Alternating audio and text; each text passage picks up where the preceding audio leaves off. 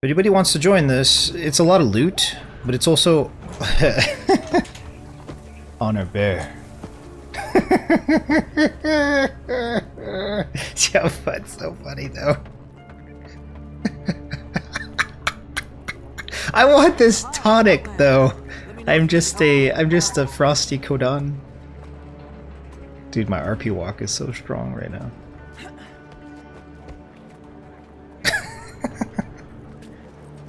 They're winning because they have like legendary of legendaries.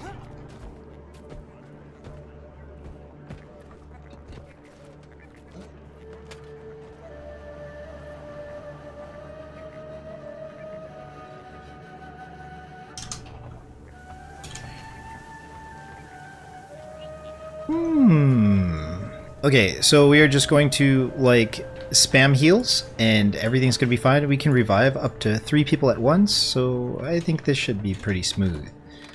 We don't have any bounties active here because they've all been spammed through. Giving it 5 minutes is gonna help a lot.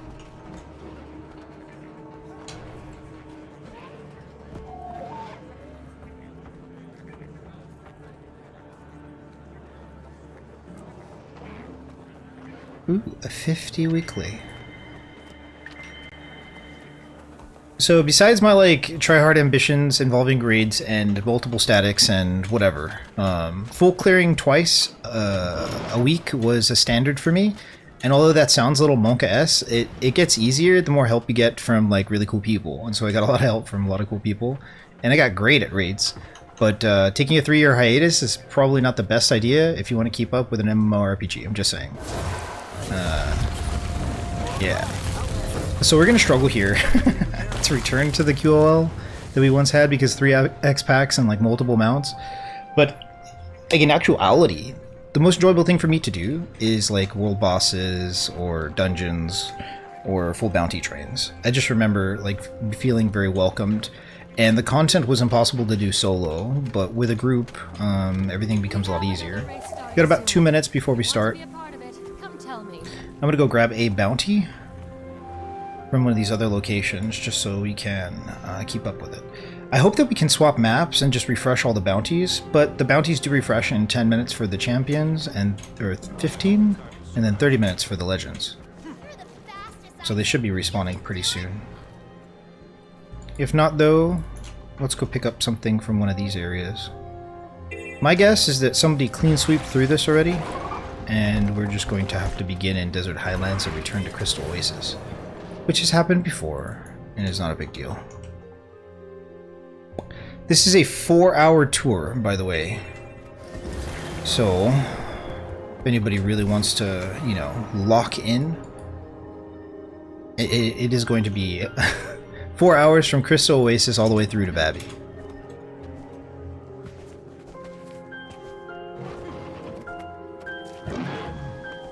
There we go. They're starting to trickle back in here. So we'll start with this champ and just, you know, be working off the cooldowns. Hi, Outlander. Let me know if you can help me with your bearings. You're gonna win no matter what. Listen, you know you've been bad. While you're trying to place a bet, you never want your kindness when you lose.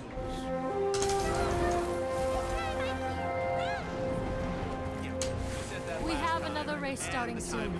If you want to be a part of it, come tell me.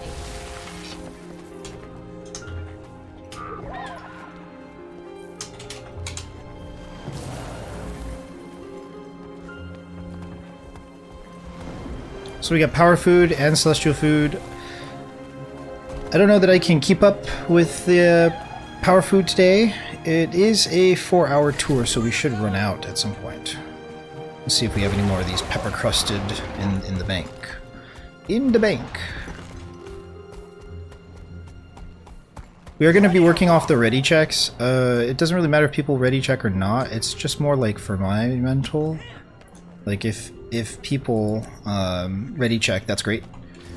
And all I want to do is see that like half of the squad is ready. Because if everybody's going to need to use the restroom, then, you know, we'll just take a small little break for everybody. I can't wait till I'm old enough to race.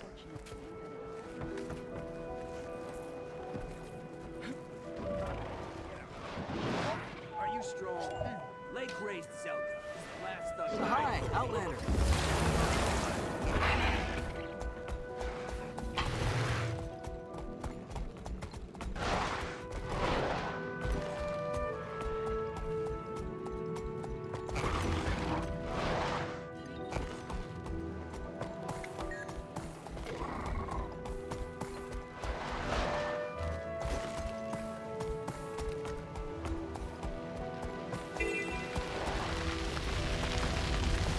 So this is a way for people to get like a lot of loot over the course of these 4 hours and get a lot of achievements if they haven't already kind of done them.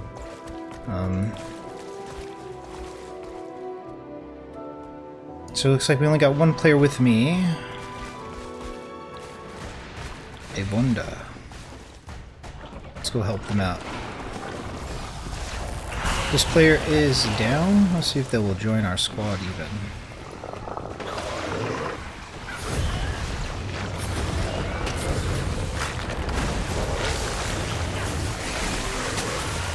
Man-eater.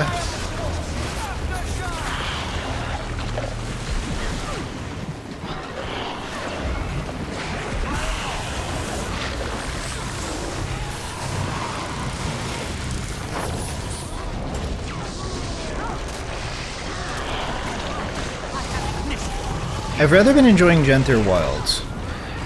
It's going to be strange to do it back to back, but it is going to be a lot faster.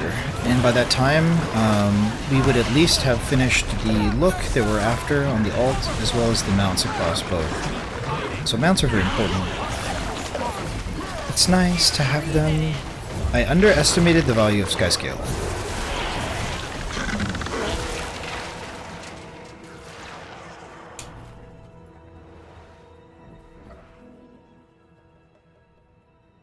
Looks like this player is not interested. Oh, maybe I spoke too soon. Quite a reward. Champion! We'll keep up with the ready checks. Ready check. Let's clear our markers and get ready to go.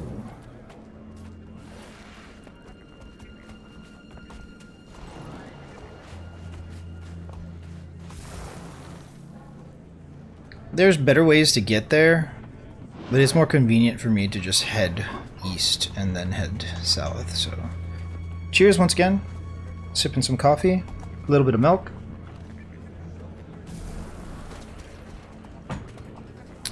Looks like most of us are here, so let's go. A 4-hour tour exists here. 4 hours of bounties. That's a lot of bounties, actually. Not gonna lie, them's a lot of bounties. Big bounty vibe. Your gods have turned their backs on you. At some point we will be swapping over to Back to Warframe. save us all. This is going to be an 8-hour stream. We have just begun. We've only just begun to fall. White lace and... No, I'm trolling. Trolling.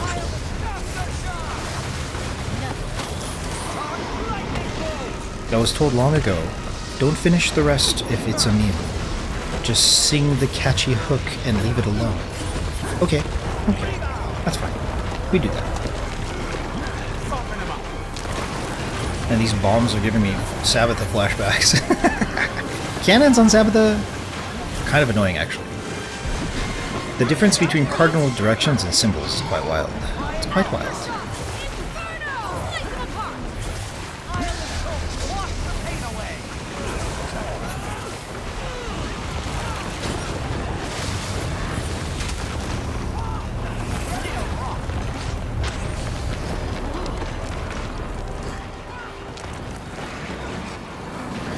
These are going to go by fast. It is like 4 hours of my life, so I want to go quickly.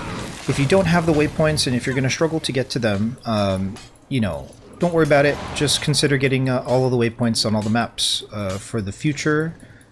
And sometimes you're just going to miss out on rewards and miss out on bounties. That's just the way this works. Just the way it works. I've had my heartstrings pulled on many times before because people are not able to get to, you know, certain locations, but the needs of the many outweigh the needs of the few, I suppose. I suppose. Looks like most people are ready. Let's go. Oddly enough, I feel safer with the Awakened around. War makes strange bedfellows. Please be patient. We can trust them for now. Roller beetle is very strong.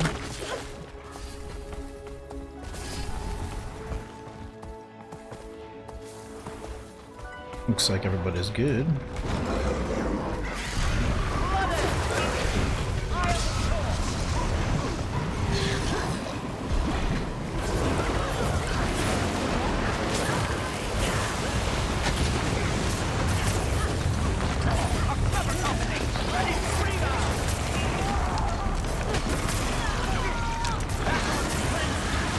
As long as we don't have 50 in our squad, this will be easy. It gets actually a little bit tough with the scaling if we get like a really big squad. Some days we do this with like 2 people, some days we do this with like 50. It just doesn't really matter. Either way, we're in it to win it. A 4-hour tour. Fun fact, I do not revive players not in my squad. Squad goals, you know what I mean? Okay, back to Amnu. 6 feet tall.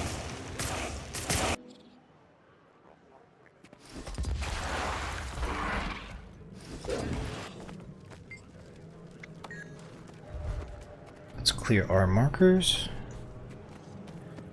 Give the old ready check a go.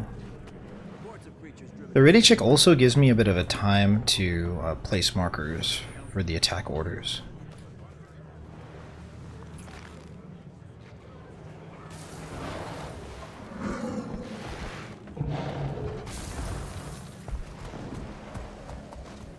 Looks like most people are here. Rare and valuable. Let's keep this train rolling.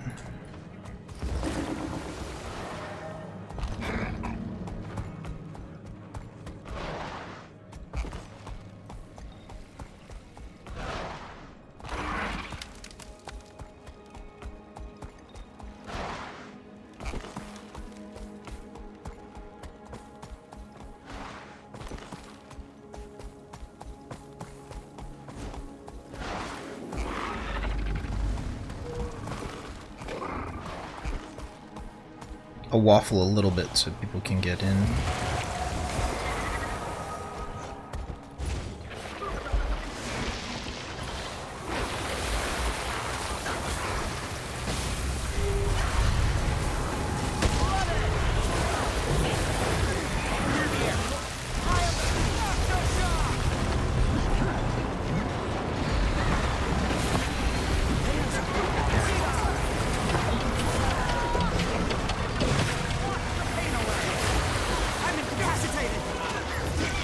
The only danger in this run is getting the bags filled.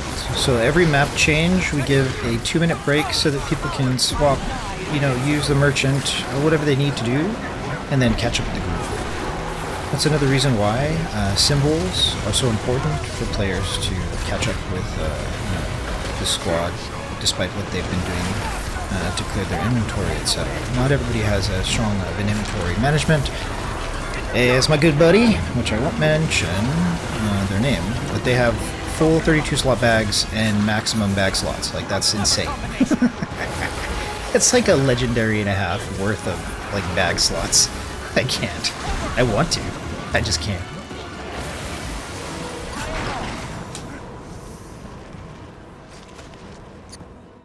Bag slots.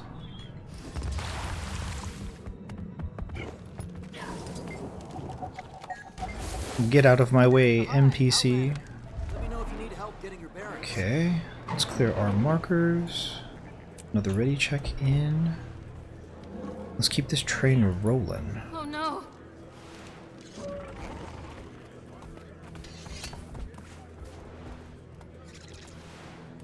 Guess we can go out the front door here. Protect your wares. The Choi are running wild. Choi a stampede! We've got a stampede incoming. Looks like we're good. Let's go. Hide everything. Hide yourselves. Hide your kids, hide your wife.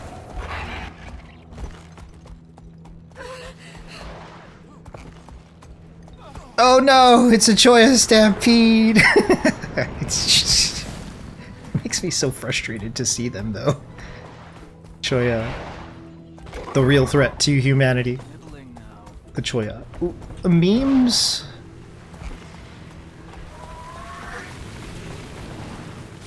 Fleeing sand shark pup. Puppers. Puppers indeed.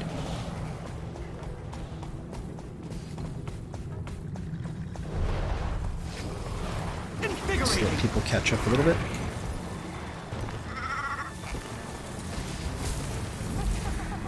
Hyena.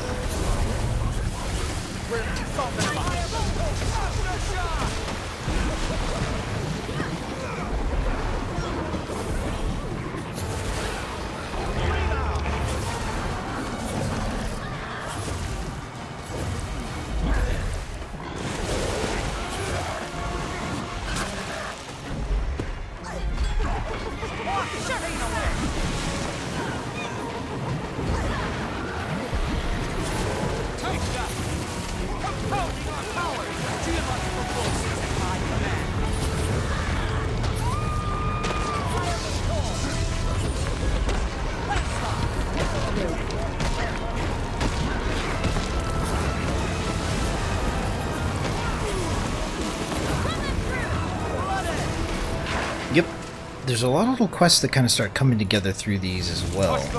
So, an interesting thing is like POV is, I think it's the next X pack after Heart of Thorns. So if a player is new to the game and making their way through the progression, then it becomes kind of like a little sad when people don't do this content.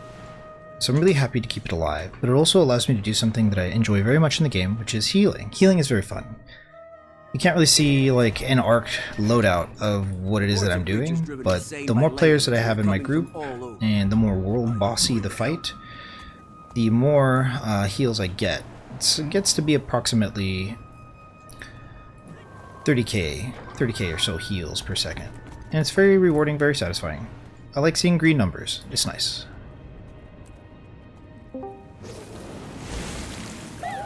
New phone, wait. Who this? Hold up. Hello. Yo, who this be? What's happening with... Yo, who this? s3rkos. Oh, what's up? How you doing, bruh? I'm doing some world boss type stuff right now. Oh, good shit. Yeah, I'm streaming, bruh. Oh, damn. How you doing? Let me turn you up, Sometimes actually. Discord. I haven't been on Discord for weeks, and I just saw you reply to me. So I'm sorry that I didn't respond. Oh, no, it's all good. You sound great, bruh. Keep it up. What have you been up to? I am hosting a bounty train. So that's like world bosses, just, you know, running around and fighting big monsters in Guild Wars. Okay. Nice. Yeah. So I won't be able to give you my undivided attention. But I'm really, really glad to see you. That's okay, no worries. So you've been crushing it or what? Yeah, the presence of the crusher. You know. So have you shared that with anybody else? Not yet, no. You should. You should share it with like at least your family. Yeah, I should probably. It's really so like part of the problem of getting good at like music. Now I don't want to hijack the conversation if you have something you want to like get into in particular, but it's okay. like the way that we perceive ourselves is not going to be the way that like the world perceives us, and so it's a fine balance, you know, of like, I don't know. Enjoyment is based on skill, and so if you think you're doing bad but you're doing great, like you're not going to enjoy yourself. I had a like a small session where I was playing nothing but the Beatles, and it was just like, you know, me and another person. And so I get through the set, and it's to me completely scuffed. Like I give myself like a C to like maybe a B- on most of the songs, and I play through 10 Beatles songs. But the whole time I'm like nervous, I'm stiff, I'm on edge. And it probably sounded great, and they just congratulated me the whole time. But to me, I was like, I just see all the mistakes, you know? And so we can definitely be our worst enemy and our worst critic. And I don't know how you feel about your performance there, but it sounds really good. And if you only take my word for it, that's like an issue. And if you feel bad about it, I think that's fair. But it sounds great to me, and you should hear what other people have to say about it. Yeah, you don't know how much your opinion means to me, so I really appreciate it. I'm glad to hear that. We both are struggling against the same grain, you know. Music is an interesting thing. Yes, it is. Sounds good though. Sounds really good. What made you decide to do that? Just felt like playing? I always just like on a daily basis play a few songs I know, and I just hone them. Okay. And that's one of the songs in particular I enjoy the most playing, and I can actually sing pretty well too while I'm playing. Because the finger picking isn't hard, but it's very repetitive, so you tend to lose focus when you're singing. Yeah, definitely. But I've honed that down to, you know, being able to get through the whole song without losing any focus on neither my singing or my playing. So I was just like, you know what, fuck it. I've been promising Koala to send him some playment of me. I'm gonna do it. Nice, dude. That's cool. Yeah, it sounds really good. What you're playing is really hard. Like, I wasn't playing stuff like that. I wasn't playing stuff like that for a while, you know? Yeah. As long as you're enjoying it, you're in a really good spot. But one of the hardest things to do is to receive feedback and have like a healthy self-assessment of like one's performance, and also a healthy like prediction of other people's like expectation and interpretation of what it is that we're doing. I played a wedding a long time ago, and this couple was like in love with me, right? They were just like, oh, I love what you're doing here, and they just kept pouring it on, like, too much gravy, bro. Like, there's no mashed potatoes. Why is there so much gravy? Like, they just kept like feeding my ego, and I was like losing my mind, bro. I like kept making excuses. I was like, you know, but this and that, and I was basically like arguing against them for why I'm trash, and they need to stop telling me I'm great, you know? It's a real hard line to have a balanced perspective of oneself in this very like heavily egocentric kind of you know, performance factor. It's strange. Yeah. And so the sooner you can, what you're saying. The sooner you can get like a firm grasp of how you want to be able to manage that. And for me, it's like there's people that I trust, respect, and admire that I'm going to share my demos with, and that I'm going to like let into my process so that I can like improve, you know?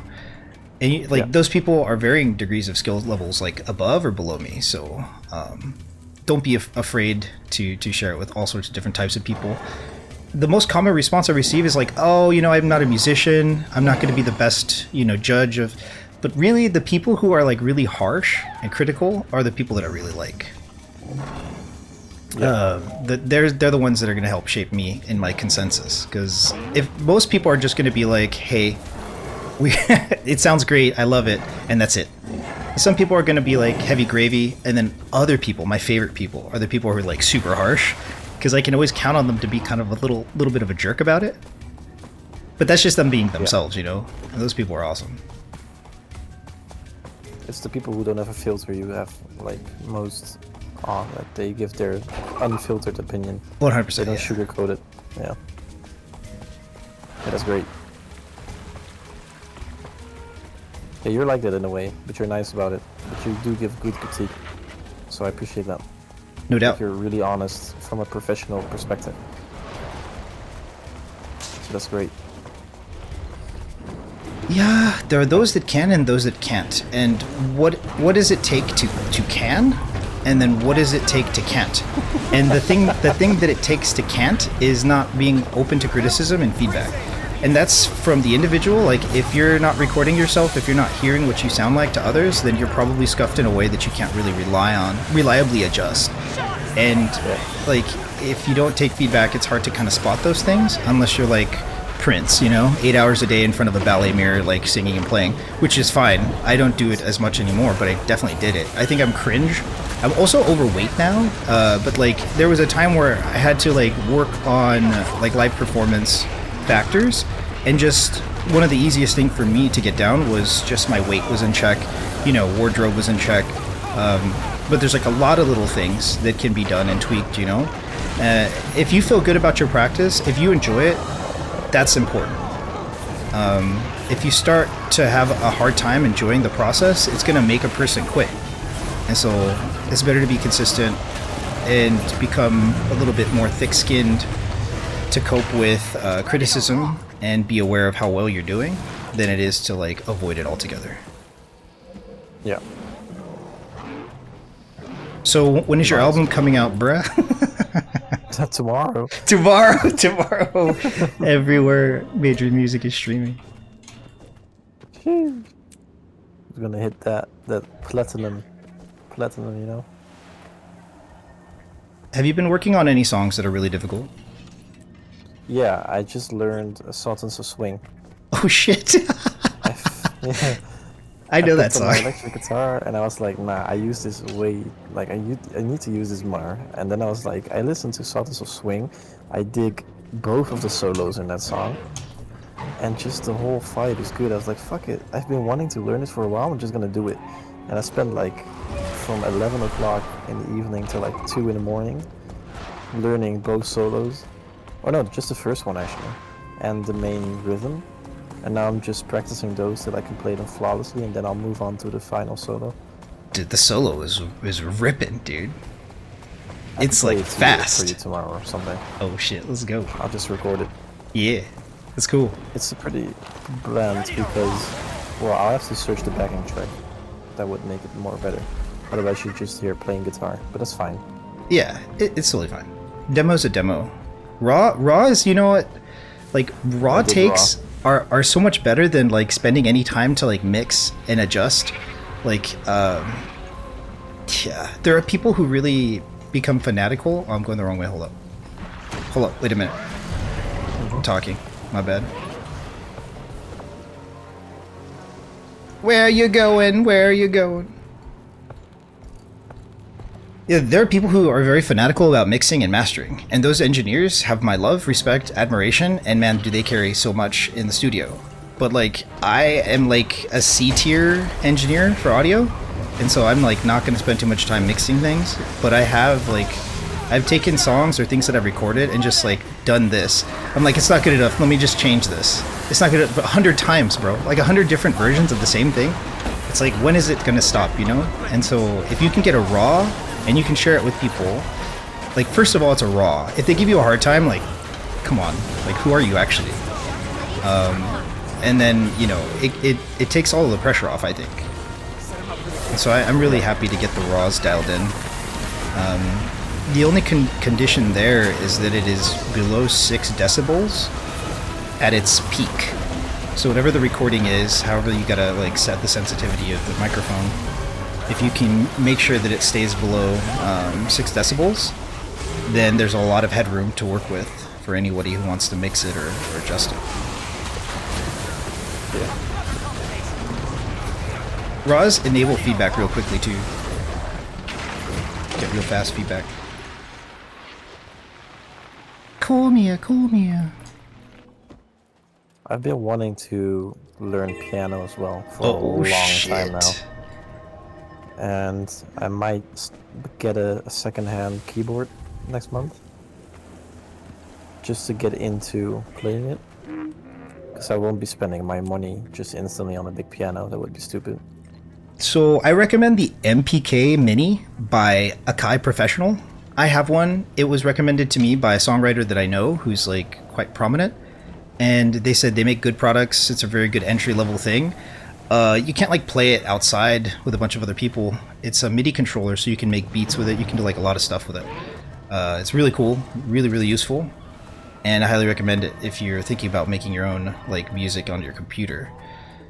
But if you want like a little Korg piano, those are really good, like a Casio Korg, just like a digital one, so you can take and play in the park or something. That's also really cool. Yeah, I've been overwhelmed by piano music, good piano music lately, and it hits me different than guitar does. It's more emotional. Dude, it's gonna make you ambidextrous. Oh yeah, that your hands can play apart from each other, right? Yeah. It does something that shit is hard. unique to the brain. It feels like, what? It's almost like learning to walk again. I've sent you a song, and the Cry for DMs. It's a song that I came by today, and I've played it like at least 10 times trying to figure out what chords to use to figure out how to play it on a virtual piano on my laptop. That's cool. It's such a nice song. It just hits you differently. Yeah. If I can play both guitar and piano, I'll be satisfied. You know? Guitar is very strong in comparison to piano. There's things that can be done on both that the other cannot do. So I think it's a really good spread for you to have. Yeah. Really good. I need it. SpongeBob reference. So how's everything else going besides music? Yeah, good actually. Pretty good. Sick. Work is fine. Been working out a lot. Awesome. How's that going along? Good. That's got to help a lot with the mental, eh? Yeah, definitely. I'm over that actually. Nice. I mean, we're never over it, but you know. Yeah, I definitely have my moments. Yeah, me too, of course. But they are getting less frequent. Of course, there are always like quads that come back, you know. Yeah. But there were certain situations that I couldn't handle before that I brush off now. Nice. And that is great. That's good progress. Very much so, yeah. I agree. But Strong. I'll be leaving this job in 2 months or 3. 2 months. A good thing or bad thing? A good thing. Nice. I'll be going to the Air Force. Oh, military man. I'll be doing aviation technician shit. I'll be working on fixed wing aircrafts. America. Congratulations. It sounds like a step There up. might be a chance. Yeah, there might be a chance I get to go to America as well for my education. Awesome. Well, I'd love to hang out, take you around the city. Yeah. I'll be passing by for sure. Absolutely. But the education will probably be in either Phoenix, because that's where they do the F-35 educations. F-35. Or it's going to be in Texas. Okay. Yeah, awesome. So yeah, this is gonna be like a 2 to 3 year education waiting in front of me. I actually want to become a pilot, but I don't have the right education for it, so I'm hoping that if I kick ass in the education I do right now, I'll be able to be promoted to go to the education for becoming a pilot. That's excellent. Yeah. But I'll be fine with both. Another. Very satisfied. I think you're well suited for it. I think you're a very disciplined person, strong athletic build. I think there's a lot of value to disciplining like early. I'm a very undisciplined, irresponsible kind of like shit person in a lot of ways. But like, if you want me to cook something delicious or you want me to write you a song, then that's gonna happen, right? So like, there's different ways to become determined in life. And I wish that I had gone that path earlier on, like young, you know, because like it carries over for the rest of one's life to have that experience. It's really quite a unique, you know, way to set yourself apart and show your patriotism to your country, etc. It's nice. Yeah. Lucky. Absolutely. Are you nervous about traveling in terms of military service, or are you more excited about it? Both, actually. Nervous excitement, the best. Is there any other kind of excitement though? Absolutely not. It's like, of course I'm excited because you get to see like a lot of parts of the world. And I'll be working very close to the pilots themselves. And if there's one thing I absolutely love, it's fighter jets. They Nice. give me a special type of buzz in my belly. Right.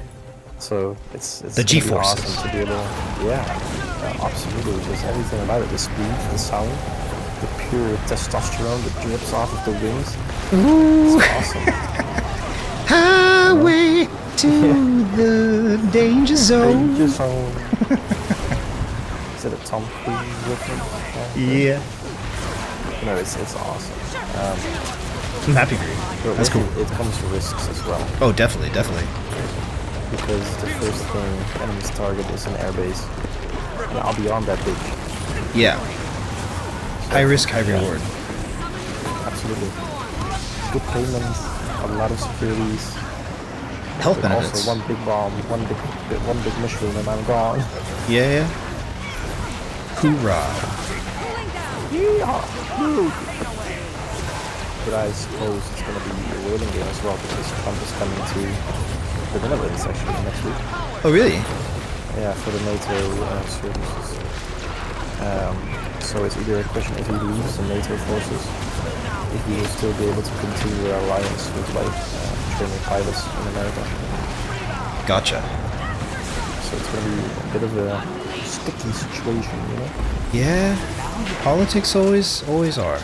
Always are. Your president is going to be in my tiny ass country. A lot of good How things come crazy. from the Netherlands, actually. Yeah, it's a tiny country with a lot of impact. But it's just very small. One bomb and it's gone. Mm-hmm. But that's not a way to look at it. What do you think is the most valuable, like, impactful thing that has come from the Netherlands? If you had to pick, like, a list of Trade. 5... Trade? Trade. Spices and herbs. Yeah, we have one of the most important harbors in Rotterdam. But if you go back into the history of the Netherlands, you have the VOC, which was a united company that did conquering in a lot of eastern countries for spices and trade. The Netherlands was huge. We were powerful, very big. Right on. But with that came bad things as well, like slavery. So Yeah. yeah, we don't like that. But yeah, we were once a very powerful nation with a lot of trade and a lot of power and might, and yeah. Then the Americans came, you know. Yep. It ebbs and Did someone flows. say oil? It's definitely muddy waters for sure. I was told, die a hero or live long enough to become the villain. It's kind of an Absolutely. interesting thing about power and Yeah. control over histories. It ebbs and flows, and all great civilizations have had their downfall. So, fingers crossed. LOL.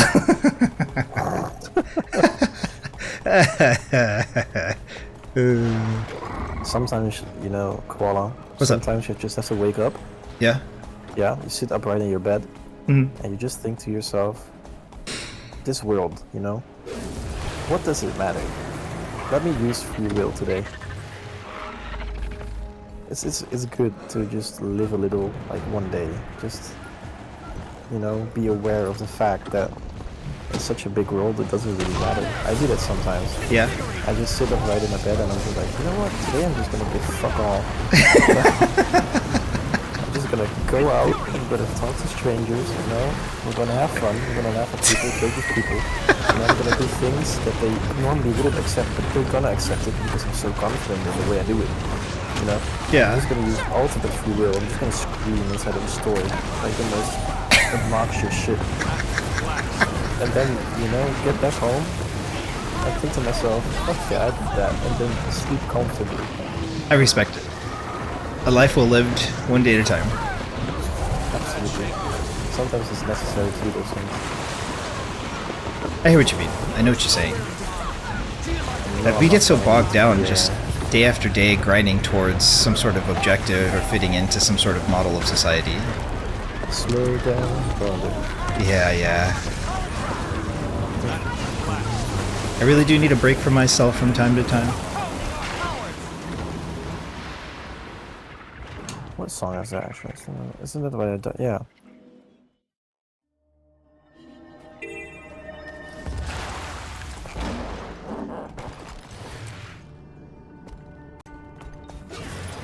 Damn, this is actually by a Dutch guy. enhanced creatures Slow that roam in the down, desert. brother.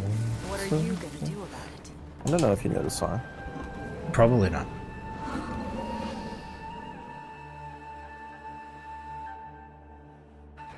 Dun, dun, dun, dun, dun.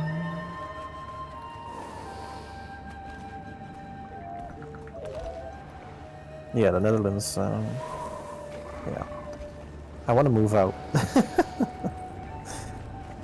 I'm not a big fan of my country, but I'll go to the military for once. I'm spoiled in many ways by being in a melting pot metropolis. Like, I have Little Wayne's perspective of, you know, culture, ethnicity, race, etc. And so it's, I don't know.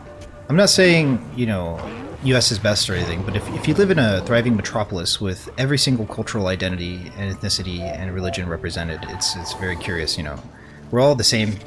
That's how I feel.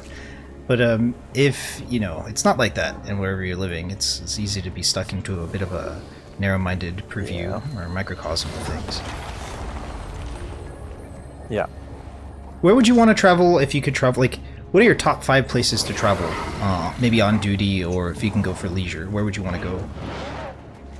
I want to go back to the Caribbean, where I lived in Curacao, because we have a Dutch station there.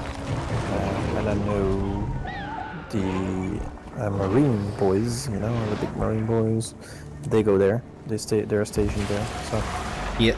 I wouldn't mind going there just to, you know, be there again. And for the rest, yeah, I wouldn't mind like northern parts, as in Norway, Sweden, you know. Yeah. But we don't get sent there as much anymore, just for training, and that's more infantry. That's not really Air Force.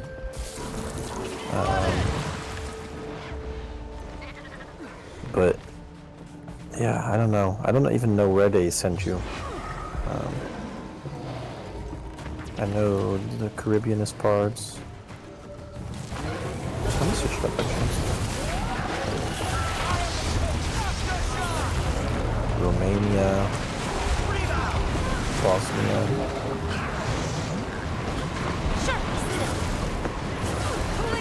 A lot of Balkan countries.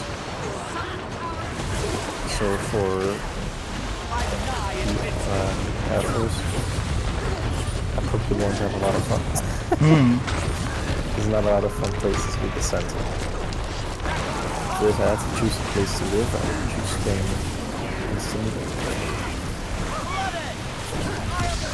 I used to say Japan, but Japan is actually hard to live in. Oh, they give free visas, you know, for the declining growth rate. I would be selling like tacos on the street for like 5 years before I can become dual citizenship or something. Like, it's really difficult to get a bank account, difficult to become a citizen. It's just not easy. I do enjoy the culture of I think Japan. that's good. Yeah, I know what you It's mean. very good. Yeah, like it's a country with a lot of culture, and you need to have a lot of respect there. And if anyone can just enter, you know, it's not for the faint of heart. Insert Johnny Somali meme here. Fuck. Oh god. Yeah, that's the thing. That's what I wanted to say about the Netherlands as well. It's migration is just a big problem here, and it's not that I'm against a lot of cultures being here. I love it, you know, but we have to live in unison, not against each other. That's fair. And that's what's happening right now. I can imagine. And I hate to see it. Yeah. I hate to see it. But it's also a lot of technology that plays part in it. Yeah, we can't fight technology, really. Nope. Kids want to be cool, and they dress differently, they act differently, they lose respect for elderly people. And it's just a shame to see. Kids here swearing with cancer and stuff, you know, while they're only like 6 or 7 years old. Yeah, I don't know. And the parents, they don't give a fuck. It's funny to see sometimes, you know, their kids are just acting out, and the parents are just looking like, fuck, we should have used that condom. And they don't do anything. You know, like I used to work at the restaurant, like I worked as a bartender, and me and my buddy, because it was always us two, would just stand behind the bar being busy, and we'd just see a table of 4 walk in, and the parents would be on their phone for the whole 2 hours, and the kids would just have an iPad with a headset. Like you pay like 200 plus euros for a nice evening to eat, and all you do is the same as you would do at home. You know? Yeah. Enjoy yourself a little. Convenience. The spirit of convenience is somehow like symbiotically attached to the spirit of technology. So I have a family member, we used to, do a bunch of stuff, like I caught a rattlesnake once, we just used to be like in the wilderness, let's say, fishing, catching all sorts of different stuff and just, being outdoors.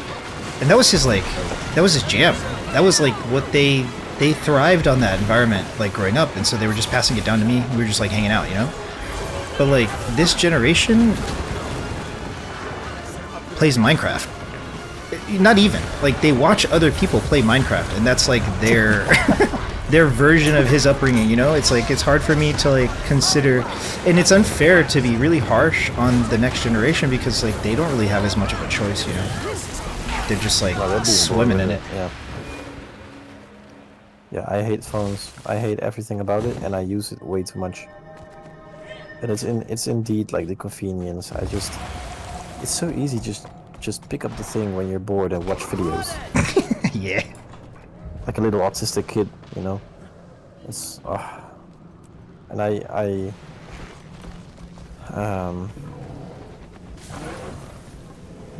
so yeah, I catch myself doing it a lot of times. Just picking up the phone. Our people are probably sick of work. Brain rotting my mind away on some TikTok videos. Like, all of us again. like I could feel myself get stupider by the second. Yeah. When I left my home to come here, all hope has gotten me. Mechanical skill Stay with us. is becoming a bit more irrelevant each year. Yeah. That's why I'm gonna do it. It pays a lot. Yay! People don't take as much pride in the things that they do either. Like, they don't have a real like spiritual connection to the work that they did. Where like parents, especially a boomer generation, spend a lot of time crafting things. Yeah, there's not much artisanal stuff going on anymore. Yeah. Cost to produce is very high as well. There you go. You're... Indeed. Most small businesses that myself and my family were very like fond of and utilized like regularly are closed down with only like a handful still remaining. Yeah.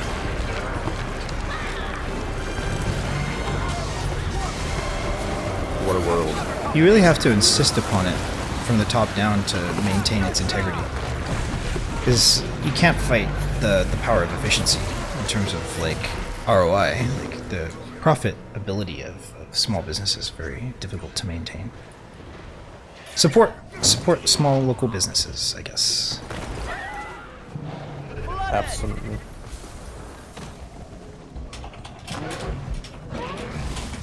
Yeah, I love it when people still have like a craft they learn for. I saw this Wicked lay enhanced creatures are roaming girl the the other desert. day, or guy, I What think are it you? was actually, was a guy who makes artisanal jewelry, mostly rings, with a lot of beautiful gems in them that are affordable, like instead of diamonds. It looks beautiful. It's insane. That's awesome. Like the diamonds culture as well. Like I don't get why people still buy diamonds. I just see it too much. Yeah. Wedding so, rings, maybe? Still, I would never buy a wedding ring with a diamond. I don't think it's special anymore, and that's a crazy thing to say if you think about it. It's like you now have moissanite, which is basically the same as diamond. It's literally almost the same, apart from like one structure in its DNA. Or correct me if I'm wrong, maybe it's a little bit more, but the hardness is roughly the same, and it shines even more, and it's a tenth of the cost. So why would I still buy a diamond? when you have such pretty things the earth gives. I had a buddy who was always saying this: "I'm never getting married. I'm never getting married. I'm never getting married." Eventually, they got married, and then they kind of changed their tune on things. I would predict if someone that I was going to commit to wanted a diamond, but I felt the way you did, I would really seriously be thinking about getting them a diamond. I think our significant others, our partners in business or in romance, have a lot to do in impacting our decision making. It's also like it's part of a tradition, the proposal. I don't know if it's so much more for the gram now than it was before, but I think that has a lot to do with it. I get what you're saying, and I agree. That is true. I think I'm just very spoiled in the way that the girls I've met tend to agree with what I think, because I'm very picky about a personality type on a woman. Yep. Extremely picky, actually. That's good. Did you know what you want? I've been very lucky to meet my best friend as well, which I do dancing with. I do basically everything with her that you do with your partner, except it's not monogamy. We don't have physical, anything physical. It's just purely the romantical part of it. That's powerful. It's hard to have a platonic relationship that's not like family with, the opposing sex. It's very hard, and I don't know how we managed to do it, but I wouldn't have it any other way. It's like whatever we need from each other, that's we would need from a partner, we can give each other, and the physical thing we just do with other people, or not. We don't. It's just That's sweet. That's awesome. Yeah, it is awesome. You want to hear an embarrassing story? Of course, always. Of course, always, he says. So, this was ages ago, but me and my girlfriend, because we lived together, and we were very close, obviously. But, like, Valentine's Day rolled around, and she's like, I don't want to do anything for Valentine's Day. And I was like, okay, cool, I'm not going to do anything for Valentine's Day. I think Valentine's Day is like a scam or whatever. Yada yada. Very commercial. And then Valentine's Day comes around, and she's shocked that I didn't do anything for her, and I get flamed, literally roasted by everyone in her community and everyone in mine. I was like, what do you mean, bruh? Like, we fucking discussed this. Like, what are you talking about? But like, social norms are huge, Social norms really, really impact, a lot of what we do. Even so much as like the wedding, it's like how many people in the boomer generation were getting married and having kids and just settling down. Like, that was a big standard. Now it's kind of a little bit different. There's like a counterculture to avoiding, or more. There's more not polygamy. There's less of a desire to be grounded and rooted in that kind of marriage tradition. It's more like focus on career, have, dating, but nothing too serious. There's less of an inclination. Well, and I think those social norms will definitely kind of affect the behavior. I tried to decide that, oops, missed that heel there. I tried to decide that Valentine's Day was irrelevant, and I thought that we were in agreement, but it was actually, I guess, just my pressuring of my girlfriend, where she was just like, I guess, not willing to criticize or contradict what I was saying. And she was so sad. I felt bad. I don't know, what do you think about that? What do you think about this very embarrassing story that well, I would have done the same thing as she would have done. I would have gotten her nothing, because I think communication is very strong in a relationship, and if you cannot communicate that you actually do want something from me, then, what are we even doing? And for the people to blame you was unfair. That is not nice. But on the other hand, like, I get it as well. But I don't. Like, I have this special hate against Valentine's Day as well. I think it's very commercial. It's a big money grab. I do like spending the day with my partner. Not because it's Valentine's Day, but because it's a reminder to just love that person for a day, Yeah. Give them a special bit of attention. So, I don't think you did anything wrong. I think I would have done the same, actually. That's just guys being guys, you know. We're simple. Yeah. We're simple creatures. And about like what you said about, you know, the earlier generations marrying, settling down. If I could have, I would have. That's all I have to say on it. It's just the economy is very different now from then as well. Oh, Like, totally. people used to live, people used to live in affordable houses that they could get early on, and they would stay. It's either that, or they would stay with their family for like a few years till they're like 30 and able to move out, and that was all okay. You know, they would get kids when they were 16, 17. They would be married by 16, 17, 18. That was all normal. You know, they would keep on having kids till they had like 4 or 5. Today, you know, I don't even have the money to get fucking married, bro. Yeah, I know what you mean. I cannot get a kid. I don't know how to buy them diapers. Diapers are expensive. The only I'd have people to I still- see having that kind of, you know, sustainable security within, you know, in housing are people that have their homes passed down from their parents. Yeah. Yes, it's an expensive hobby. Sure. So this is a weird stat, and I don't know, there's nothing accurate about it, I guess, but I had a discussion with somebody, and they just like were popping off. They're like, bro, if you want to have like a legacy of like 10 kids in this era, you need to make $1 million a year in order to afford it. Isn't that crazy? $1 million is not worth as much as it used to be, like a decade ago. Like $1 million? Like you have to win the lottery to like have it.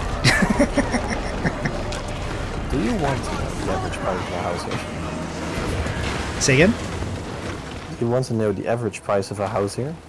What is it? The average price of a house in the 500,000? Netherlands? Yeah. Spot on. Awesome. Do you want to know the yearly salary income, like the average? Yeah, what is it? 70? No, 46. 46. That would mean Now, you would have this is to a find. work, one person, 10 years I feel without 6 spending feet anything, tall. and then Yeah. maybe you can get a house, because it's also a maybe. Because people who are immigrant backgrounds, they get priority. Pregnant women get priority. Elderly people get priority. So, yeah, as a starter, you're basically fucked. Either way. How do you call it in English? Name. Oh yeah, that's true. I calculated my mortgage Yeah. based on what I had saved and my salary that I would get at the Air Force. Let's say I saved 30k on my savings, and I had a yearly income of 48.5 thousand. I could get a mortgage for 175,000. Wow. I would need that times 2.5 to be able to afford a house. So you're not able to get kids because when you have 2 salaries, and mind you, that's a high yearly income. The one I just gave you. Like normal people make around 200 a month. I am based on 32. So let's say I would get a partner who does make 22. We wouldn't be able to get a house with 2 people. And that's just like obnoxious. Yeah. Like before you have, like even if you cannot have a house, you cannot have children, you know? Like how are you, where are you gonna raise a kid? Right. So you're not able to have kids here, actually, like right now. Like I'm actually surprised that our birth rate isn't declining. Yeah. It's a very special place to be right now because getting money here is hard. The taxes are very high. Groceries are extremely expensive. Yep. Yeah. How is it in America with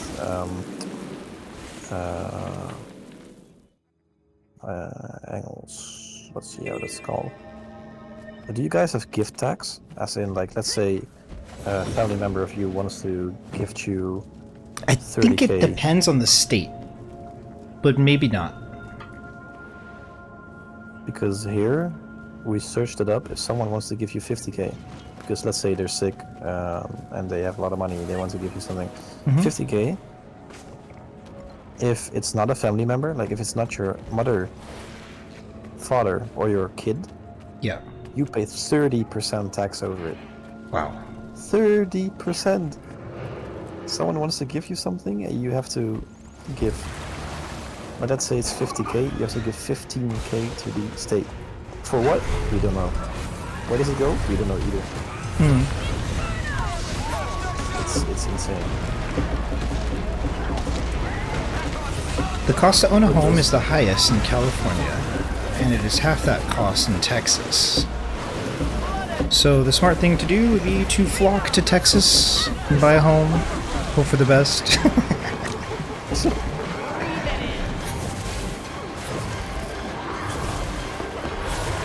Different regions become more expensive. Where would you live? Where would you choose to live if you could relocate and start a family and, yeah, be in another country, perhaps? Where would you want to go?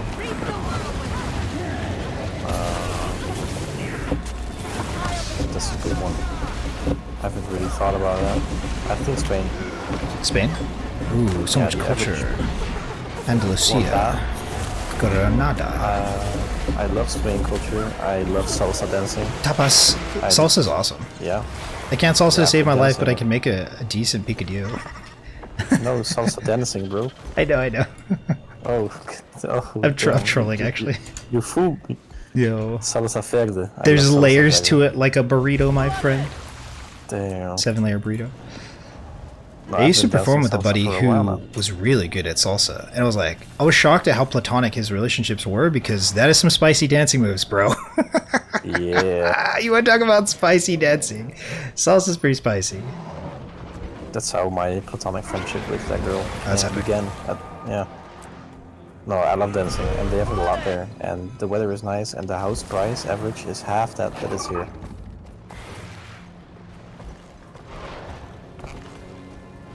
What other styles of dancing do you do? There's like all different types, right? I do bachata. Uh-huh. Bachata is more slow, more intimate. If you do Colombian bachata or Dominican, if you do more like if you do the normal version of bachata, it's more apart from each other. It's more funky, more upbeat. It's more energetic. I do bachata. I do kizomba, which is sensual. You lead with your torso and your shoulders. But it's awesome. If you do it with the right people who are very open-minded, Yep. you can have like this great connection with the person without having to speak. That's cool. It's awesome. And then I do salsa as well. What And I got do you a little into bit of- dancing in the first place? Fun story. I was a really big judo guy. I did a lot of competition judo. Okay. I was Deacon Usher, you know? But my parents were like, you do a lot of lonely sport, a lot of judo, you know? You beat up a lot of people. Maybe you should do something that's more social. Like dancing. And I was like, no, that's not for guys. That's for women. Right. And it's for gay guys, you know? The Yeah. stereotype. And they didn't care, and they put me in the lesson anyway. She brought me. And I came there, and I met my old dance partner, which was so how do you say it? Serendipitous? Very, Lucky? no, very coincidental. It was. I like the Because word not- serendipitous. It's from the word serendipity, which means like a magical almost experience, something happening by chance that almost seems positive or chance. destined. Serendipitous. How was it? Serendipity Serendipity. and then serendipitous. But yeah, we're I like talking that about the one. same I'm gonna- thing. I'm gonna add that one to my vocabulary. I like that. Thank you. Yeah. No, yeah. So, like everybody at that social dance, because it was a proefles, how do you say it? It was a trial, you know. Like it was just a free lesson to get you into dancing. Yeah. Everybody was like around 30. And then there was just one girl who was the same age as me, like 10, 11. It was so perfect. And we started dancing and I did have fun. I was mega nervous because, you know, 11-year-old boy having to dance with a girl. What? What? But yeah, I had a great time. Then I went to Curacao. They do a lot of bachata there. No salsa. I met some fun people, fun colleagues, who were older than me, of course. And this one guy from the Dominican Republic, he took me to all the ghetto spots, Yeah. like the ghetto clubs that a normal white guy wouldn't be able to come, but I was. So Right. him, that's an experience on its own. Very much so, I imagine. Yeah, like I've seen a lot of things happen. Like, it was not for the faint of heart, Right. but it was fun. It was not fun, but it was fun. And There's I adventure. met some, yeah, it was an adventure. I met Dominican women there, and they teach me how to dance Dominican bachata. That's cool. Like knees into knees, you know, interlocked, hips against each other, basically grinding, but not in a sexual, well, kind of in a sexual way, but Right. It's a communication. it's a communication. Let's just keep it at that. It was, yeah. And So funny. that's where I learned to dance bachata. So yeah, that was the experience. Then I went back to the Netherlands, and I stopped doing sports for a few years. And then I moved back to Zwolle, like where I live now. And we were like, I should be, because I was just recovering from, you know, the mental stuff. Yeah. I was like, you know what? I should get into more like social things. I should open up my social life more. And I went onto the most scuffy site called danspartner.nl, danspartner.nl, which basically means I'm searching for a dancepartner.com. Like the most fucking old-fashioned Hives Facebook-looking website from like 1910, Flintstone era. Yeah. And I just signed myself up, and I met this girl. Again, very serendipitous. Yeah. I'd imagine. There you It's go. like you weren't looking for it, but like life led you down this path and Well, I created, just like, gave really- myself up, and I put notifications on, and I just left my profile on the site for a month. Yeah. And then I checked, and she sent a message. Funny stereotype as well. Like she was on that site for a day, and she found me, and I had to wait a whole month. You know, that's the difference between guys and women on a site. But This- that's okay. the birds and the bees. Yeah, that's okay. And yeah, that's how I got back into dancing again. That's really cool, man. Awesome. I enjoy dancing, but I don't have any classical training. Dancing is so fun, and it's so like exhausting. But like a good kind of healthy exhaustion happens.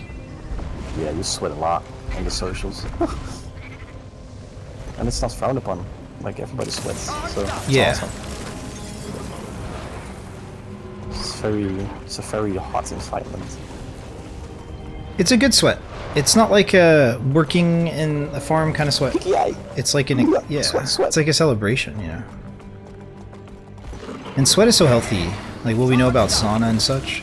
It's really good stuff. Actually went yesterday to one of the biggest saunas here in the Netherlands. Oh, cool. How'd that go? It was awesome. I used to be very biased about big saunas because they're very big, you know, money factories.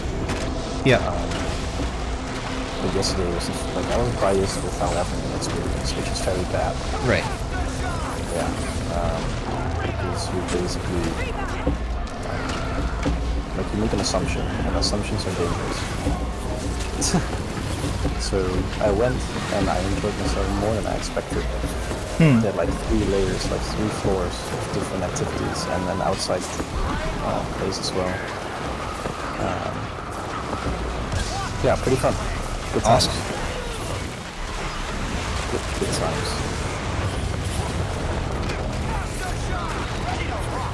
I've never been to a big sauna like that. I've only been to a sauna like in the gym. Well, it's a recommendation I can absolutely give you. If you ever find yourself outside of America, or in America where they do have a sauna. Yeah. I don't think it's very typical there, is it?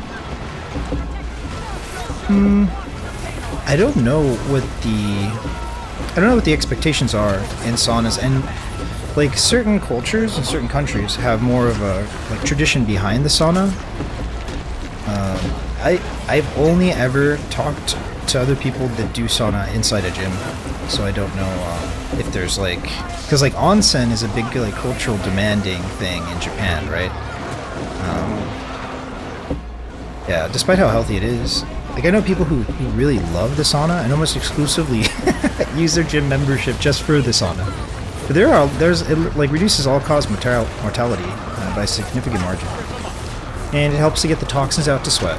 So it's also a great way to vibe with other people, because I'm sure the experience in a sauna, like before and after, is a very unique kind of like relief. Absolutely, yeah. Yeah, it's a. I wouldn't say it's a big tradition here. It's just something that's very normal here, because we have a lot of them. Yeah. You look like you can fight. But Come they and are help us. almost always naked. Completely they do have naked? swimsuit. Yeah, absolutely. Oh, crazy. Whew. That's in after like I found out that that is not normal in some countries. But 6 feet here it's tall. very normal, like the same as in other countries like Finland, where Yeah. sauna is normal.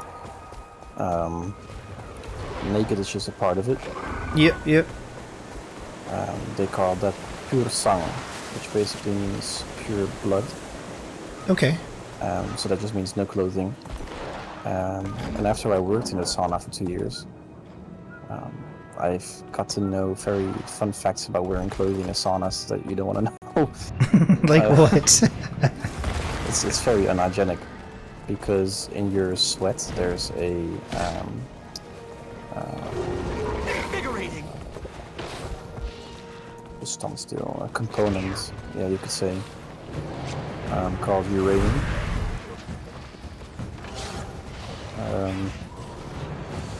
I'm gonna have to say difficult things in Dutch. That's gonna be more difficult to translate. Go for like it. urea. Urea is like the component that's also in your pee, Oh yeah.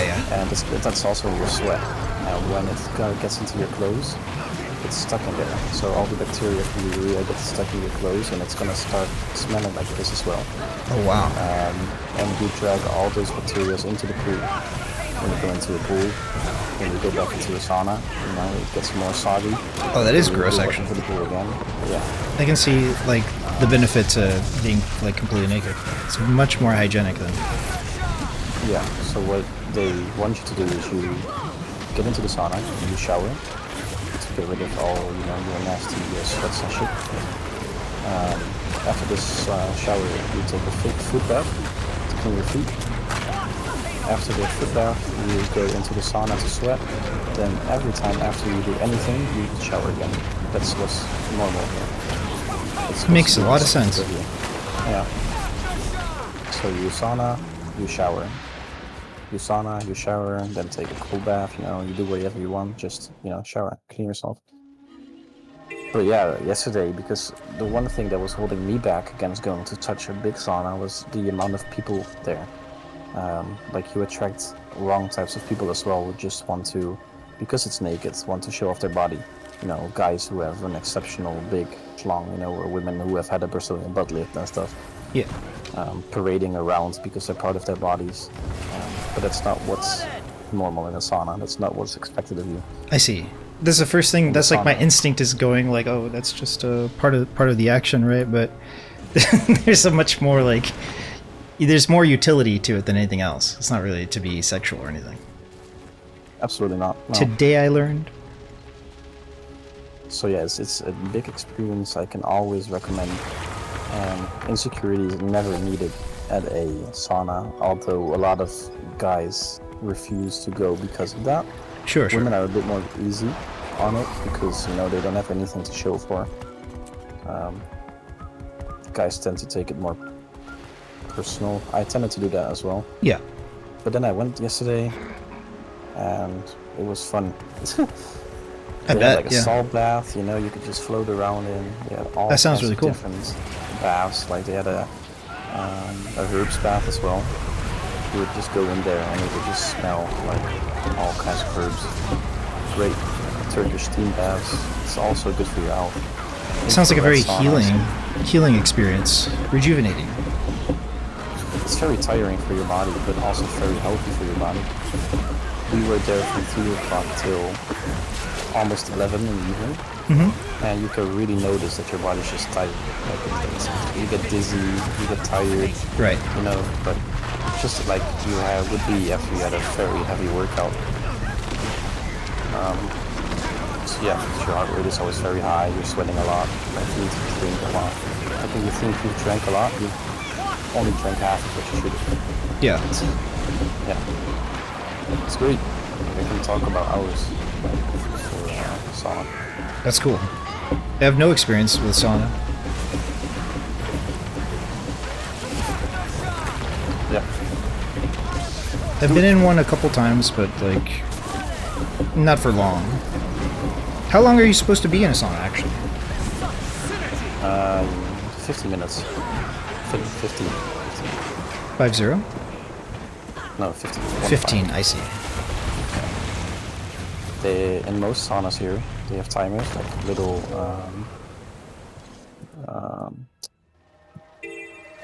hourglasses with sand.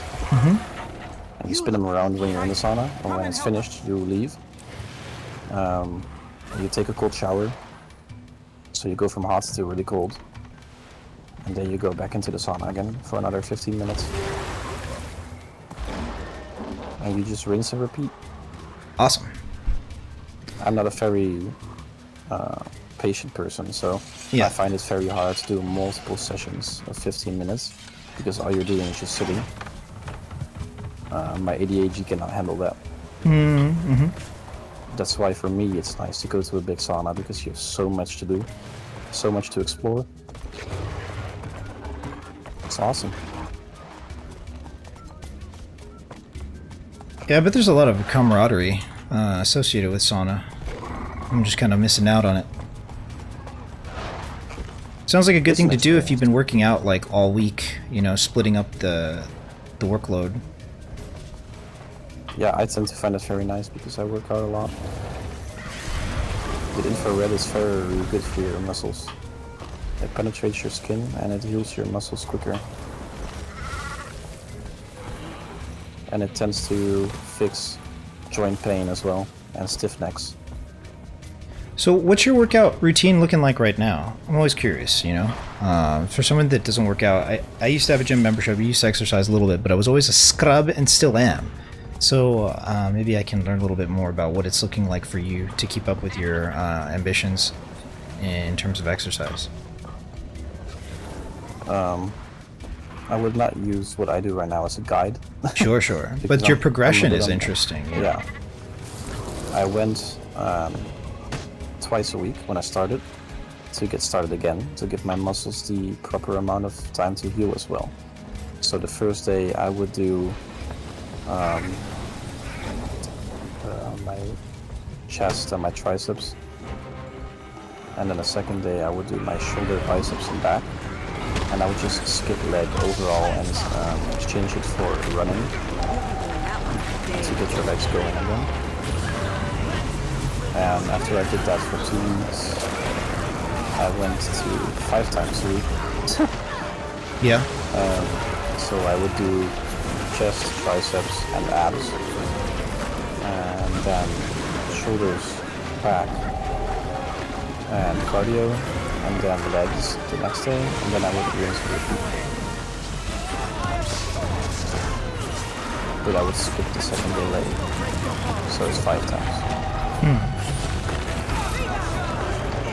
So it gives my body or the muscles that I've trained 2 days to rest, which is good for 8 hours.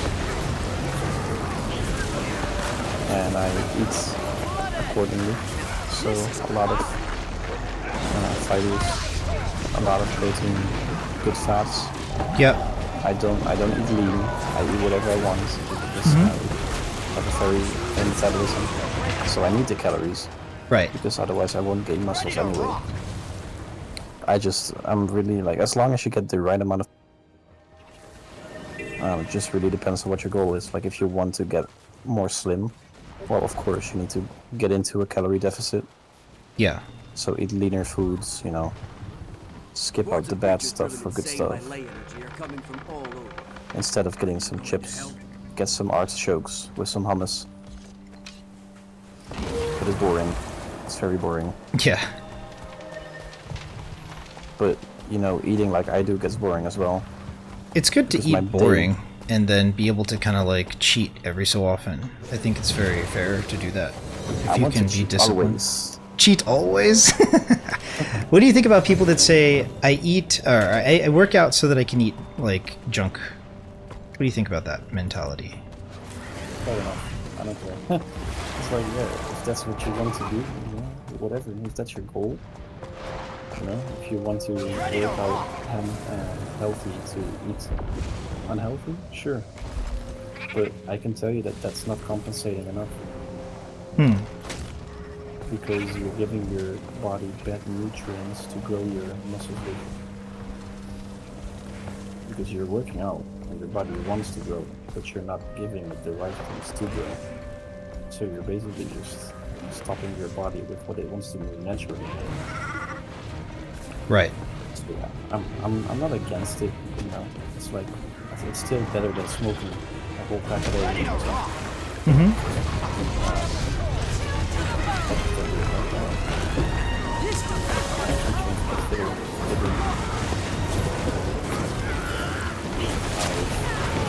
I'm implementing some calisthenics as well now, because it's one thing to be strong, but it's another thing to be body strong.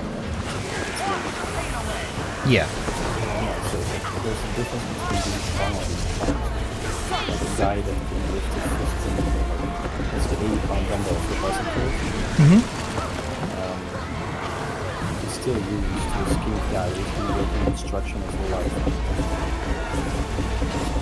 But it's a different kind of strong. Because that guy that's been doing construction has been working with his body weight his whole life. It's just his muscles are built in a different way. So once you implement some calisthenics into your workout, it's very beneficial. What are some exercises?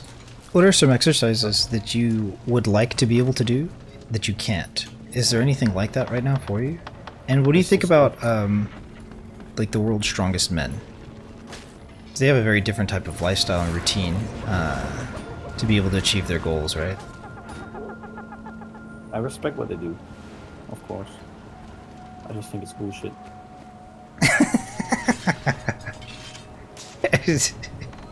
Both respect That's and like just roast it. I think what they do is bullshit, but I respect it. I love it. I think it takes great determination to be able to do what they do. Like they train for something that we couldn't even, like, you know, find to think about. You know? It's something we would never be able to do. Right. They train for their whole lives. So I respect that. It's just that it doesn't accomplish you shit. Like they're strong, but that's it. Like, they're not flexible. They don't look good, at least in my opinion. Yeah, they're very bulky. Yeah. So They kind of look like a strong, tractor. yeah, they're strong, but they have a back hernia. You know. It's like, Yeah, I know what you mean. So it's not my style. If I were to choose the exercise I would want to do, it would be the core. It's very hard. It's easy. It's insanely hard.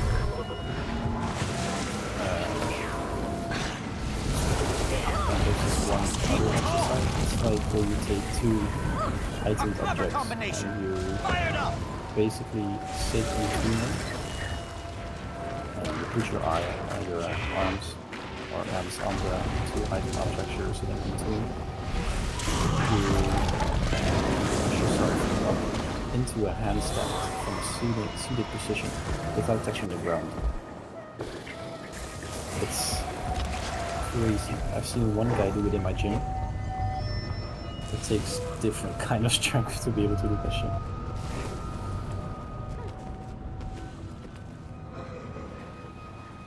I gotta focus up, sorry. I'm losing my concentration here.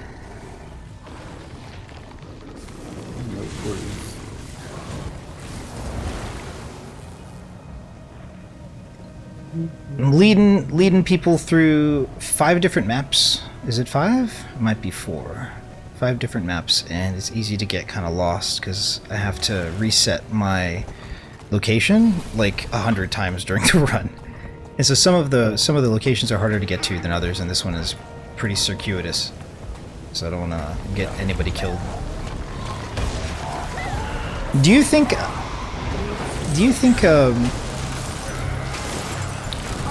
based on the numbers that we know for gaining muscle, right? It's very difficult to gain lean muscle per year, per pound, after a certain threshold. So do you think someone like me, who would be like a complete noob to working out, should focus on these kinds of metrics, like muscle density versus like fat percentage? What do you think are like reasonable goals for someone like me? Someone who would be completely new to the experience. Even though I did exercise and did have a gym membership before, but I never had a trainer. I never had some sort of like, guide for it. I don't want to quote Nike, but just do it. I see. It's The last time I did that, I overtrained and I quit exercising, even though I was exercising like for a month, every day almost. And so then I quit for like 6 months. Now it's been about a year and a half. So that is kind of a cool thing to say, but it injured me and then I just kind of gave up. So I don't think that that's right for me. I feel like I should invest into a trainer, but I don't know what to look for in a trainer, and I don't know what to expect from my workouts. Like, it's just more for me. I tend to overdo it if I am just doing it, and yeah. I wasn't watching my macros, I wasn't watching my protein intake, and I got burnt out and I got injured. It sucked. And it felt like dog shit. I honestly think that, and this is my honest opinion, Yeah. trainers are a bit overrated. I think they are just there to tell you what you already know, that you were just, too undisciplined for to, tell you sorry. And of course they're great to teach you right ways to do exercises. Yeah. And I love that, because they're there to help you. But I think if that's their only function to do, tell you how to do a certain exercise, that they're overpriced. I see. So we're looking at more of like a nutritionist blended with like a life coach, like a friend, and someone who knows enough about kinesthetics. I would go for anyone, doesn't matter who you to go with. And the only thing I would maybe focus on a nutritionist, that's it. Someone to tell you what you should eat is always awesome.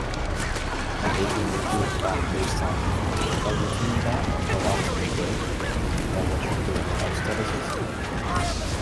I think you learn most by just going to the gym, watching other people, watching YouTube videos, learning, and really listening to your body. Like if you do an exercise, it's very logical. Like you just sit at an exercise, the machine tells you what to do, and if you do it and you feel that your body doesn't like it, you're doing it wrong. And then you adjust, and you should really focus. That's one thing I very much give as an advice. Mind-muscle connection. It's a very big factor. If you're doing seated rows, focus on your back being contracted and working to do that exercise, and you will actually feel your back, being pumped up. And that's something very strong.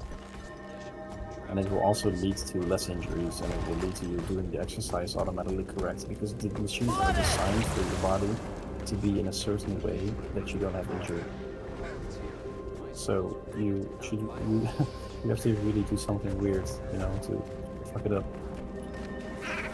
I'm quite technical and obsessive when it comes to detail, and I think I would need somebody to help me get out of my mental more than anything else, because I tend to overdo it. And if I just had somebody to, kind of help me implement what it is that to be true, kind of like just learning how much is too much and understanding recovery, I think that those things would help me a lot. But I don't necessarily need somebody to help too much with form, I guess. Yeah. So basically, you just need a very motivated friend.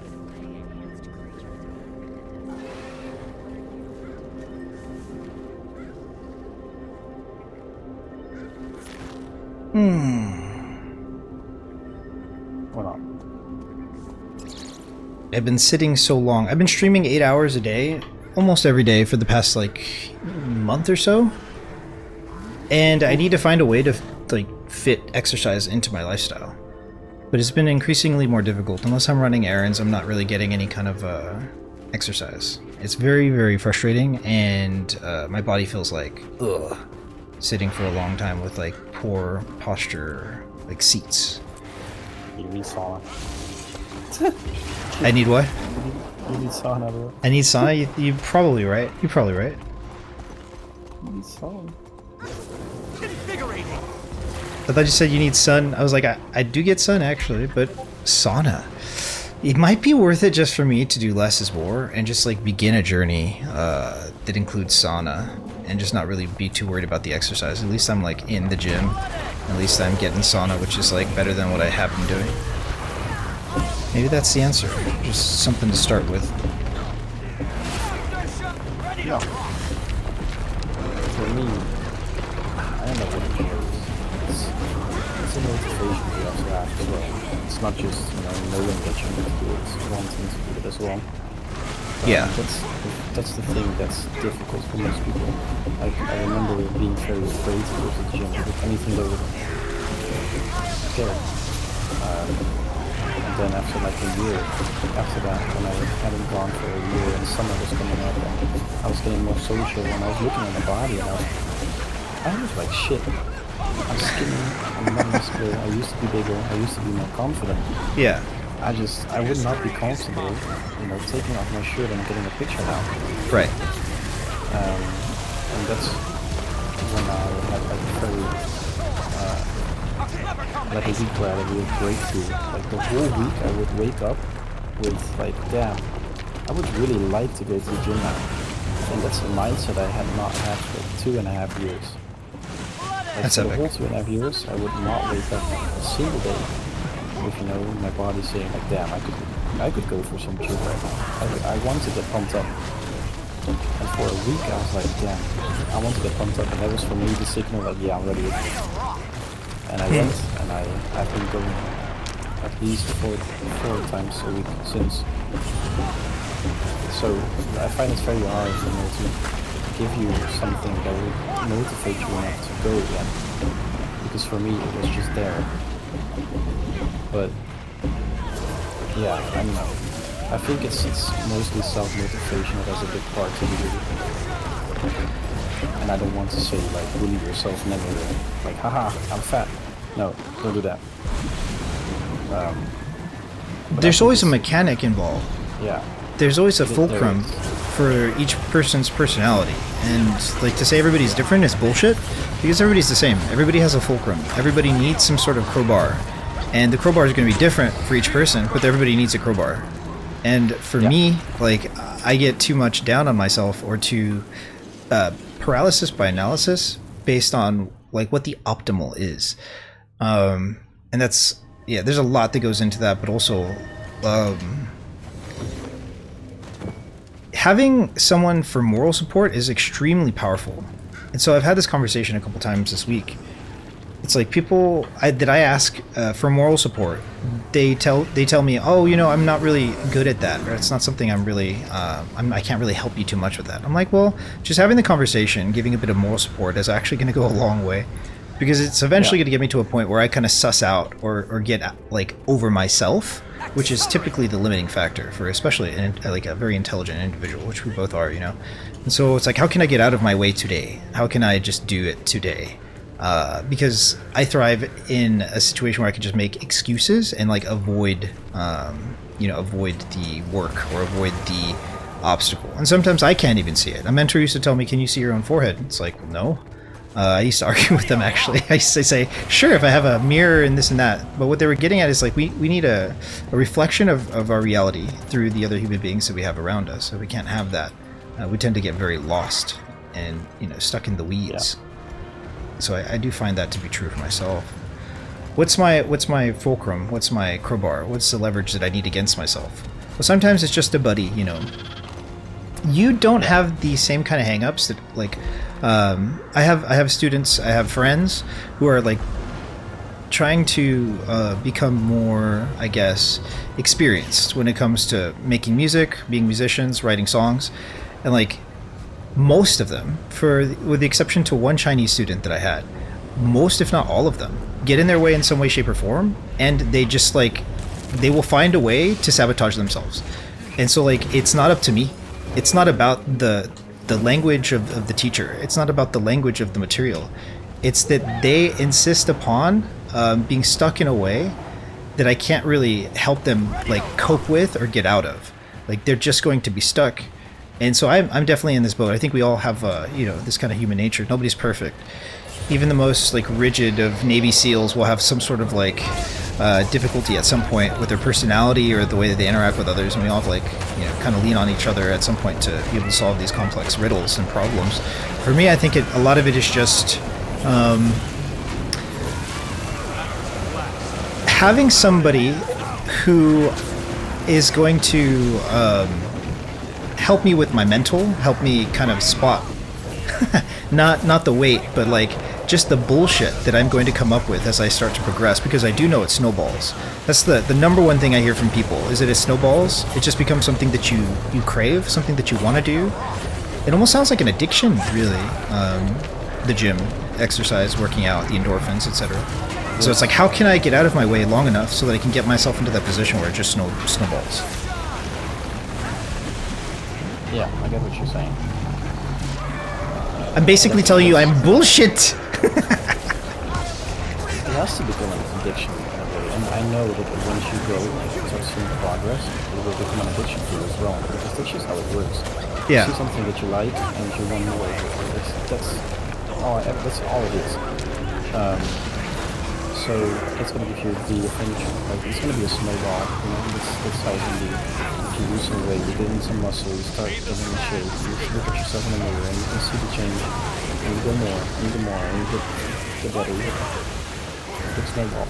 It's very addictive. It's just the start of the snowball is always hard. Like, you get that ball rolling, you know, how are you going to do it? And that's what you were talking about, the crowbar. Yeah. And that's, in a sense, like, what is your crowbar? I want to help you with it, I just don't know. It's just very hard too, you know? You're doing enough by just giving me the motivation, hearing what it's like for somebody. Like, if I was surrounded by people like you, I'd probably be working out. Yeah. Yeah. Just hearing about it kind of helps influence me enough, I think. But it's okay, because if you want to talk about it, you know, you can always just text me. Yeah. And I'll motivate you. That's no problem. I'll be the long distance relationship gym buddy. I like it. I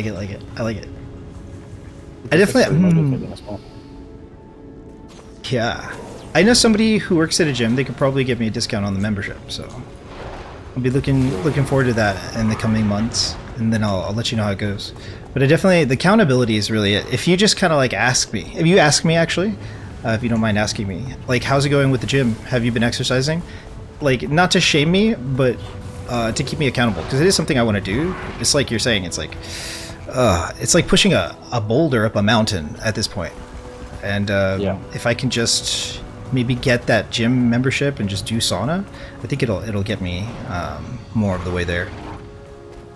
Absolutely, yeah. Something is better than nothing, and right now I'm not doing anything. So just being being thick, being chungus. Boy. Yeah.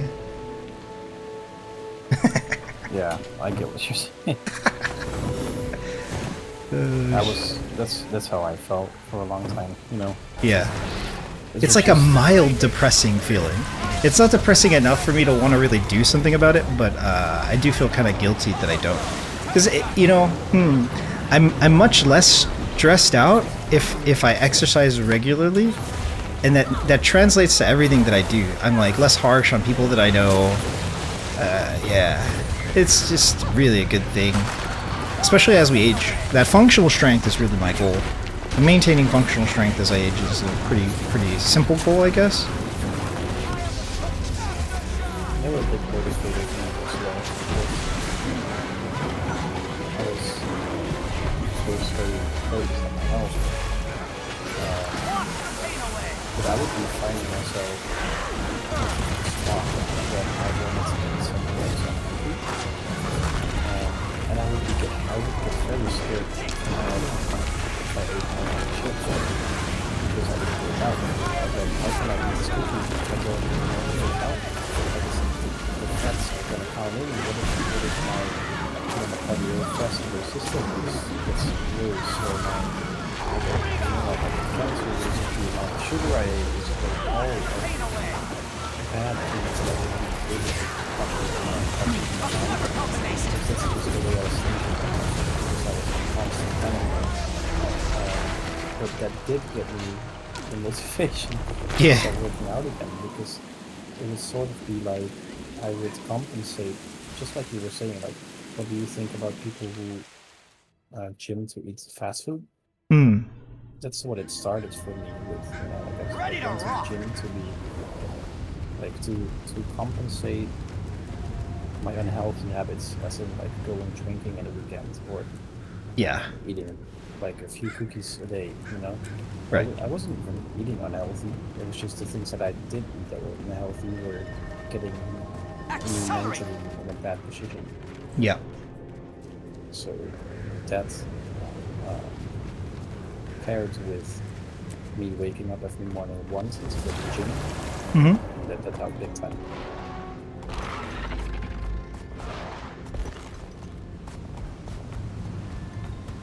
So yeah, what I'm saying is, today when you pick up something that's unhealthy, look at yourself and go, I could do one workout and I would have already compensated for this one cookie I'm eating right now.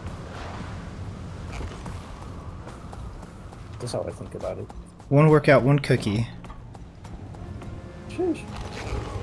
That's a big cookie. How big of a cookie we talking about here? Like a extra large pizza-sized cookie? Can I? Like those nice chocolate chip cookies you get at Subway. Oh, just like a basic smallish cookie, bruh. That's small. Yeah, I forgot you. America, bruh, everything's big here, dude. Especially in Texas. We have a place at Tom's Diner, which is based off of like old-fashioned fast food. Yeah. Fucking hell. You see the portions there. Like, I get like the obesity rate is so high there. It's insane. It is. Like compared to our specials at least. And I don't mind. It's if I have a cheap date, that's all I want. Like a big thing shit. But damn. Yeah, it's very demotivating to see the amount of food you eat. It's for sure excessive.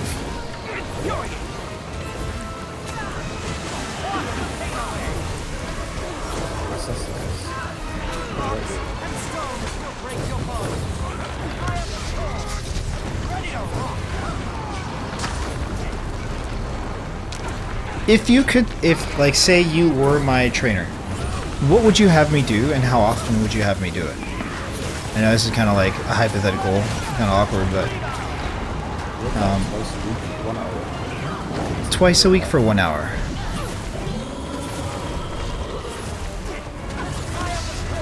That's not a lot, actually. Well, I say that, but I'm like, bullshit, though. I'll find any excuse not to do it.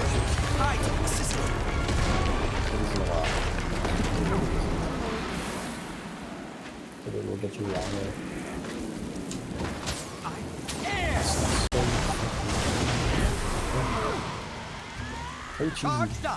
It's true. Just 2 days, 1 hour a day, will get you 35. I bet. How much of it is about the mental and how much of it is about the physical? Or does seeing your physical kind of go hand in hand with the way that your mental improves, do you think? Absolutely. Yeah, so it's just kind of, they just stack. My energy is diminished. Most definitely, yeah.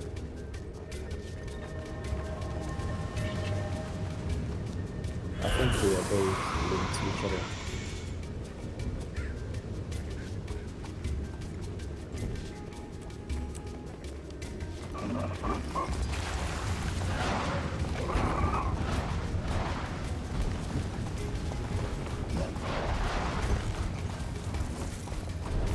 This train that I'm leading takes 4 hours to complete, bruh.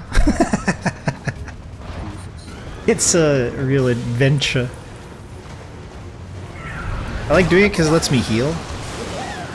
Based healer. Have you been playing any games lately?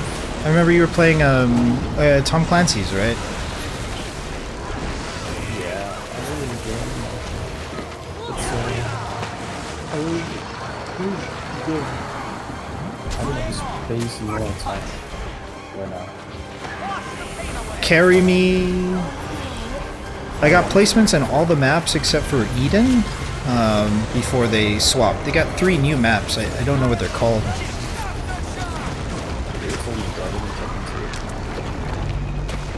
Which is why I take it and I come back from the Algeria. And I get back from Germany. When I finish eating, I shower, and then I'm so tired that I just be late. Or doing something that's Right. just for me, like building a chest or making some pursuits or I'll be watching some YouTube or looking into new tech. Whatever. I don't find it enjoyment just pick up my laptop and do it. If you ever want some help to undervolt your laptop or to help out with that, I'm sure I could help improve your FPS and temps, but it doesn't seem like it's that big of a deal. I spend a lot of time kind of messing with those types of things. If you it's coming to the point where if I turn it plug in, shut that instantly. But it's not a big deal because it isn't. It's really easy. And I'm really as good as my bed.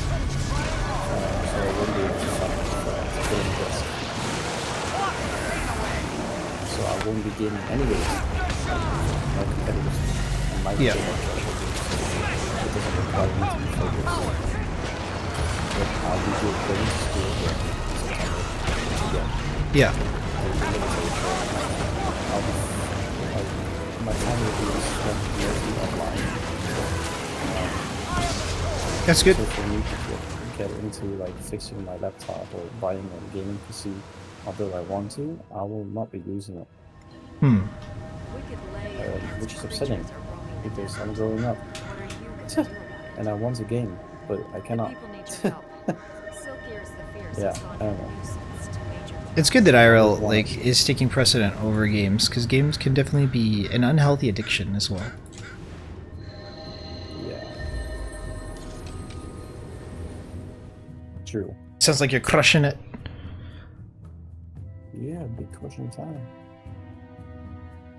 How about this? I'll keep you accountable when it comes to sharing your music with other people, and you can keep me accountable with my exercising journey. It seems like a great deal. I'm really curious what other people are going to tell you, and I'm really curious how you're going to be responding to it. I don't want to give advice, Also, but yeah. I'll go ahead. No. You go. I don't want to give advice, right? But I will say that over my time of performing and just doing various gigs or whatever, the thing that I had to learn that was the hardest to learn was how to, in like a 30-second, maybe not less than 30-second, how to, within like a 5-second window, express gratitude on a spectrum depending on the feedback I'm receiving from an individual. Because like some people are like, oh, that sounds really nice. I was like, oh, thank you. Oh, I really loved how you did this. What are your inspirations? Oh, thank you so much. That means so much to me. Thank you.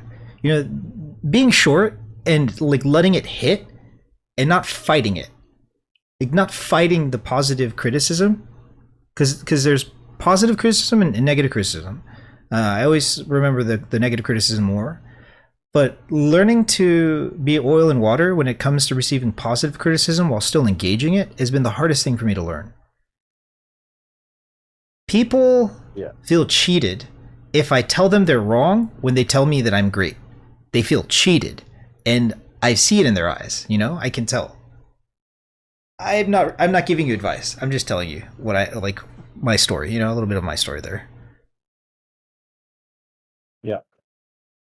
But you're definitely on your own journey. And Matt, you sound good. You sound really good. share it with other people, and you'll see what other people think, and you'll have to like start to deal with that. It is a skill set to be able to manage, feedback, positive and negative. Absolutely. Yeah. It's something I've been working on as well. Rare and valuable. It can be very monka. Yeah. I've been trying to improve my social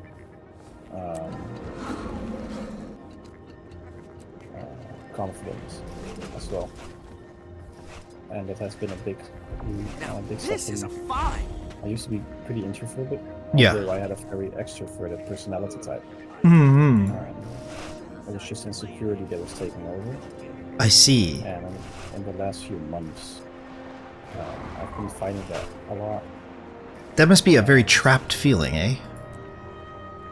Yeah, it was pretty weird because you're a very energetic person, but it doesn't, like, you're just afraid to let it out. Mm-mm. But that hasn't been since, I've been over that. I've been finding different ways on my own to battle that insecurity. And it has been a very weird but fun and exciting journey.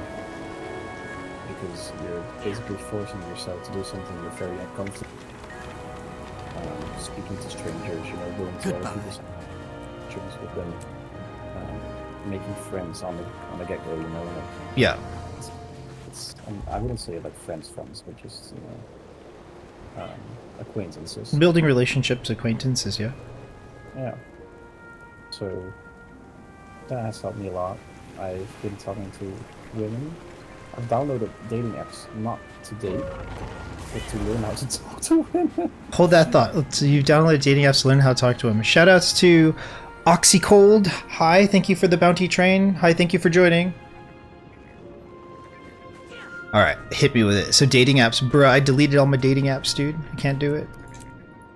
I don't. that 100 to 1 ratio, dude. I'm just getting ratioed all the time, dude. I can't. Like it just doesn't help my mental. But I know a lot of people who have been successful, especially through gaming, finding a like marriage partner. Actually, like 5 different people. I don't know. So tell me more about your dating experience here. It's. I've gone a long way to accept the fact and acknowledge the fact that I'm a good-looking guy. Yeah, I was about to just address that. I was like, like I'm scuffed as she right now. I have no confidence, overweight, just whatever, aging, etc. I'm like, you're young, but you also have like the quintessential like GQ kind of ish look, right? So like, what is that? What does that look for you? What is that? How does that look impact you when you look at yourself in the mirror and when you deal with like other people? Because it can give a person a big ego, and I'm not trying to blow smoke up your ass, right? But like, having worked in retail, like there's a specific look that models tend to have, And so, how has it been coping? Because it's one thing to be maybe hideous like myself, maybe LOL. I'm joking, but some people have the gift of gab. Some people have the gift of smarts. Some people have the gift of looks. You seem pretty well rounded, but you're a handsome dude. So what has that been like for you early on, and how has this kind of evolved for you? It seems like you're balancing out really everything really well. I've found out that women don't give a single fuck what you're about, smart or whatever.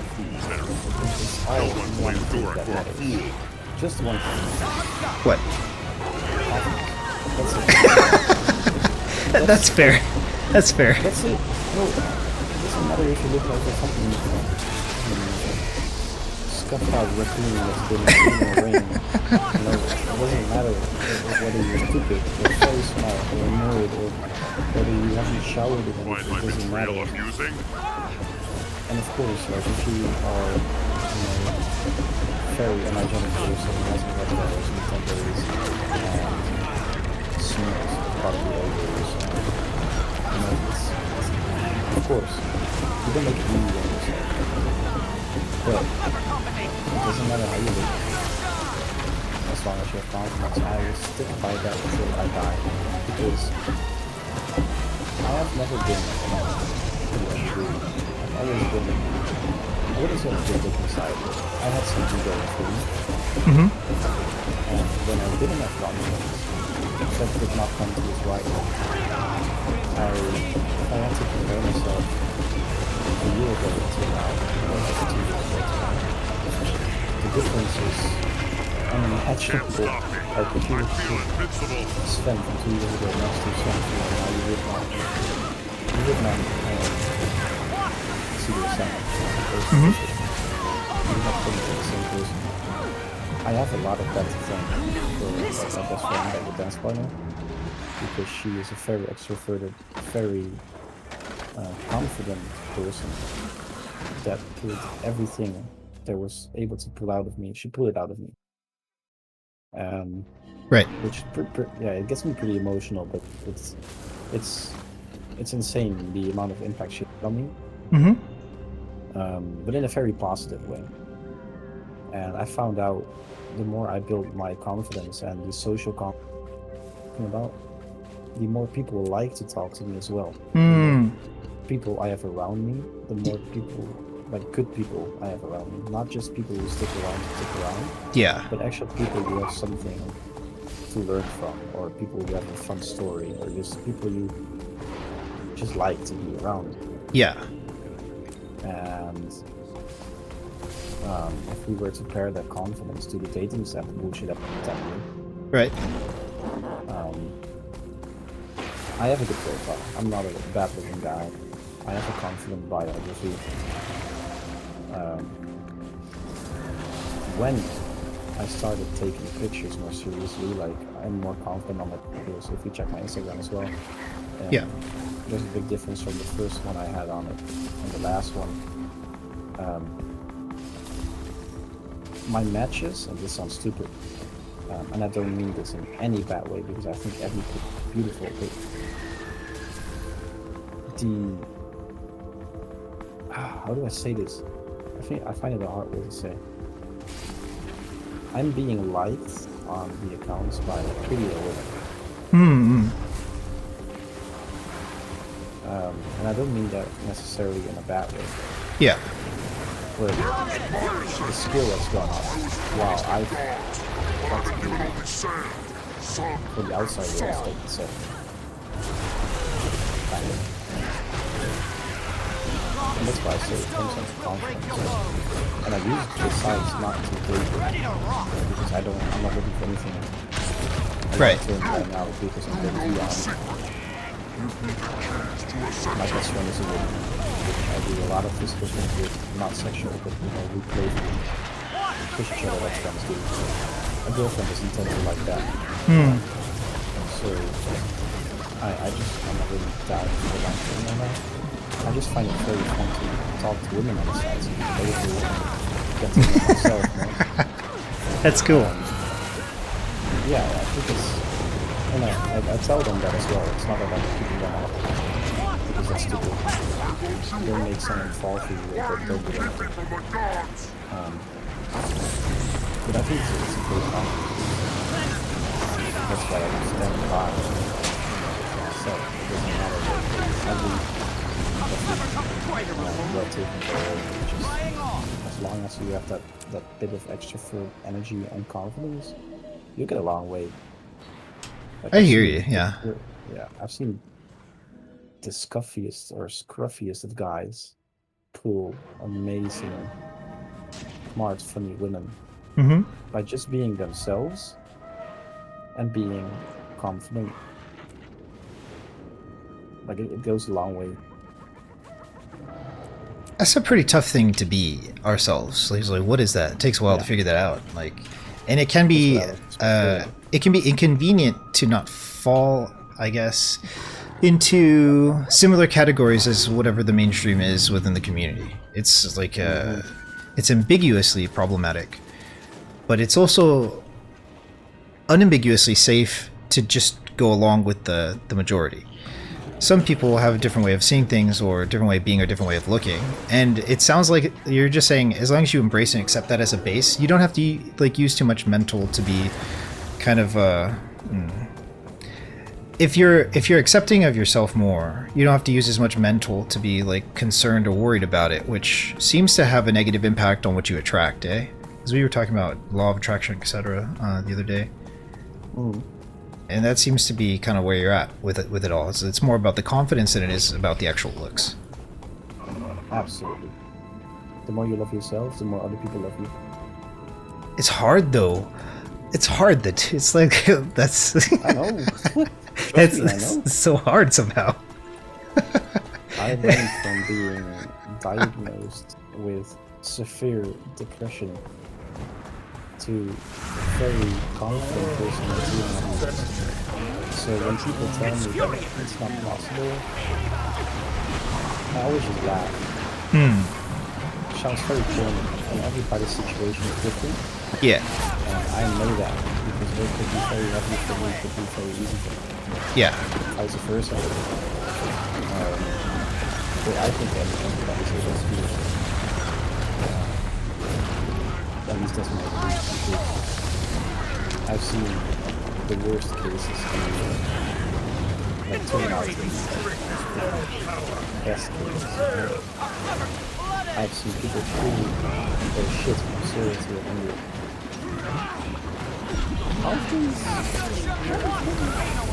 But it all starts with yourself. That's it. It starts with you. And to find that you keep coming back to yourself later. That's where that starts. That's the initial spark you need. And I don't think you should search for it. I think it comes naturally. Like by motivation from me telling you this. Or whatever, you know? Mm-hmm. It's a fun thing to think about. It's important because no matter what, like, there's a sentiment that says we're both dependent and independent, and being dependent and independent is a reference to being born a feeble child. And at some point we become independent, but then at another point in our life as we age, we will all become dependent once again, you know, returning to kind of a childlike state and becoming enfeebled. So when we navigate social constructs, we have to have an ego to some degree. And depending on our upbringing, that's kind of governed by our early experiences. But then at some point, it's governed by society and the expectations that society has for us. But how can we step aside from that and recognize that we're all just as much bullshit as the next person when it comes to the ego? We have a beating heart, we have a thinking brain, you know, we have a lot of similarities. It's easy to focus on the differences, more so than what brings us together or what can make us, you know, a stronger member of a team, let's say. But somehow we have to grapple with the preconditioning of who we are versus who we want to be, and then also what society expects of us. And so, how much is there to hate? You know, there's so much more to hate, and there's so many more ways to hate ourselves than there is to love ourselves. It's just not it's not an authentic inventory if all we're doing is just, you know, hating on ourselves all the time. I think there's a better way to formulate that, because you think you said that there is more ways to hate yourself than to love yourself. I just think it's easier to hate yourself than to love yourself. I see. It's an easier way to hate yourself and to frown upon yourself. Because it's something that's very obviously thought of.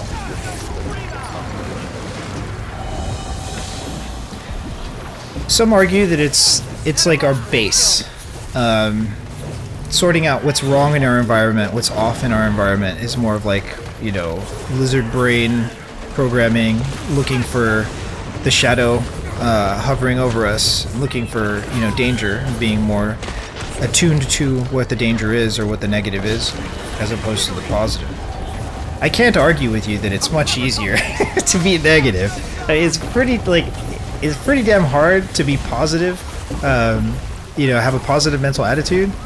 That's why amongst you know, elitists and guild wars, I would say things maybe have changed, but early on in raids, like, it's much more common to find a toxic elitist than it would be to find someone who's more compassionate and maybe holds more leadership qualities, right? Which is more of a balance of competency and compassion. I think it takes a lot of skill to be compassionate, and we have to have good leadership in order to witness what that's like. But for instance, my upbringing, my parents were very difficult with each other because it was not convenient for them really to be anything other than. So they were working very hard, and they were working too much, and they didn't have very much time for themselves. And so they grew very difficult with each other, and as a result also grew difficult with me. You know, so I think it has a lot to do with the upbringing, but also it's much easier to complain about something than it is to solve the problem and take responsibility or ownership or accountability for it. And I think the people that you know, people who take it upon themselves to rigidly and gradually improve as like a way of life, kind of hold the key for the future. I think the more that we complain about things, the weaker we get, because complaining does nothing positive to solve, you know, what's going wrong with a situation. It just feels good to vent, but it's not really a healthy way to do it. Yeah. And so I think you seem very empowered to take it upon yourself to improve your situation. And at some point, maybe you were throwing a pity party, but now it's more like it's more like a salsa dance. So, what was some of the ways that do you think you ever had like self-hatred, or like, you know, anxiety around like just yourself not really being too you know, prideful or enjoy with yourself? Failed. Yeah, absolutely. I guess that was already active. That's weird. Yeah, so there was a point, right, where you maybe didn't think too highly of yourself and, I'd say, perhaps struggled a little bit. Yeah, most definitely. For me, it's this consistent sensibility. Sorry, I was stuck in typing. I gotta get out of here. I went to the boss just died, which means I guess it was spawned by somebody else earlier. Now I have to wiggle around and get to a waypoint as soon as I can. So for me, it's like this insecurity that nothing I do is ever good enough. That is like the main culprit for me. And working against that, swimming against that tide has been a very difficult, lifelong kind of experience for me. Could you kind of hone in on one thing that was a bit of the debilitating, like, crucial core of the issues that you had?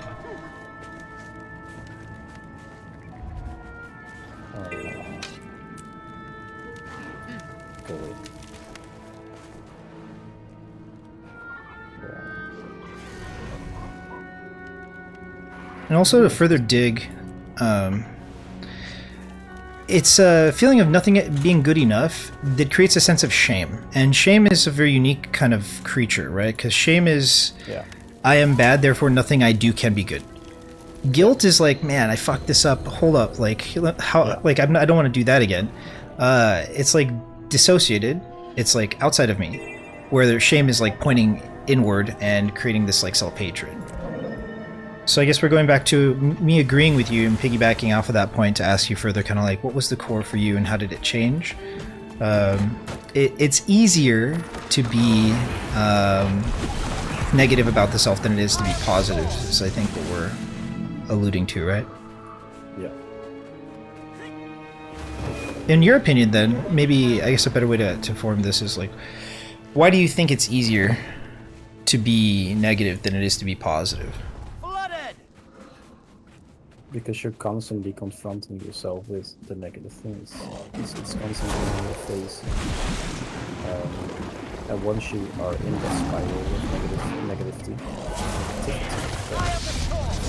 there's, I mean, almost no way out of it. And that's how a lot of people find themselves in burnouts and slowly a panic attacks as well.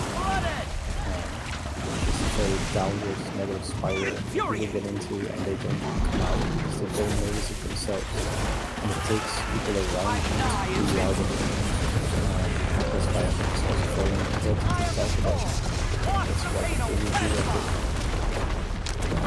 after you don't talk about it. I think life is really good. Like I said, negative things, experience, negative feelings, they are in this generation where dopamine is such a common thing. Negative feelings are very put on the front a lot. Put in your face. So it's easier to notice. When you're frustrated, irritation takes over your day, anything that goes wrong, that you're more irritated. And that's what I mean, the spiral. It just builds up. And if you compare that to your happiness, let's say something good happens, it's a dopamine spike, and then you go back to normal, you know? I think there's a big difference. So what for me, how it was is I was feeling shit about myself because I was having those panic anxiety attacks. Yeah. I wasn't seeing progress in my healing, like mental healing. So that bundled up upon, you know, my self-hatred I had at the time. I had a feeling of loss, a big feeling of doom constantly over my head, that my life was never going to be the same, and that I was prone to die in my youth. And there was just constant fear over me. And so when I tell you this, all these people are being the cheated. main We have to emotion help. was constantly Lucius said hanging I had to above keep me out of was trouble. I anxiety know. and You fear. could help me gather evidence. All negative I'm sure things. that would be I was okay. constantly in a negative state. How is one supposed to get out of that negative state? Like, even if I had a good day, it would not balance out the amount of negative energy I had at home. It's like filling a big bucket of water and putting one sponge in to soak all that water up. I It's see. never gonna be enough. So I think the main part is to start with getting enough sponges, so to say, to empty that bucket, because there's gonna be a time where the bucket gets too full and it's gonna overflow. We've come here trying to That's what escape happened the with me. Awakened, and our path leads us right through the Forged. We just gotta make it to Amnu. So yeah, From I there, think we'll be able that's to at leave least the my desert take on it. completely. I think the Who bucket knows what perspective may is a wait very to the good way north? to look at it. What if nowhere's safe? If you believe that, then you can just stay here and die with the door. A buddy of mine. Oh, go ahead. Yeah, no, 6 feet tall! Health increasing! So I was told that relationships are like a bank, and within that bank you invest positive or negative experiences. And the more positive experiences you save up, then when something bad, especially something big and something bad like loss, which is kind of a common human experience, like the loss of a loved one, a family member, etc. When these things hit, you still got a buffer, you know, within the relationship. But if you spend too much time accruing like this negative experience, you know, cycle of experiences, then you're going to go negative, and the bank account's eventually going to close, right? So that's what they likened to relationships. It's like having a bank account. yeah, it's basically the same as the bucket thing.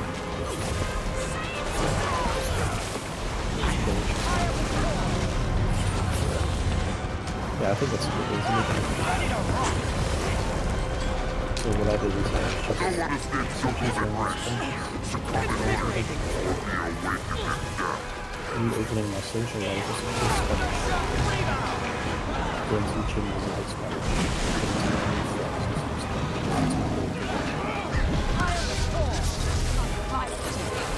So yeah.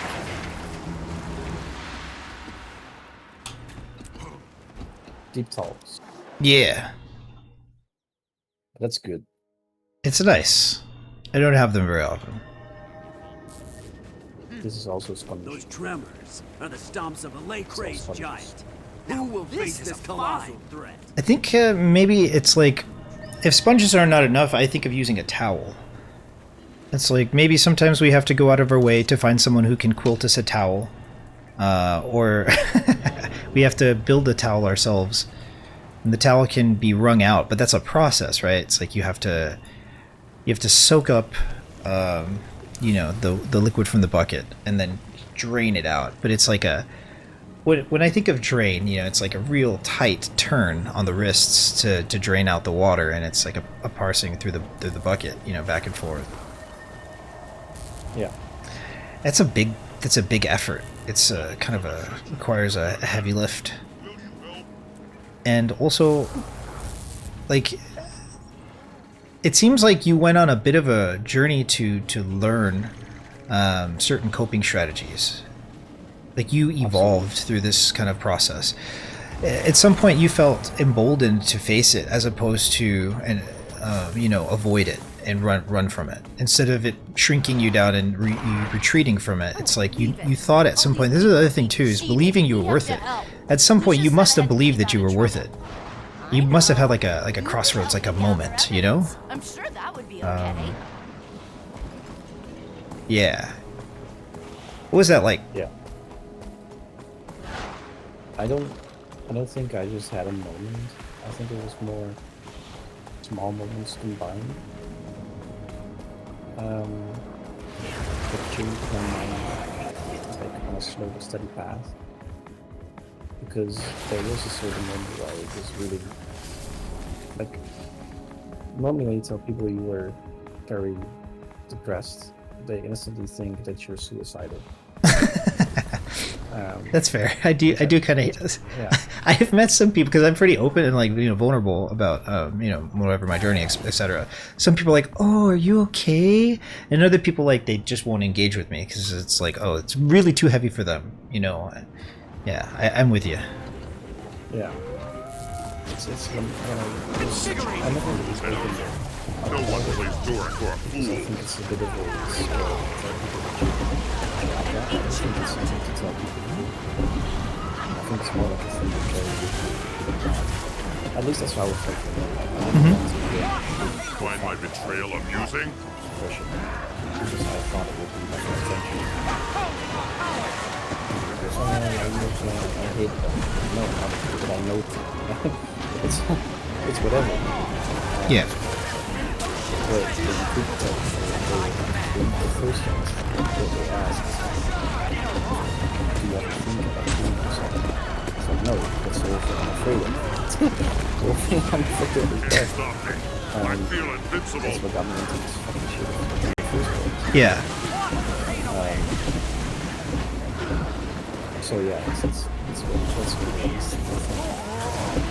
I don't even know why we were starting this conversation, but I just spent way too much time explaining that, and now I forgot why I'm explaining it. It's all good. What was the question again? So the question is, like, what was that moment for you like? Because I was referencing, in order for somebody to tackle an adventure like self-discovery and, like, you know, redesigning their psyche towards a certain ambition or goal, right? And improving the more neurotic tendencies, which is like negativistic mind states that bring us down. Like, it's easier, we talked about earlier, it's easier to be, I don't think unhappy is the word, but that's for lack of a better word right now. It's easier to be unhappy than it is to be happy.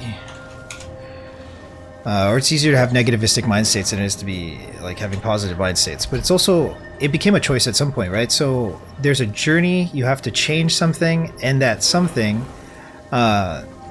is not worth grappling with, and it's easier to stay in a depressive mood than it is to, like, choose change, especially when it seems like it's impossible to change. At some point, that journey requires motivation, kind of like, you know, how I'm just not exercising or whatever. It snowballs, and it becomes something that's, like, easier to do, more meaningful. It's not really as much of a heavy lift, but there has to be a moment of heavy effort in order to change, or kind of like a surrendering of sorts to the change. I imposed that at some point you had to decide that you were worth it. And so I was asking, at what moment did you kind of have to grapple with it and decide to, you know, make a change in your life? And did you ever come to that point that I'm imposing, which is I'm worth it. This is not going to be, you know, all my life is. I'm going to make this change. That would be okay. And so I started to ask the best I can while I'm multitasking, you know, what that moment was like for you. You said it was a series of moments, not exactly just one moment. Yeah, I think it was a series of moments. That's why I was going to the top. I think you're suicidal. Right. That's why I was saying, like, no, you know, that's the whole thing I was afraid of. And then I was thinking to myself, like, you know, if that's the thing I'm afraid of, why don't I, like, why am I doing everything that gets me closer to it?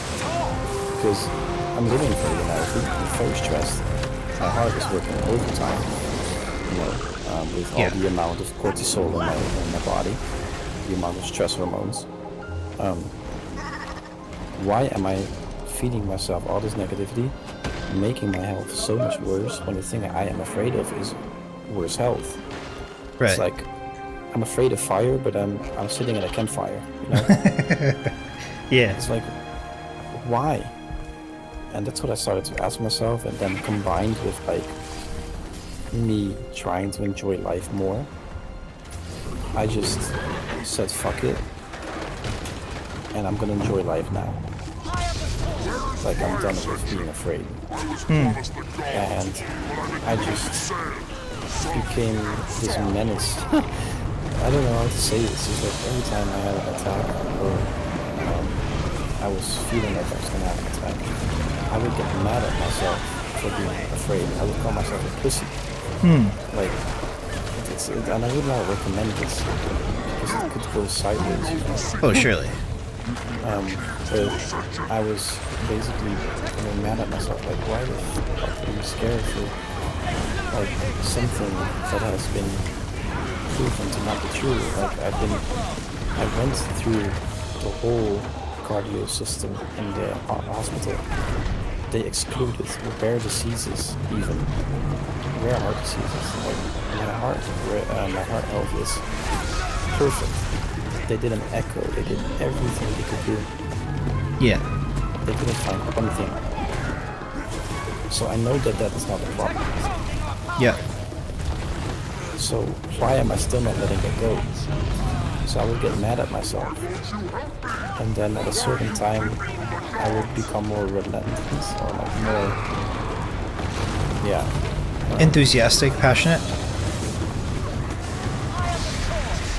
well, Fervent. more like I wasn't as vulnerable to the attacks anymore. They didn't happen. They stopped happening. And my body was slowly, very slowly going back to normal. Like I would still see like a lot of symptoms from having anxiety and panic attacks, like, you know, the white blood cells you see in your eyes sometimes. Yeah. That's something you have a lot when you have those attacks, and they call it. There's a specific name for it. Right. It's when you're a bit. That's like an out-of-body feeling you have, where you feel like you're watching yourself in third person instead of being in your own body. Out-of-body experience. Sure, that would be okay. Yeah, it's something that's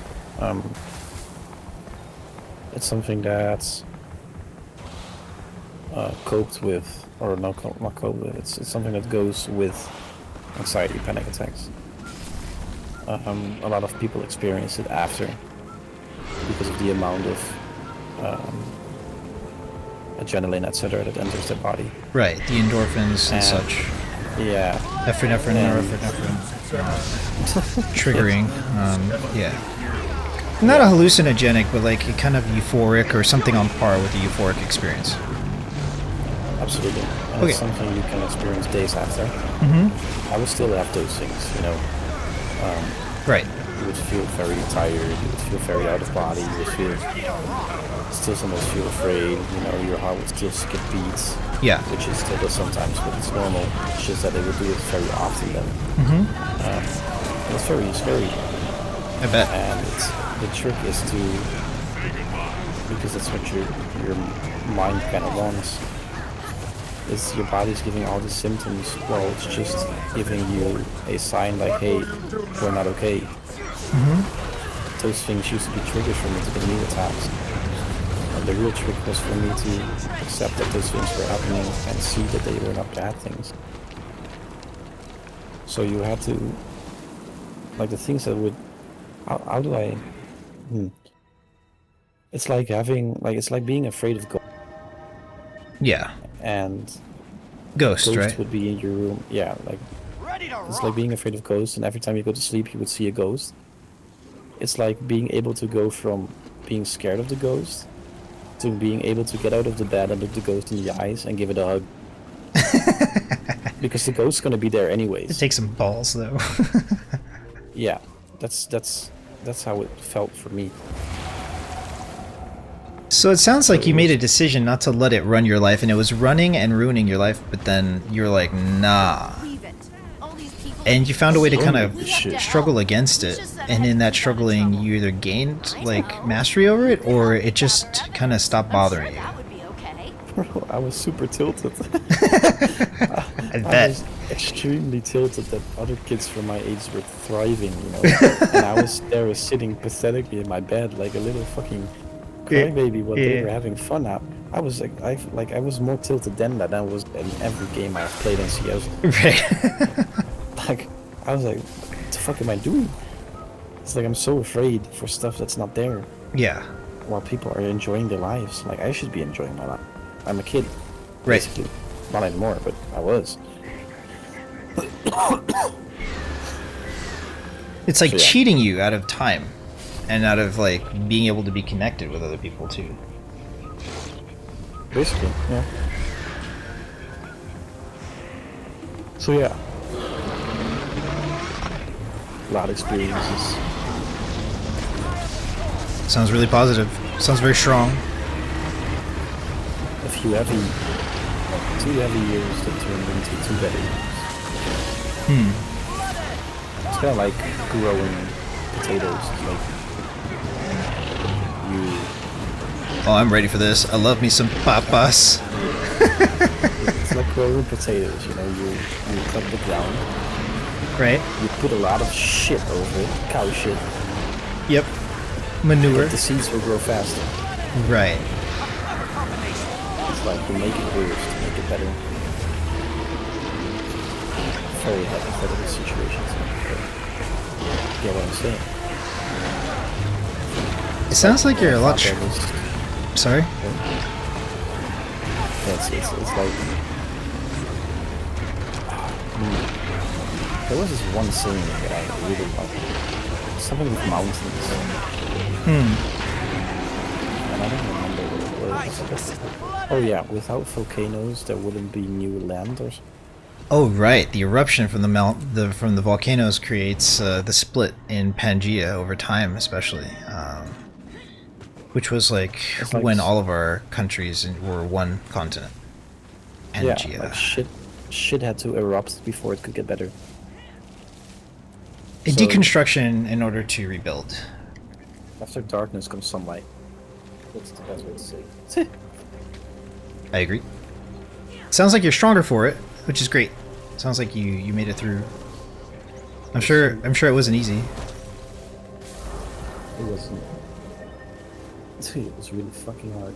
I bet. The thing I look when I'm back on the most is that it's not even hard for me either. How hard it should have been for my parents. Yeah. There must have been times where they felt like bad about themselves, you know, for not being able to maybe feel a bit hopeless in regards to like being in your proximity and not really being able to like snap you out of it, kind of thing, right? Maybe they blamed themselves or were really hard on themselves, and it must have been a trying time for your family. Yeah, definitely.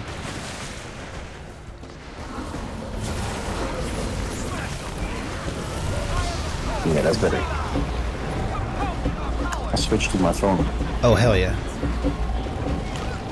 No, it's you wanna know how it happened? Like the night I don't know if I ever told you, like, the night that my attacks began, like the night that my body, like that everything began, where I went from my normal life to, yeah. Yeah. Did I ever tell you that? I just remember about cigarettes and a lot of other things kind of built into that situation. And I remember asking you about the brand, etc. I think we might have talked about it, but maybe not in depth. I think it was to, like, open a wound at the time, maybe. Yeah. No, the way...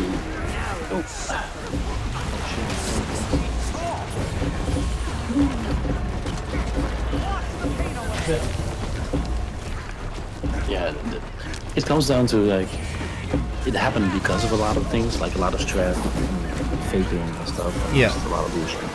Like, the thing that for my parents must have been very tough is that they were just sleeping and suddenly their son just comes in their room screaming, I'm gonna fucking die, I'm gonna fucking die. Like, and this is not good.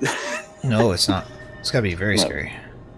Yeah, that's gotta be insanely scary. And that's something that nobody would think about, maybe, I think, but that's something I thought about for a lot of months. Like, it's not even like I'm feeling bad, it's like what I did to them that night. Like, I almost gave them a heart attack, you know? Right. As much of a stress and excitement it was for you, it must have been equally as traumatizing, but then we can't really interpret how parents are going to feel because we don't know what it's like to be a parent. I don't know what it's like It to... was pretty badass because I saw two different reactions. Like, my mom woke up in pure fear. Yeah. She was in pure state of panic. And my dad just stood up, looked at me, sat me down, put his fingers on my arteries in my neck, and just counted my heartbeat. That's it. Didn't say anything, just did it. Yep. Real badass. It was just like there for it. It's just like, calm, cool, collected, eh? I have the storm. You wanna die? Fuck no. Not on my watch, bitch. Power dad. Dude, dad mode engaged, bruh. Challenge accepted. Indeed. Challenge accepted, indeed. That's a good way to say it. My mom was just in the living room. She couldn't even watch. She was just calling 911. Like, you know, Yeah. we think our son is dying. He's having a heart attack. They came rushing in and they weren't even like... The paramedics weren't even that panicked. They just walked in, saw my age, and they were instantly like, we know what this is. This isn't our first rodeo. Right. This isn't a heart attack. He's having a panic attack. I was shocked. I was like, I'm not gonna die. What did they do? What did they do when they got there? Did they do your, like, check your vitals? That must have been like... It must have been very overwhelming for you. And very desperate. I mean, yeah, they do what every paramedic do. They come in with like this big machine. They plug you into it, and they watch your blood saturation, like the oxygen, and your heart rate. Well, my heart rate was like around 200, 210. So if I were to be a few years older, I would have died, which was a scary fact. Yeah. It was only because I was that young that I was able to survive that high heart rate. Yeah. But if I were to be around 35, I would have died. That's wild. Yeah, it's crazy. It was weird though, like, that feeling, I will never forget it. It's like a little fucking midget in your chest trying to escape, like just bouncing. But yeah, they just came in, they plugged me in, and they were looking at it like, nah, I'm sorry. that's not good. I'm sorry. I'm just imagining like a small person in like a club, and it's just like EDM, and they're just going ham. Well, he was going ham. He was listening to some hardcore up tempo, you know? Like, it was going so fast I couldn't count. Oh my god. Bro, they're just like they're just doing all sorts of like karate moves with their hands, just like locked in. Okay, that's a pretty good way to describe it, though. Sorry, it makes me laugh. I just gotta admit, like, my visuals are going nuts right now. That's just how it was. Yeah. I was just laying there, and they plugged me in. They looked at me, and they felt my ankles. Well, they do that because when you have an heart attack, your ankles are swollen. Well, they were skinny. They looked at my fingers if I was sweating like literal drops. I wasn't. They looked at my skin color. It was a bit pale, but I wasn't like purple, like you would be. I wasn't nauseous. Like I showed no signs of heart attack except pressure on my chest and a very, very high heart rate. And that's very common with hyperventilation and panic attacks. And my blood saturation was 100%, and it should be around 97. So I had 100% oxygen in my blood, which is typical for hyperventilation. So they were instantly like, he's just having a panic attack. They knew that very quickly. Yeah. So they just sat there looking at me like I was the dumb one. And I was lying there. And one thing that happens after a panic attack is your body is in shock because it has so much adrenaline. Right. So you know, like when you're very cold, you start shivering, like real shivering. But you do that too because your body is getting rid of all those like excessive energies that you got, that it gave you to survive. So you're just shaking in bed, like you just had the biggest orgasm of your life. Right. While you're scared. And they just look at you like, dude, are you okay? No, I'm not okay.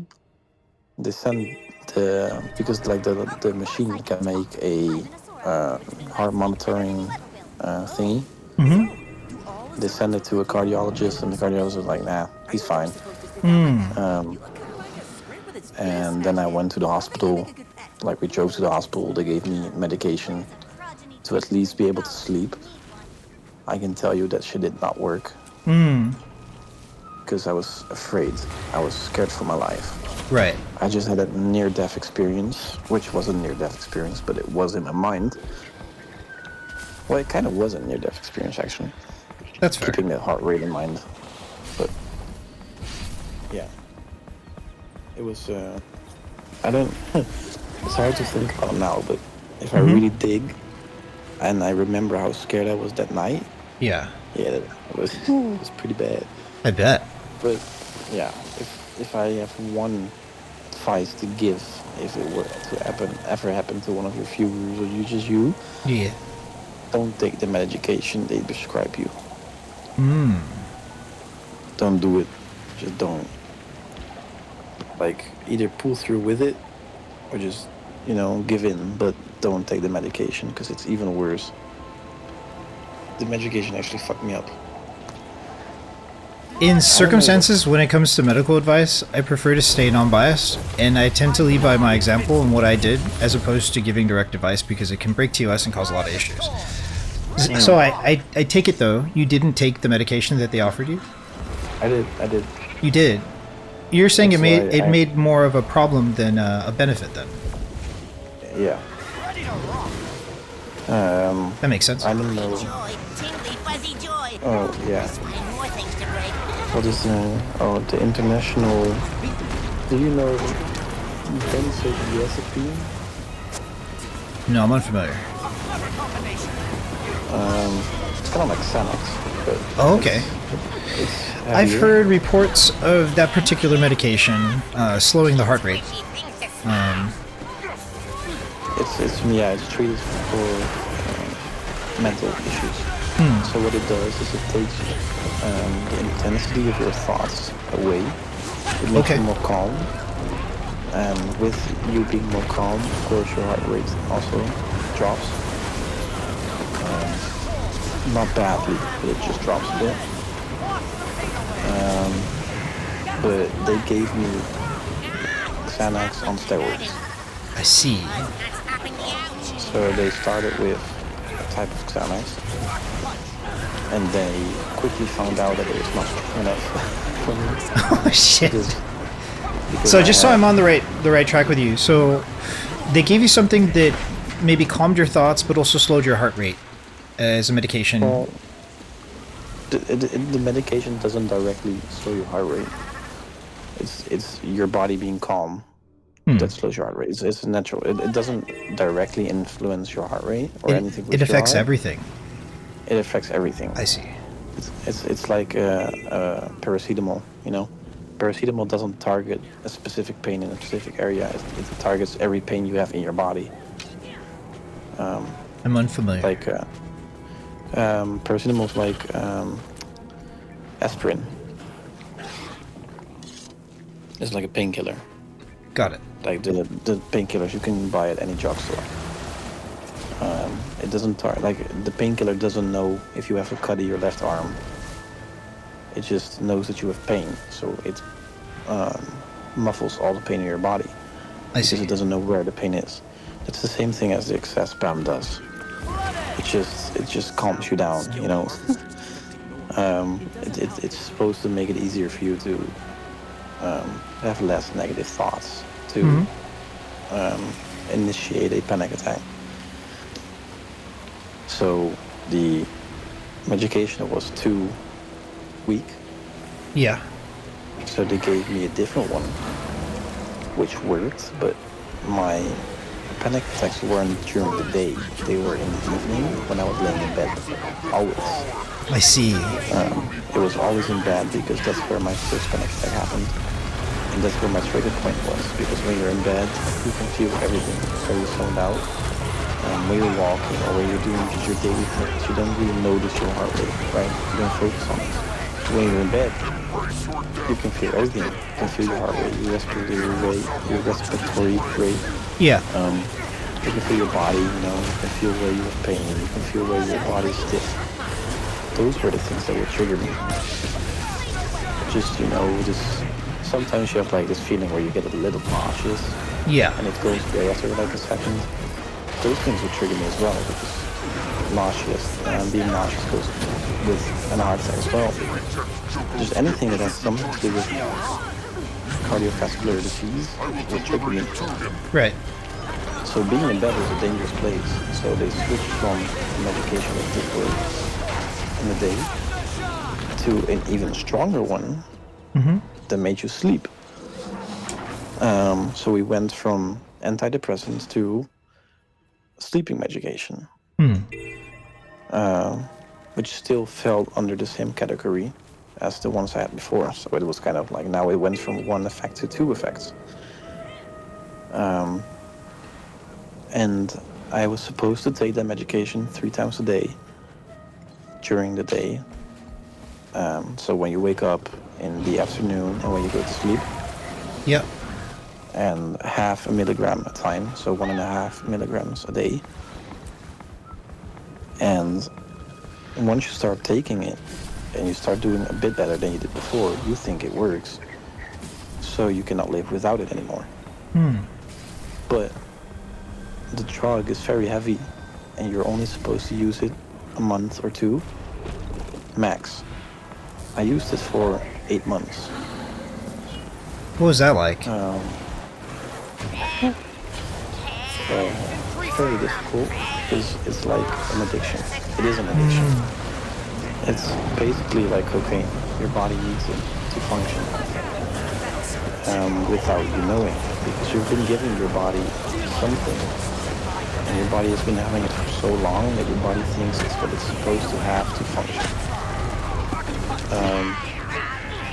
It's basically just how an addiction works.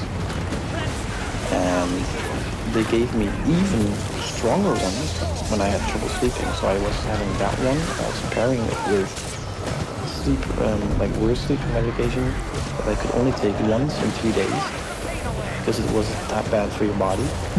You needed to take it in bed. You could not take it while you were standing. Yeah. Because you would fall over. Right. It's crazy to think about. You know, it was even crazier because I was that afraid and that adrenaline in my body. I could take it while standing and I would be fine for 10 minutes. Like if I would take one of those pills right now, I would be knocked out within 2 seconds. Right. Tolerance. Back then I was so filled with these medications and so filled with adrenaline that they just didn't really have effect on me anymore. So I would be in my bed just waiting for the calmness to set in. And then I would finally fall asleep, and those pills were designed to keep you asleep for 10 hours. And I would sleep for 5 or 6. and then I would be awake. And the thing with these panic attacks is because it happens in bed, it's impossible to just wake up and then sleep again. That just doesn't exist. So I was also having a very bad sleep schedule. But the thing I was going for, because this is being a really long story, Yeah. the medication they gave me that I had 1.5 milligrams a day for, once I had therapy and I was told to get off the medication because it was making my body get worse symptoms, like my heart would skip more beats, it would have irregular heartbeats, like it was doing weird things to my body because I was taking it for too long. Once I started taking less of it, my body would show withdrawal Hordes of creatures systems. driven insane by ley energy are coming from all over. Withdrawal Withdrawal symptoms. Yeah. Which was really scary. I bet. Because I went from 1.5 milligrams, then I went to 1.2. Like I would literally scrape with my nail pieces of pill off of the main pill because big increments were just too risky. Yeah. The withdrawal took, I think, 1.5 months to go from 1.5 milligrams to 0. That's a long time. And when I was at around 0.5 milligram, Yeah. my mom said, okay, you can just cold turkey it now. I did that, and after 4 hours, I was sitting on the couch, and I would go from warm to suddenly freezing cold, shivering, literally shaking on the couch, hard to drink water. I wouldn't eat. I was showing pretty big withdrawal symptoms. Yeah. From going from 0.5 milligram to 0. That's the insanity the medication was like for me. And I know there are a lot of people who had a positive experience with the medication as well. It's just that I think that my situation was a bit too bad to take that medication for that amount of time. And I think they should have provided me mental help sooner. So although I say don't take that medication, I think if it's for a short period, you'll be fine. But for the amount of time I did, and with the amount of variations I took from the medication, I had like 6 different pills. Yeah. Yeah, that's not a recommendation I could give to anyone. It's a very risky situation. It sounds like it could be thought up as a short-term stint, but it could become a permanent lifestyle choice. Well, one thing I felt very cheated about is that the medication is given so quickly to people. It's almost like, oh, you have that symptoms here, just take these pills, and we don't have to help you any further. We can move on to next people. That's basically how it is, because once I went to the drugstore to pick up my recipe that the doctor gave me, they didn't have the pills. They were sold out everywhere. And mind you, they make a lot of those pills, meaning they went out like candies. Like they were given so much to so many people. And that kind of shocked me because I wasn't, that for me it felt like I wasn't taken seriously. Because if they just give the medication I have to everybody, like how do they even know that my situation is that, that serious? I would have never suspected someone could feel that way, but I do know what you mean. I can understand it. Yeah. Because like, everybody's situation should be different, and there should be, like, not everything is a nail and a hammer. In that situation, it just seems like the hammer was used. Yeah. But looking back, came out fine, so. Yep. But, yeah, it's a scary fact to know the amount of drugs kept in my system. Must have been a very difficult time to wean. Oh yeah. Yeah, it was yeah, when we were going through this festival with friends of mine, and I would look like a fucking drug junkie. Like all the Yeah. people there were just, you know, on drugs as well. They were on ecstasy and MDMA. And I was searching for that drug as well, just mental health pills. I was there in my bed looking like, fuck, I have a pill. People were looking at me like, damn, this guy is lost, you know, he's addicted. Yeah. And I was like, no, I'm just mentally fucked. I'm not looking for that drug. I'm just looking for my medication. And I'm so glad I can look back on it now and now. But, yeah. It's pretty sweet. I wouldn't wish it upon my way.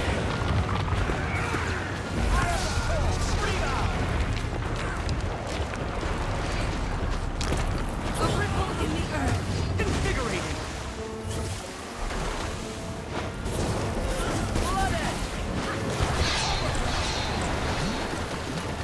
The standard model behaves a very specific way. And although I have my gripes with it, I don't think this format is the proper one to have that very deep discussion about it. But I will say, it's a double-edged sword. It can in many ways be helpful, but at times it seems egregious to kind of spam it.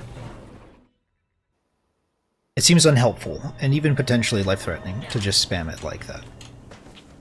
Yeah. Definitely.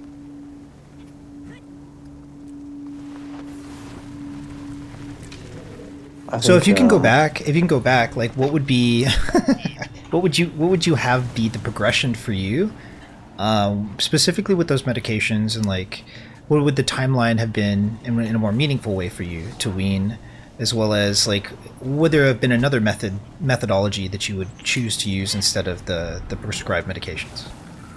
No idea. I know what we did was tough, but it worked. You know, Right. I'm here without attacks anymore.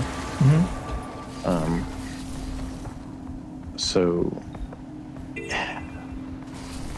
I mean, I'm not a doctor. I find it hard to think of another way that I could have been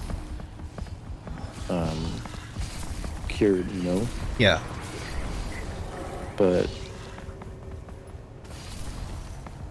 I mean, the only thing I was having a problem with was the medication. But if we're looking at the timeline, I healed, I healed in less than 1.5 years from everything. And my psychologist told me that is a really fucking short time for someone with these severe mental issues to get over it. So if we're looking at the time frame, like I healed very quickly. Right. Like very, very quickly.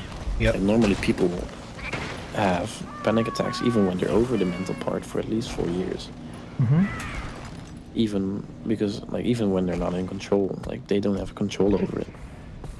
I just stopped having them. Yep. Once I became mentally okay again. Right. So that's either lucky or I'm just mentally strong. Right. But 1.5 years is just very short. So would I have it any other way? I mean, it worked, so no. Because I don't know if I tried something else if it would work. But if there were ways for less medication to be involved, I would have preferred that. But if I were to choose one thing, ultimately, it would have been to not have any attacks at all. Right. Because if I look back on the situation, why it happened, like the living circumstance I was in, it's like, if I just stood still for one fucking day to look at myself and what I was doing, I would have seen it coming. Really? Oh yeah, obviously. Like, I was living on my own. Right. No money, no breakfast, nor lunch every day. my dinner was always very, very.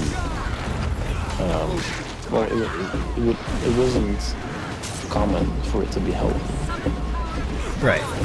So my nutrition was very bad, very poor. My sleep was bad as well because I was working bartending jobs till like 1 in the morning while I had school the next day.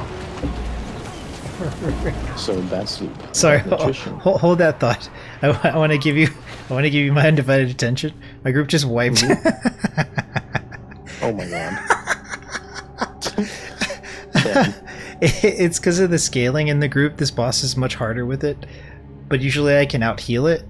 And instead of trying to like heal, I tried to revive at least 3 people, but the boss is scaled. So I think we got half our group alive here. I wonder if they're going to be able to get it. Yeah. Damn. It's tough. The boss has some sort of like retaliation mechanic, and so if we don't break it, if we don't break the bar, it just like goes ham. Probably the hardest boss of the map. The second one is probably in the center. So I didn't want to like not digest what you were saying, so I had to interrupt no, that's there. okay. Sorry. I like that. I understand. Oh, you were saying? What was I saying? You were talking about. Well, I started off with like, what would you do differently? And you said, well, if looking back, I could totally tell the warning signs. And you started talking about your diet and all this other stuff mixed in there. Yeah, sleep, poor, diet, poor. Living alone. Yeah, living alone in a very like a very bad space. Like the room was small and not well insulated, leaking. Mold everywhere. Right. A lot of dust everywhere. Just not a healthy environment. Yeah. So that, like, everything around me was bad. Sleep, my room, my nutrition, bad. Then I had a relationship, and she was with me a lot of times. So we were becoming very dependent on each other. Codependent. Codependent, yeah. So that played a role as well. So a lot of things giving me stress. And, well, mostly like stress that you're not aware of. Yeah. I had a lot of love for gaming back then as well, so not a lot of physical exercise, except me going to the gym like twice a week. I kind of stopped doing that as well, so I wasn't really gymming anymore as well. So I was really taking bad care of myself. It's almost like they sometimes call it the trifecta, right? Like the trifecta in gambling for like horses is where you call the it's a really lucky bet, and you get a lot of money if it comes through, right? No gamble, no life. Also hashtag no gamble, no life. But you choose the exact order that the horse wins, places, and shows. I think it's first, second, third. It's a trifecta, and so you kind of had like this perfect storm of stuff to kind of encourage you to have mental breaks or struggles with mental health that led to this like consistency of panic attacks that you were having. Like basically, you got overwhelmed, mind, body, soul. Yeah. It seems like you corrected a lot of those things as a result of this happening. Absolutely. It's actually so good, but it actually is really terrifying. Like the experience that you went through, I don't recommend it. Like it could kill a person, right? So. Yeah, it definitely could. Like when we're talking about it, it just sounds like a few mental issues, but this was my whole body being out of balance. Yeah. And I don't like to speak about like near-death experiences, but that could have been the end of me. Right. In many ways. Could have. And it takes a strong person, and I can acknowledge that now, but to pull through, when I pull through, Right. And I don't like to flex with it because it's a weird flex, you know, but alright. Weird flex, but alright. So yeah, like you said, I would not recommend this to anyone. Because it's like torture. I bet, yeah. Yeah, it is like torture. Because you're waking up every day, and the thing that should be most calming, which is sleeping, is the least calming. So where do you find your rest? God knows where. Right. It's like you spend all day being exhausted from the battle with the self in order to still not be able to really get sleep. So that, yeah, you could just continue. It sounds like it's just draining. Over time, it just keeps, like, draining you and draining you and draining you until any sort of youthful vigor that could have been there to mitigate would just be, you know, eventually eroded by diminishing returns. Yep. Yeah, that's it.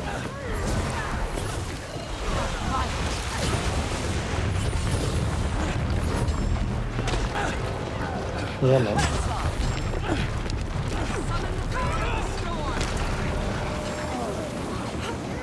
I'm gonna leave it at that. Right on. It's 3 o'clock remaining and I should get some sleep. Yeah, speaking of sleep, right? Well, thanks so much for hanging out. It was nice seeing you again. Us talking. I'll definitely be concerned about the exercise and... Yeah. I'll be concerned about sharing my music. Just that thing. You don't have to do any more recordings. That thing is, like, let it be what it is. Like, sometimes we have to let it be what it is and not try to mess with it, but also, if I had to give any suggestion from my personal experience, people that I respect, trust, and admire are the people that I want to share the most with. Those are the people that give the best kind of feedback. And I can trust them to be, if nothing more than consistent with their feedback, depending on who they are, right? So, that's my suggestion there. Nice. Okay. Good night. Yeah. Good luck. GG. Good night, man. GG's. Thanks for hanging. Now, Yes, this is a sir. fight. Till next time. Yo, all these bounties are just like one after another, after another, after another. They're all like in the same area. Cool.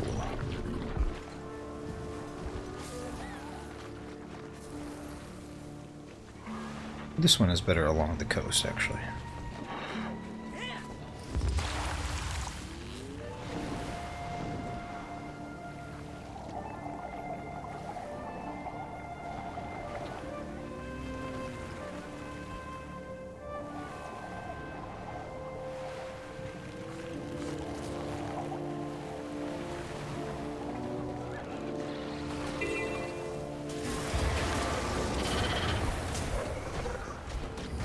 Oh no, this thing actually is dangerous. As long as I don't insta-wipe here, the group should be fine, but we should lose a handful of people at some point. If this bar isn't broken, we're in a lot of trouble. This alligator can go ham.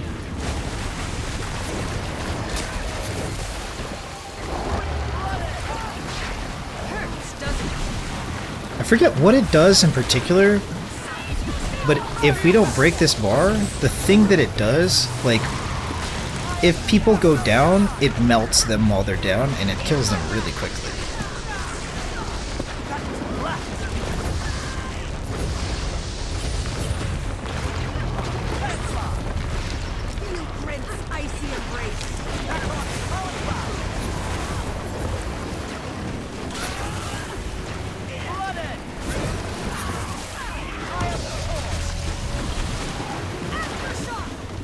So nice to see Sven again. That was good.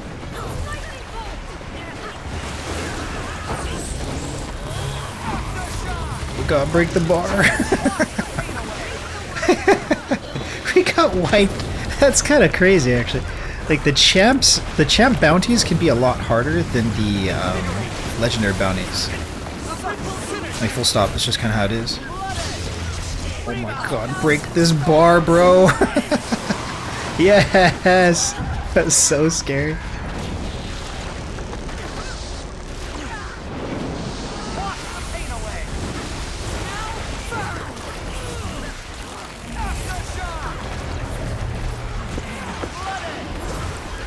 I'm out of CC. I'm out of CC. Break the bar. Oh god, it's gonna happen.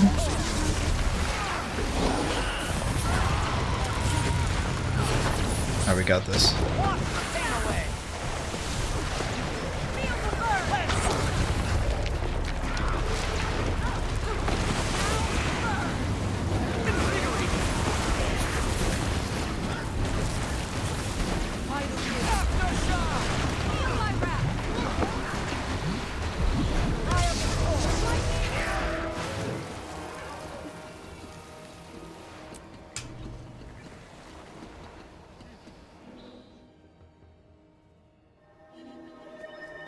Flooded!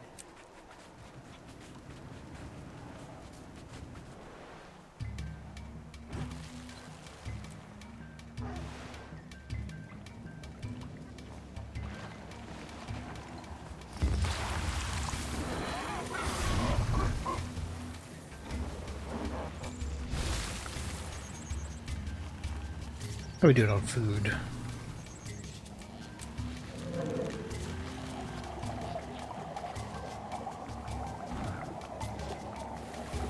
So thank you so much for joining. If you're in the squad, appreciate it. Can't do these without you. I am a super healer.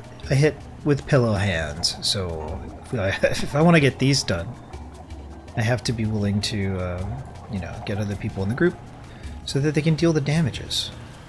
Damages, damages, damages. I have the green numbies, you have the red numbies. Ixol. This thing also can one-shot. We need to break this bar.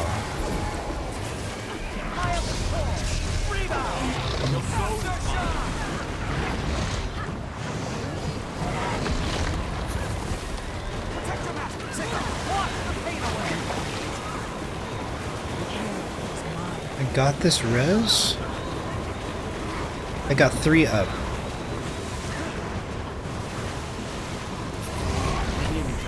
Okay.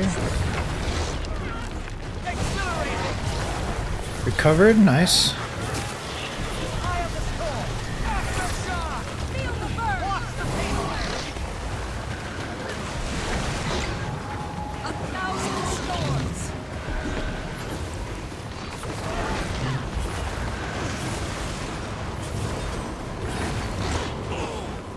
Joining us. I know it's a bit rude of me to kick somebody who's still on the game, but in a different map. But it makes it smoother so that I don't have to cancel the ready checks because people actually ready up.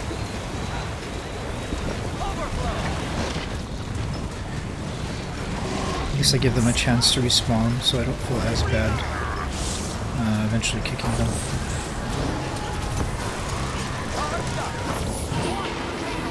It just makes it a little bit smoother for me.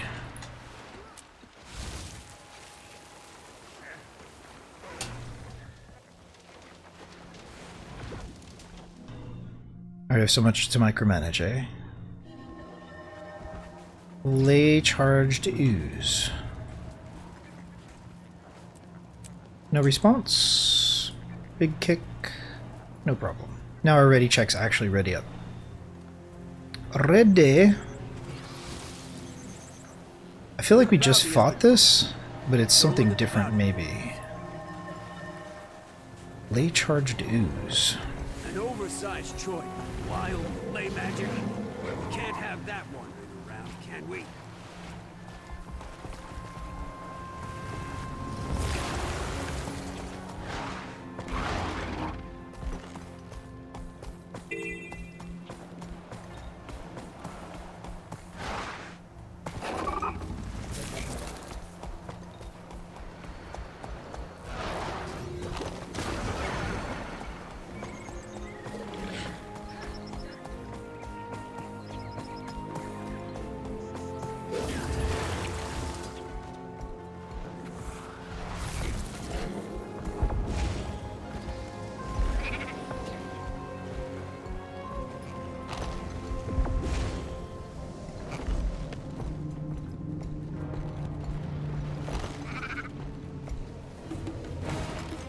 You again. Okay, we move on after this one to the other portion of the map. Gotta break this bar before it goes nuts. We'll cancel this. We got a couple people that seem to struggle with the ready mechanic, but that's fine. At least we don't have anybody on another map who can't, you know, ever confirm a ready check here.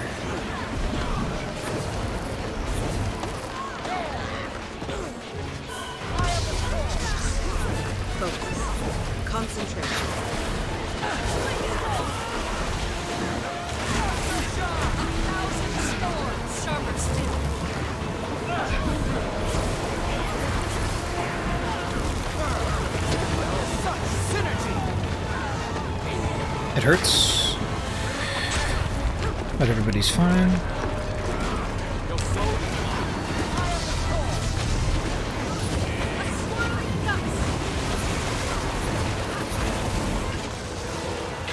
We'll move on to the next location, which is right here.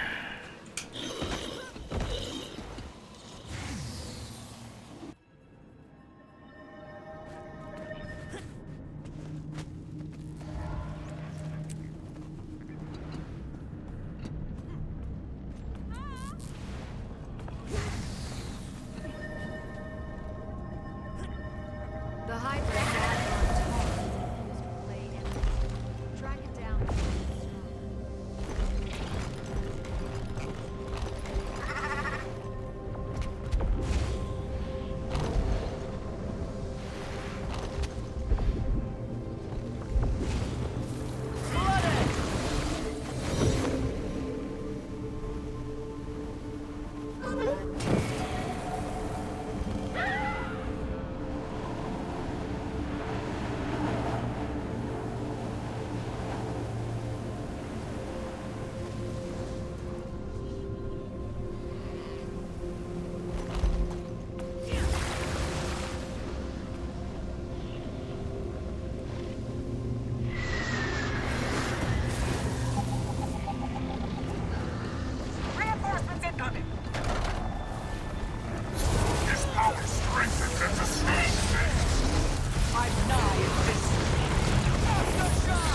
Still got one person struggling with the ready check, that's fine.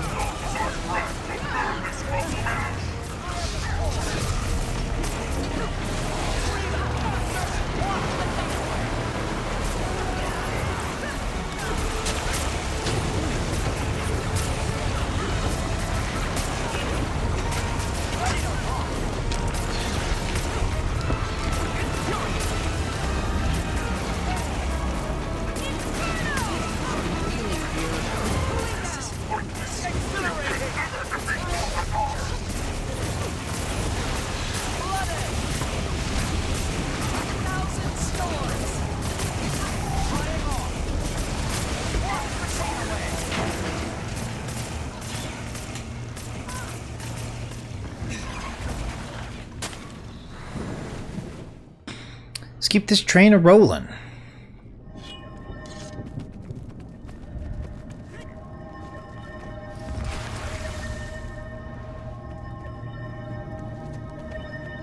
Wicked lay enhanced creatures One are becomes in two. the desert. What are you gonna do about it?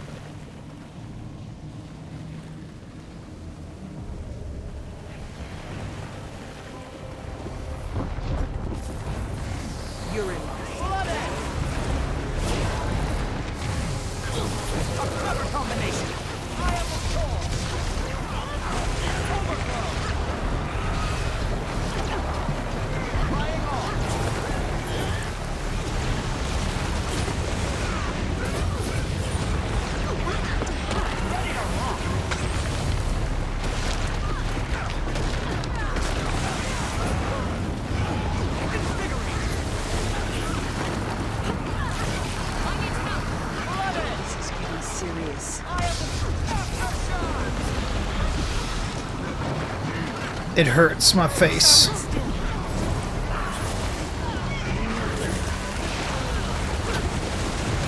I'm affected by a mechanic. Let's clear the mechanic. Let's res our friends. Whew. Imagine out healing mechanics, lol. Just learn the mechanics, I hear. Just learn the mechanics. No way. Let's just power wash it. Make it clean. Big water, big water.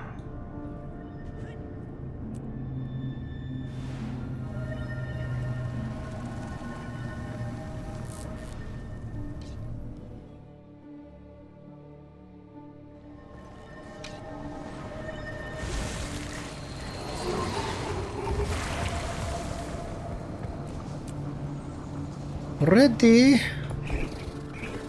Ready. Ready, ready. Oh man, I'm dying. I'm dying, I'm dying.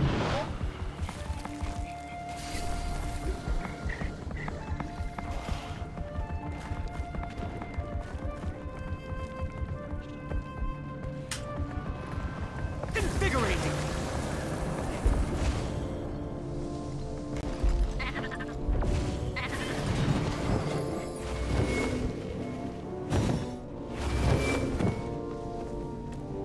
Accelerate.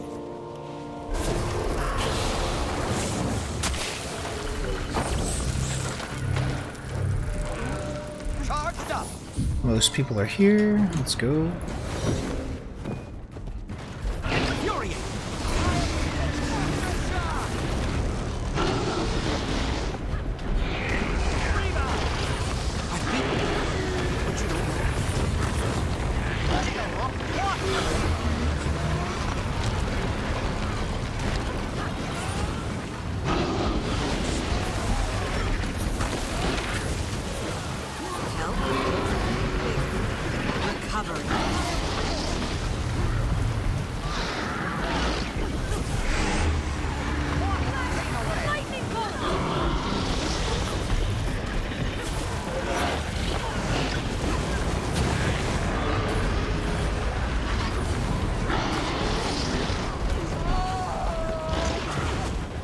Assistance, please!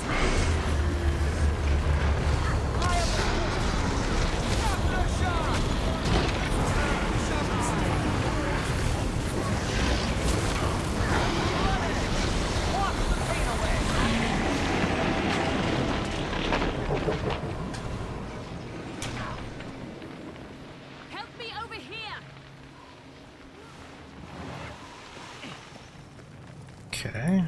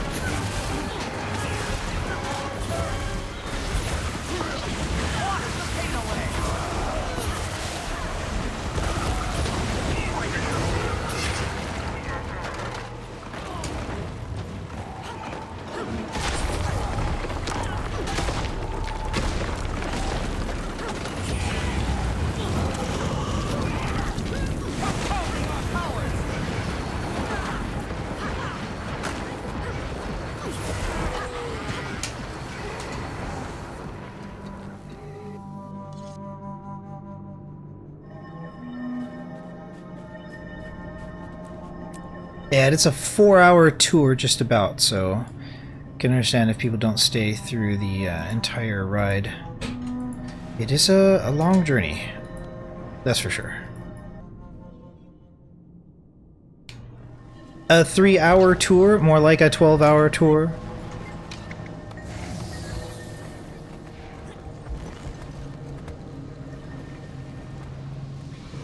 Actually, this doesn't take us to where we want to go, but I do want to use the portal just because. Just because.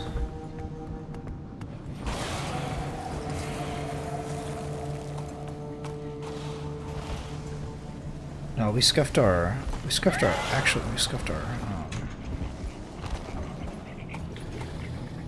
symbols. So something that's actually really awkward, I don't want to talk about it too much, but if I clear my symbols before I waypoint, when I waypoint, the symbols return. And I don't know if like my squad sees that or if it's just me, but it is a bit of a glitch.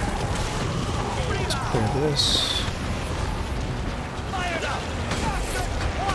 We've already scuffed our rotations, but everybody's healthy, so no big deal.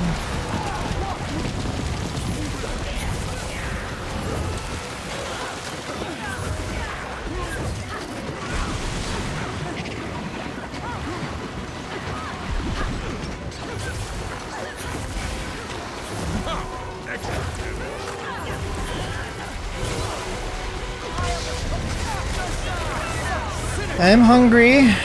I won't be able to take a really long break until after Vabby. We're going to take a 20-minute break today. Later tonight we are going to be playing Warframe. We got about 4 hours left in the stream. Grinding. I figure I'd take a break from grinding and do something I really enjoy doing, which is healing in the open world. Bounty trains are nice. Very nice. Nothing here. Let's head out to the other bounty board. Boards? Are there multiples? I think there's only 3 bounty boards here. Is there a 4th one somewhere that I'm neglecting? I don't think so. Looks like the legendary is not up either. Okay.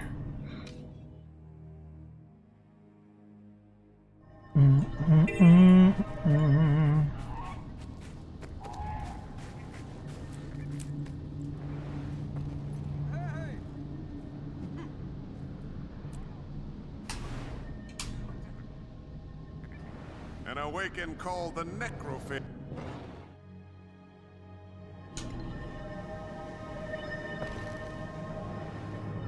Okay, if I recall correctly, we need to go north to go south.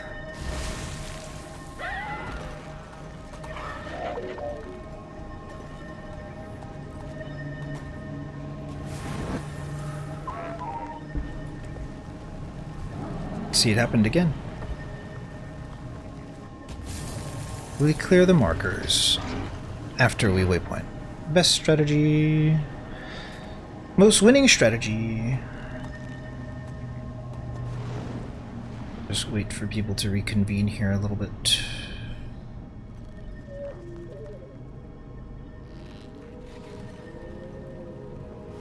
We shall waffle a little bit here. Some players may not have this waypoint, so waffling can be nice. Heavy achievement chest? It's very heavy. How heavy that is. We can drop food, I guess.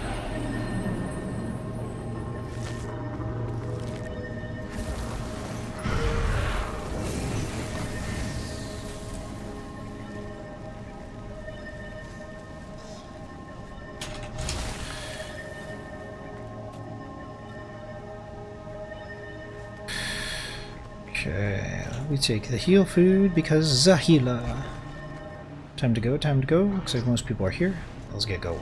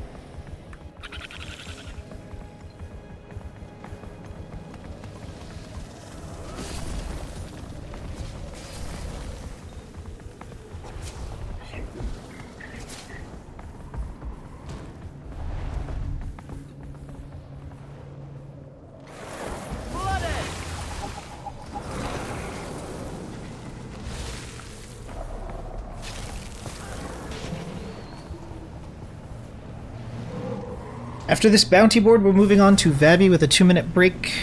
Just enough to clear the bags. The bags can get kind of stacked. Kind of stacked. A little bit stacked.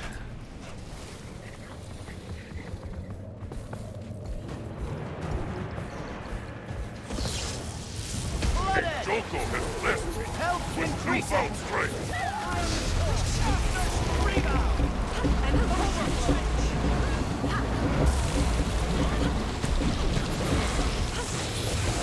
I will consume the spirits of the living and the dead in his name.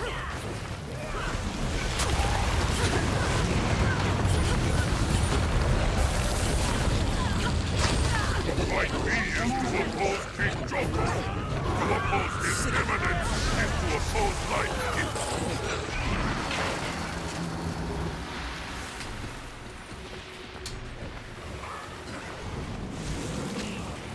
Ow. I die in victory. Something bit my ankles. Ah. Scarab, leave me alone. It's a scarab beetle. It is about that time. June bugs are starting to emerge. And they are very annoying. Have you ever had a June bug on your face? It is gross. June bugs are actually very annoying. Very, very, very annoying.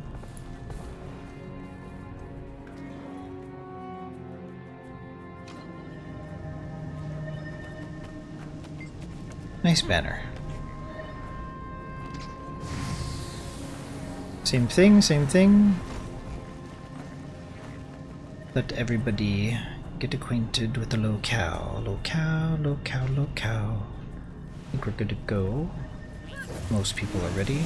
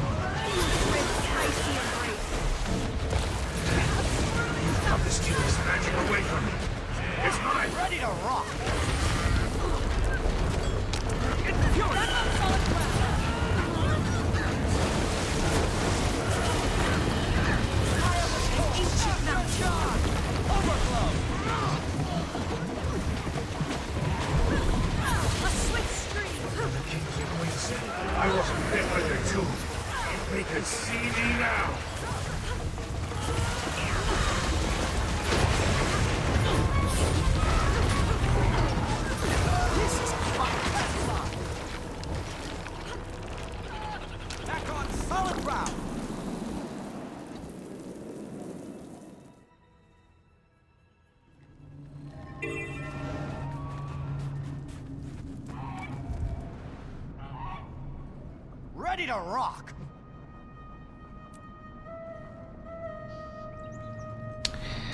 Is it better to go from here? I don't know. Probably. The enemies in this location, though, are kind of dank. They're like a little difficult to deal with.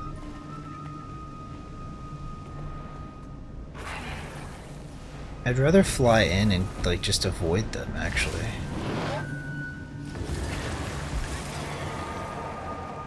Okay.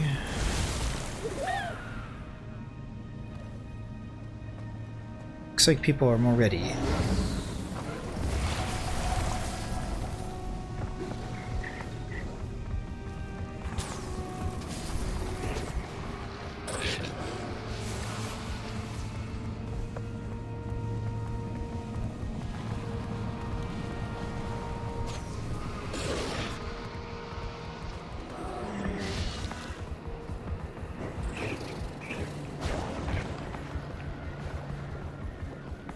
Ready to rock!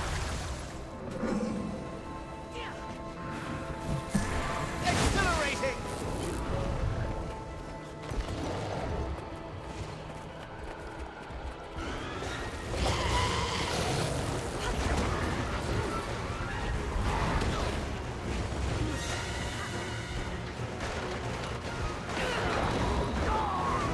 How even do I get up there?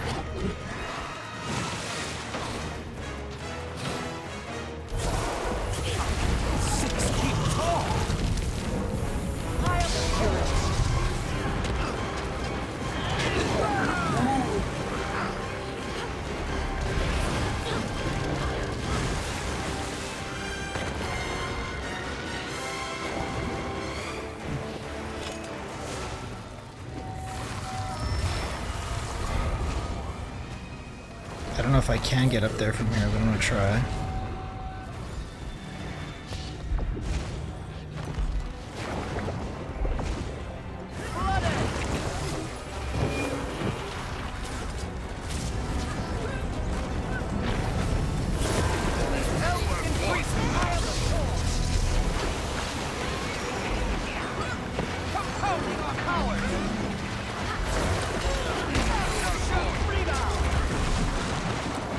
I didn't know it could spawn over here. We gotta find a better pathing to get there next time.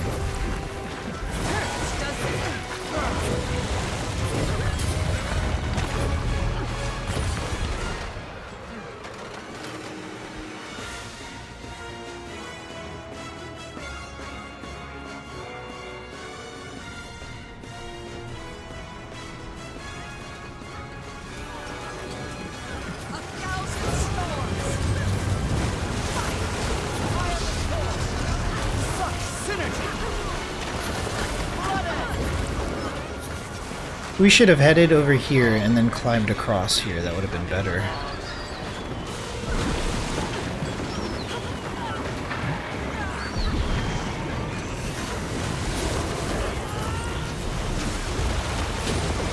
Sorry to anybody that didn't get credit. That was my bad. Scuffed Mander.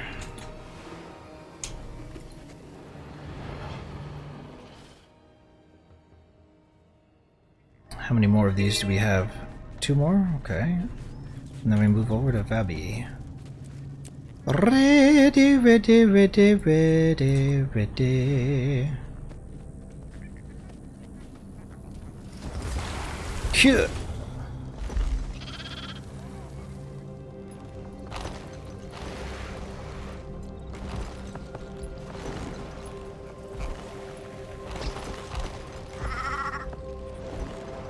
Wait for some people to catch up a little bit. Ready to rock.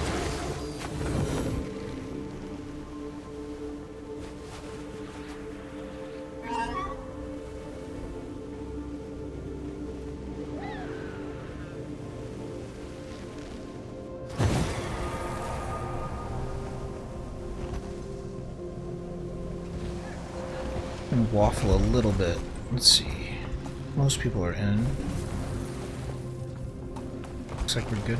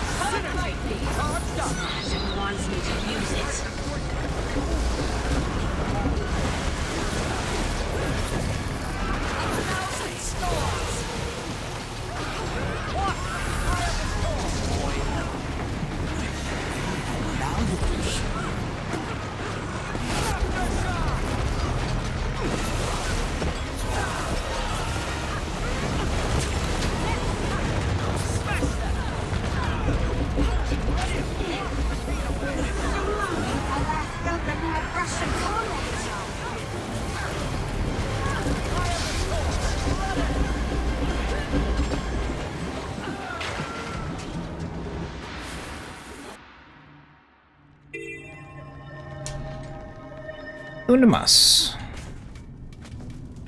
Now would be a good time to check the bounty boards. Where are we going here? Flooded. This bounty being all the way over here. This way is going this way.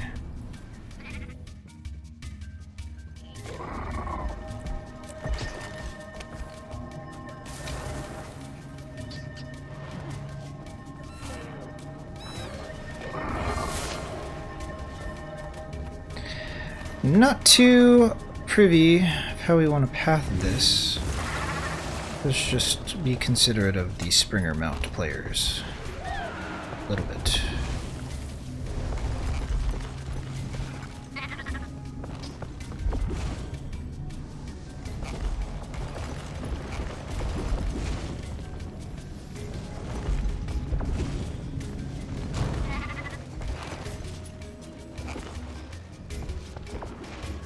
Invigorating.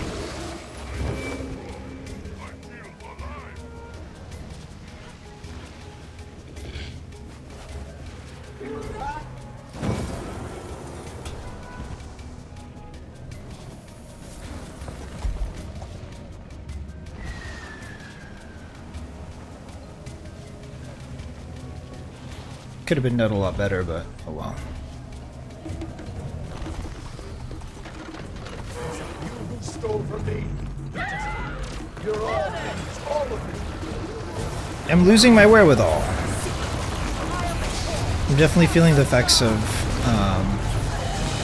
not having eaten breakfast but prepared it.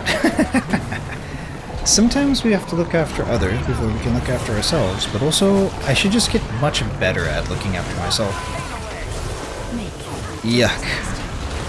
I wasn't hungry 4 hours ago. Damn it!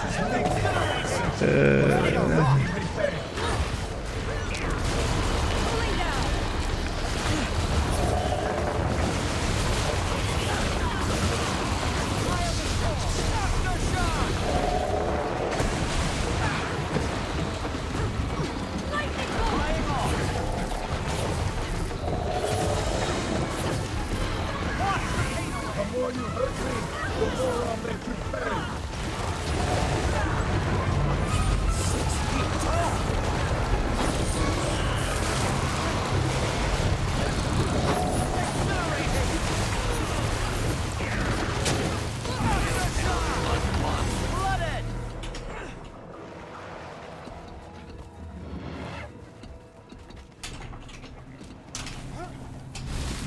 Return, my friend.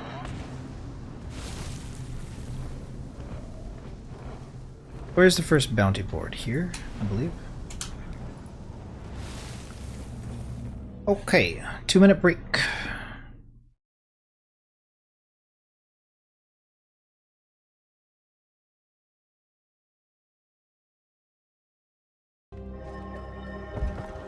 It is cold in here. Cold, it is cold, it is cold.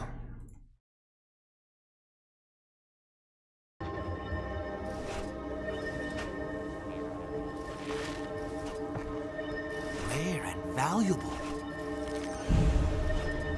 Cobalt. Oh, we don't have this. That's cool. The alt is different than the main.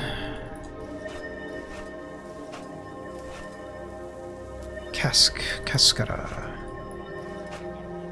Looks about right. Let's salvage this stuff. We have an invisible pack, that's a problem, kind of. Quite a reward.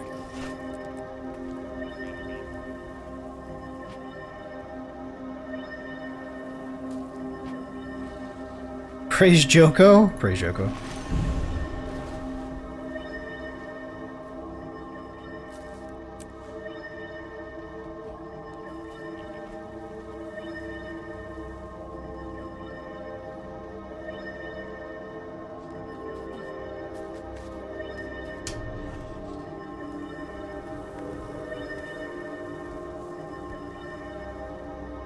Now this is a find. Bags clean. Cool. Too bad we don't have a merchant nearby we can sell the junk to, but maybe we can find one real quick. Aren't there merchants here? Maybe no. Where are there merchants? Yuck. I have too much junk on me.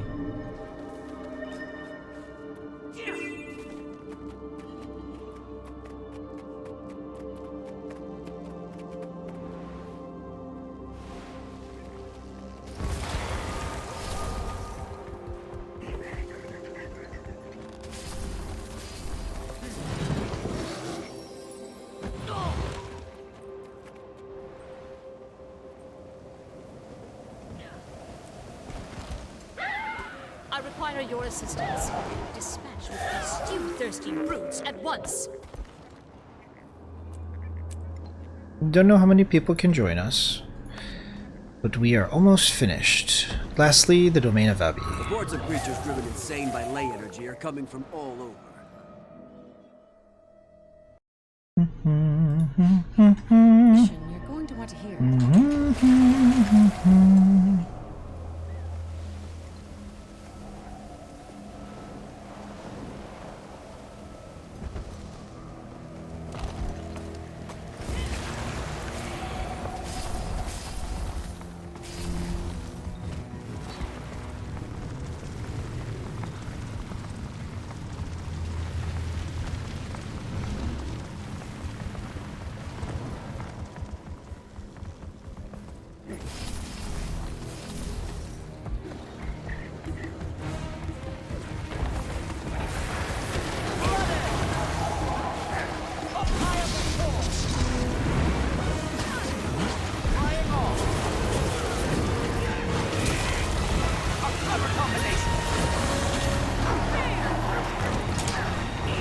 Sharper still. Okay.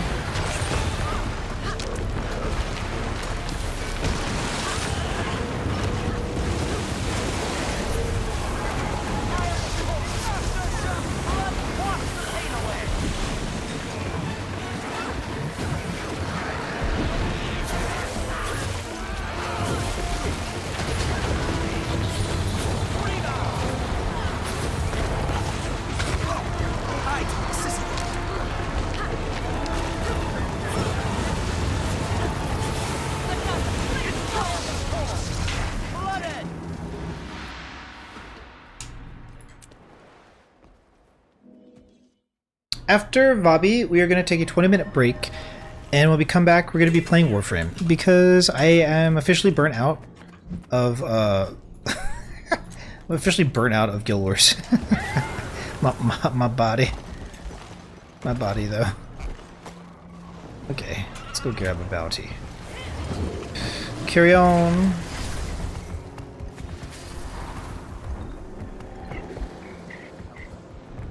Officially burnt out.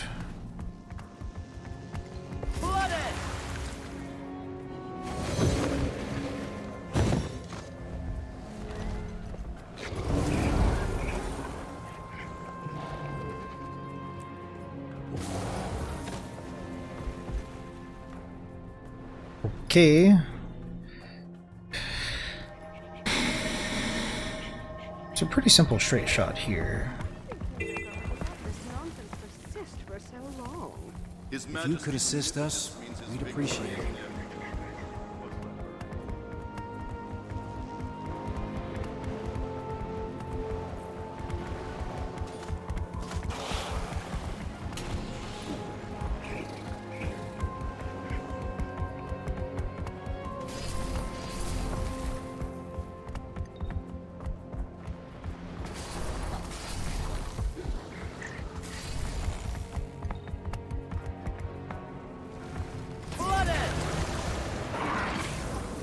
Looks like most people are here.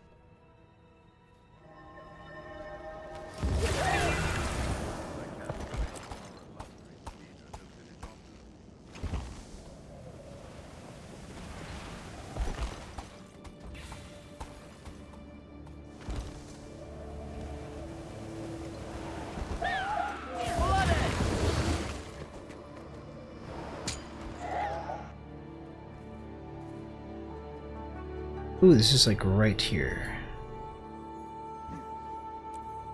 Okay. This one's kind of annoying to get to.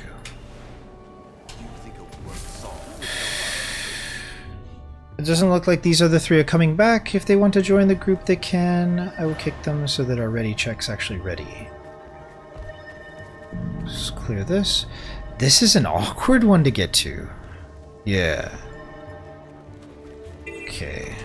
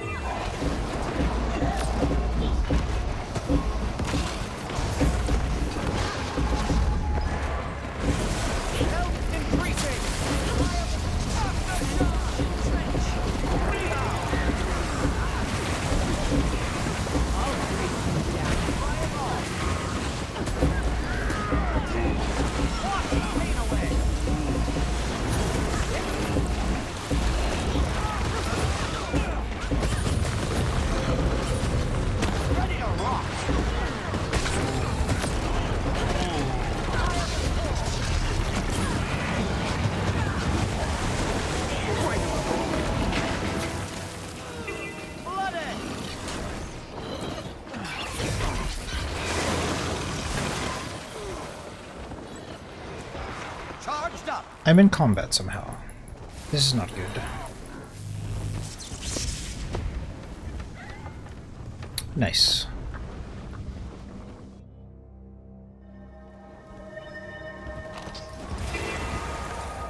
Charged up.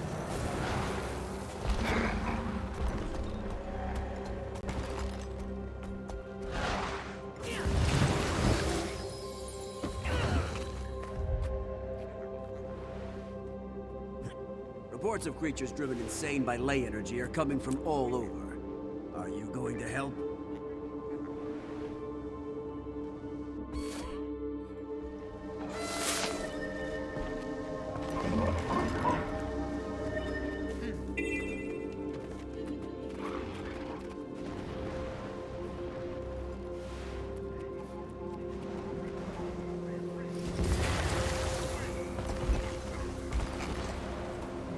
The statue is ruined.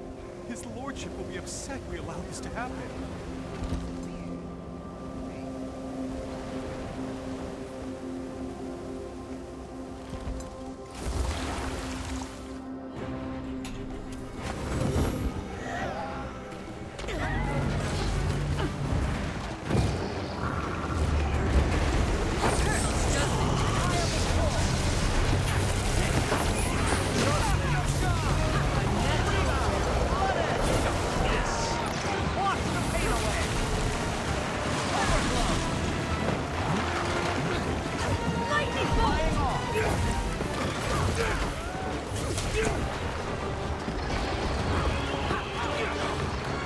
Death stalks me.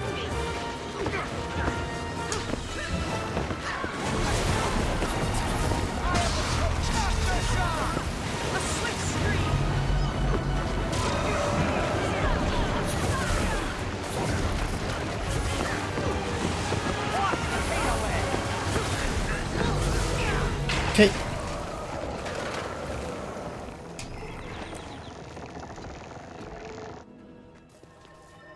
Keep this train rolling.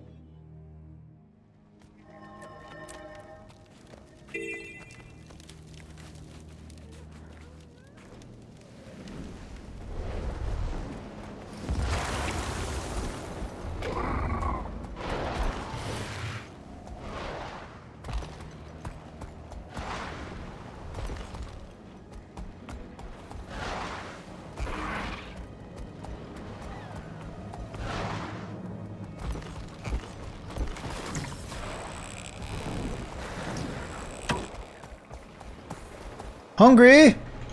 I'm getting hungry.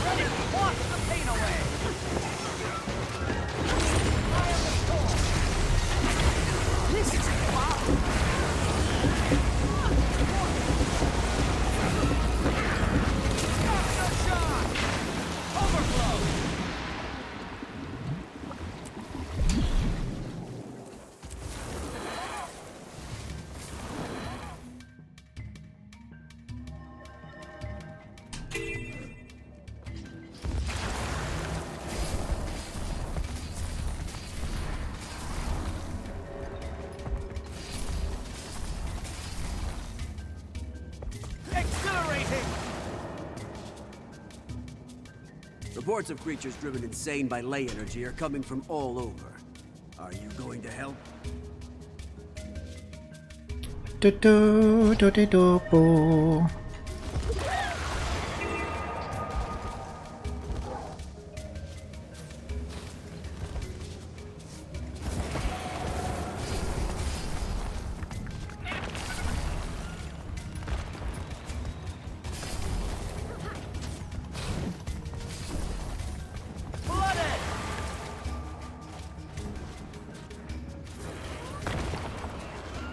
Wicked ley-enhanced creatures are roaming the desert. What are you...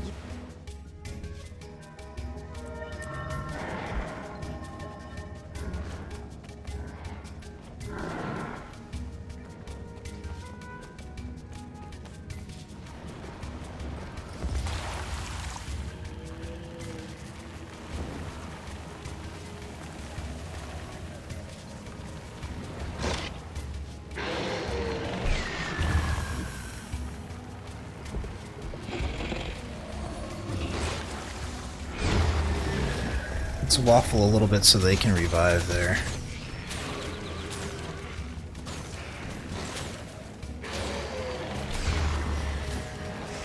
Revival!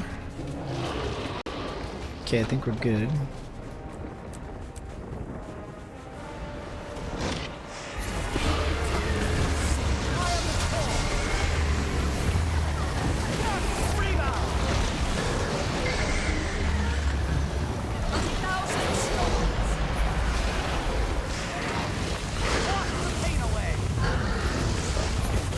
Ow! That veteran hit me so hard. I thought they were a champion. Campeón.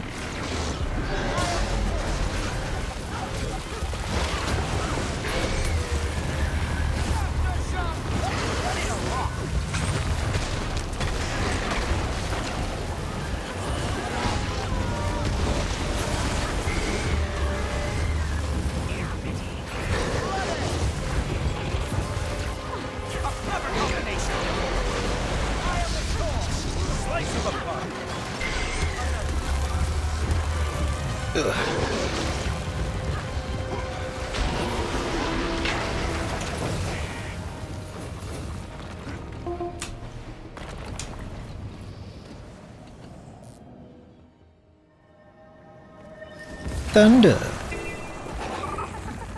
You've been thunderstruck.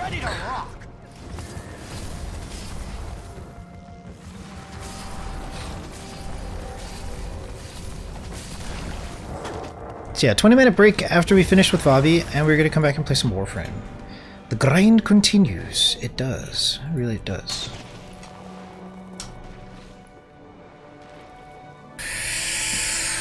Ho ho ho ho ho ho.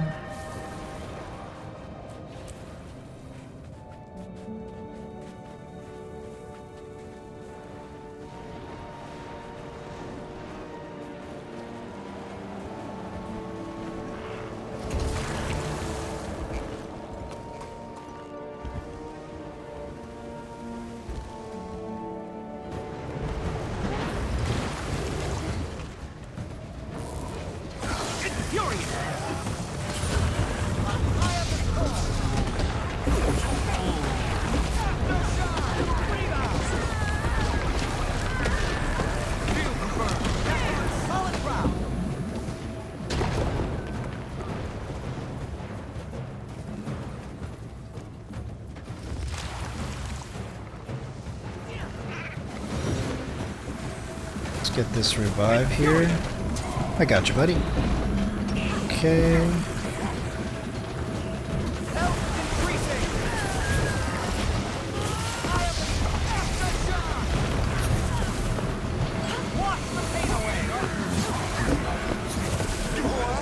Sweet.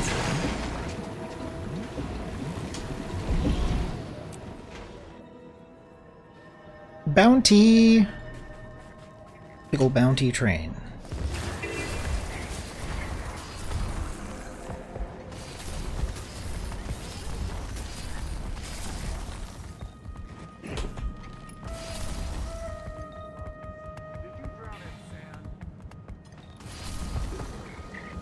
Wicked lay enhanced creatures are roaming the desert.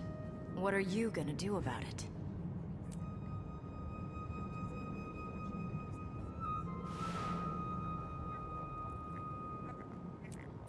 Fine specimen. Limbs intact, beautiful organs.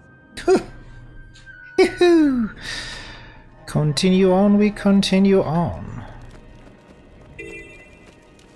Did I mark this? Did I mark it? I marked it, didn't I mark it? I did. I marked it. If you could assist us, we'd appreciate it.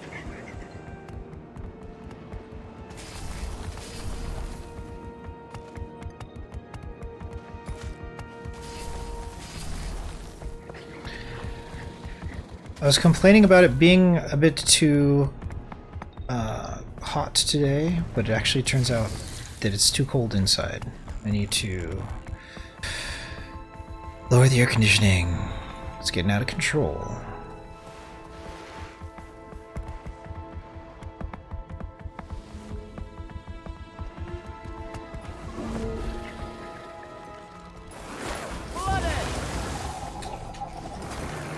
Waffle we shall, just a little bit, so people can catch up.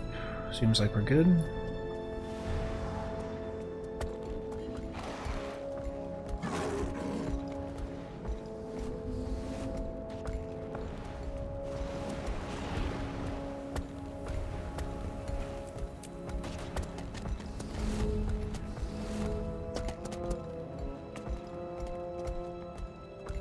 I was overzealous with my markers. I should use them a bit more sparingly.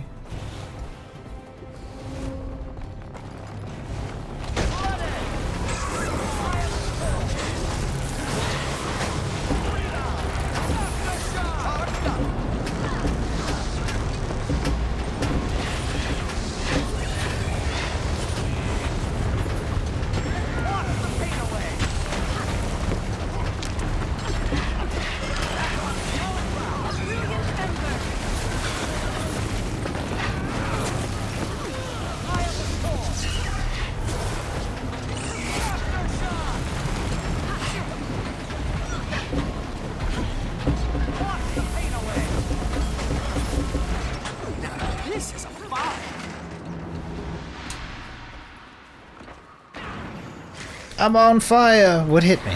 Something hit me. Look at this dude. Scrit, I'm hit.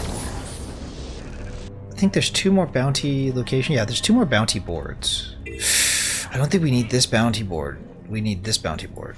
My bad. How circuitous. Charged up. Let's clear our markers. Ace Doggo is not fast enough today.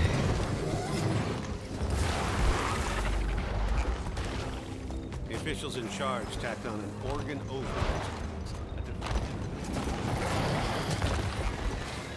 Charged up.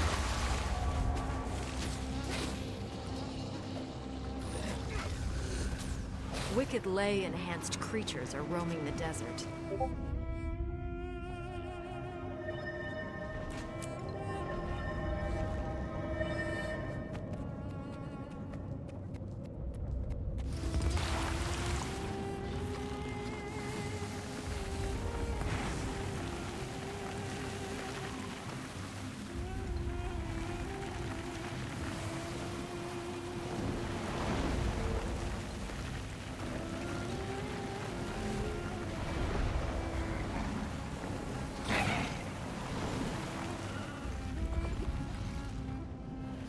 up!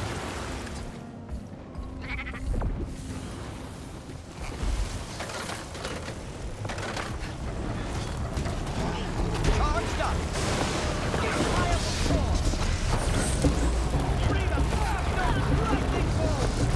That's most people.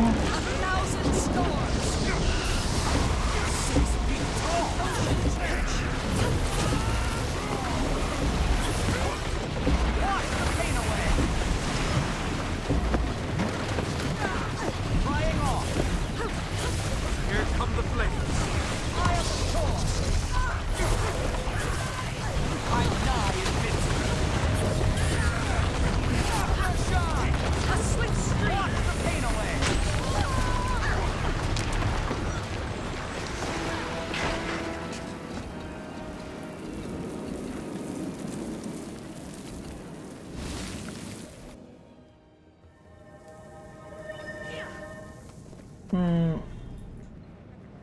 Take the map change for buff. Okay. Primary reason why I'm in squad 2 is for this buff. Believe it or not. Kind of worth it, kind of not, but it's also a good opportunity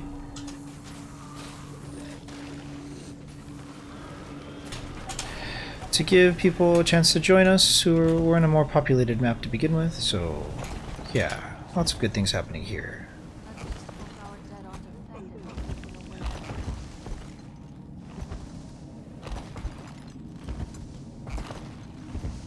We have a lot more bounties to do. Ready to rock! Don't really want to redo bounties if we can avoid it though. Brutalizer.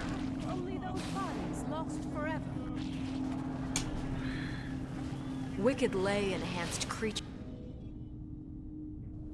But a bounty reward is a bounty reward.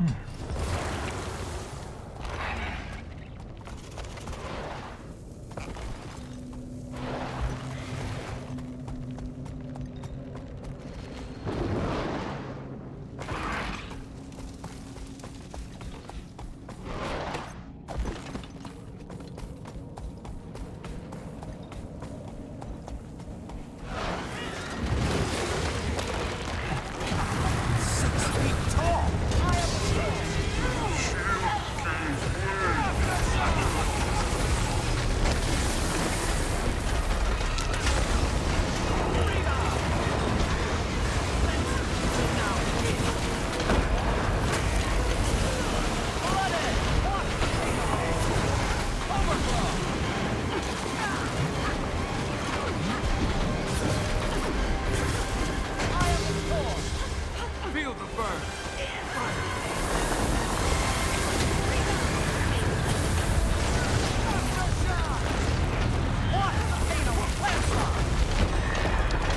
Exhilarating! That's on a solid ground!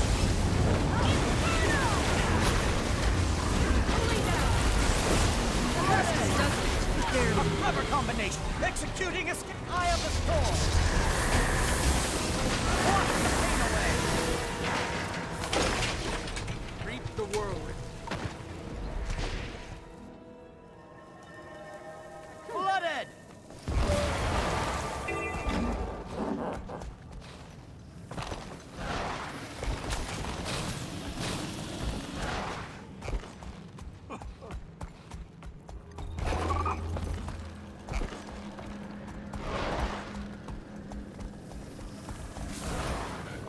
Flooded!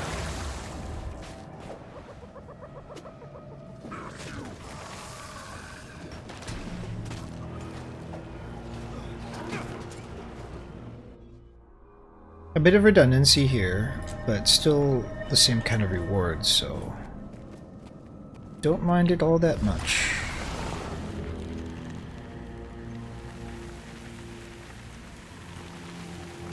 So it's looking like this, you know, full tour took about 5 hours. Phew! It's a lot. And we missed like it's not like we had full maps to ourselves. We had to deal with maybe not having certain champions or legendaries. I think I'm going the wrong way, actually. No, that's fine. This way works.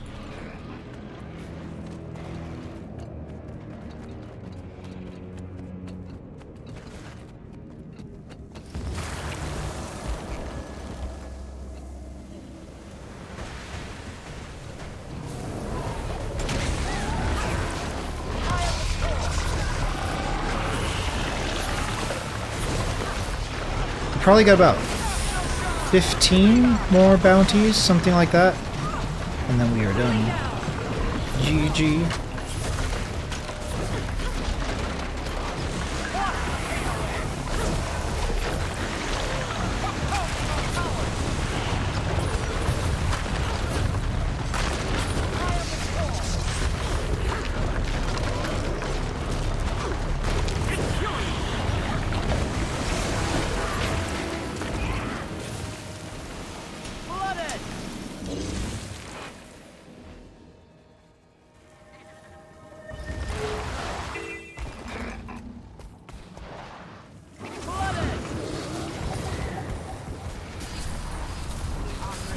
Of the dead to the flames.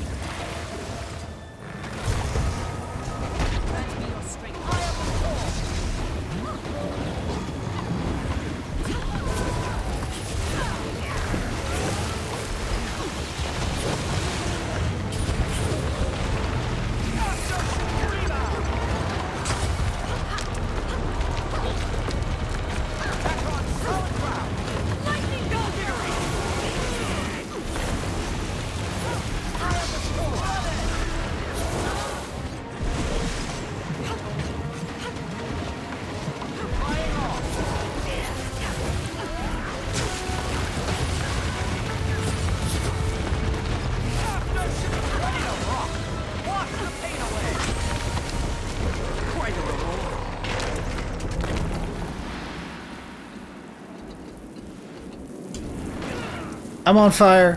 What has attacked me? My face?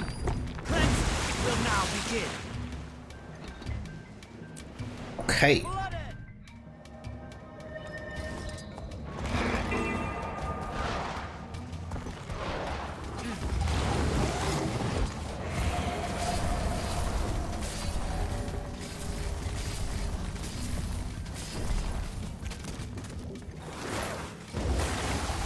Wicked lay enhanced creatures are roaming the desert.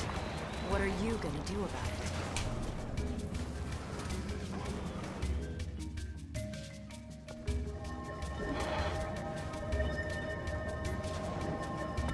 it? Storms are raging.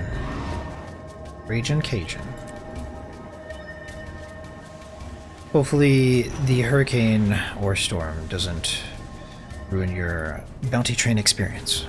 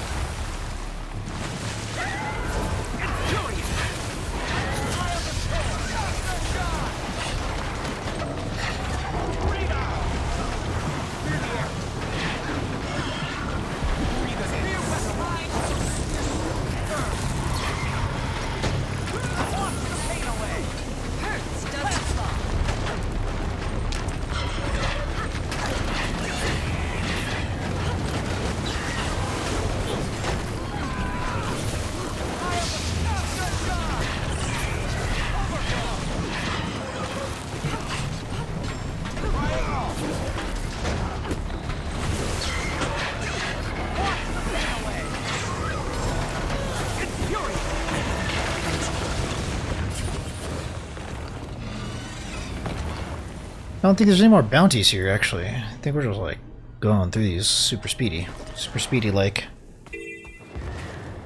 There's 2 more locations with the bounty board.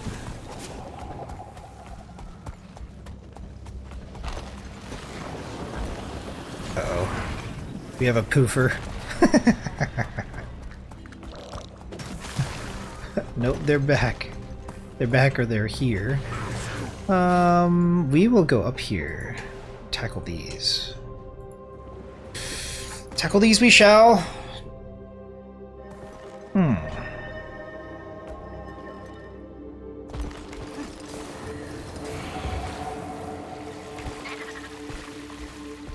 Ready to rock!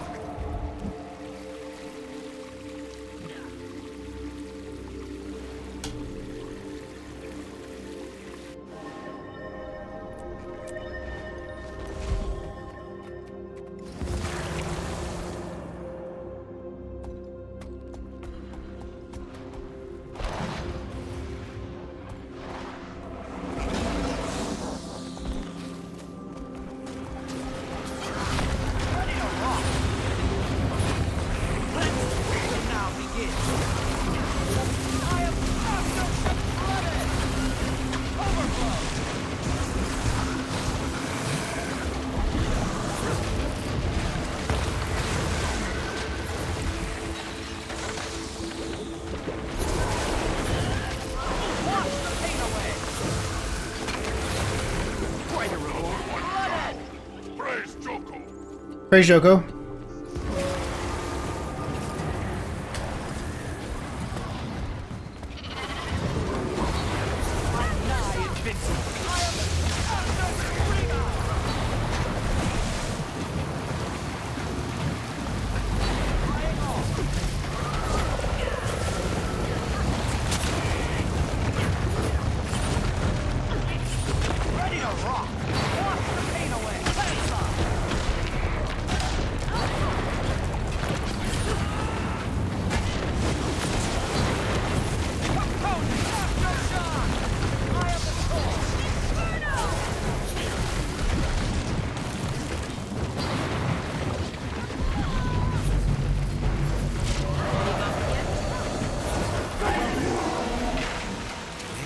Valuable.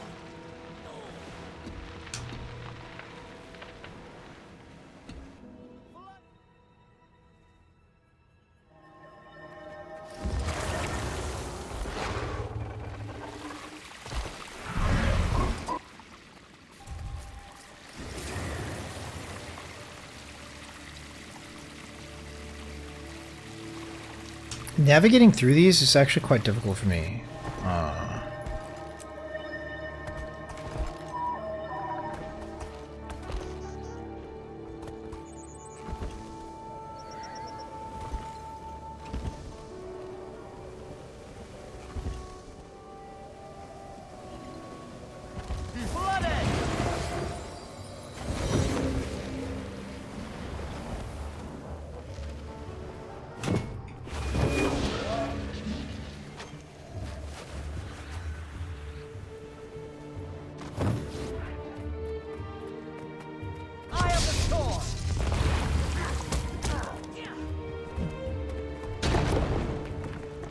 Ready to rock!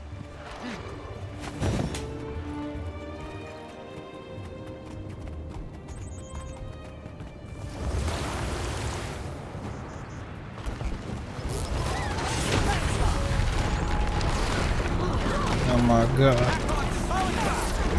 Oh my god, it hurts.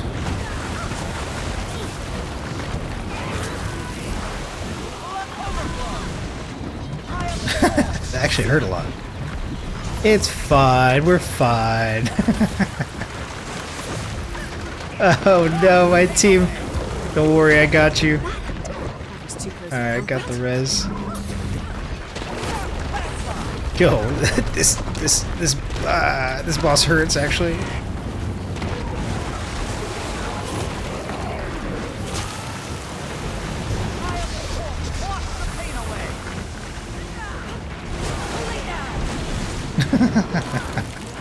It's like a baby Karn, but it's not.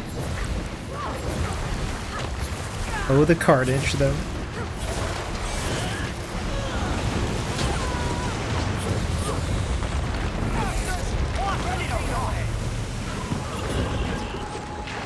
Okay.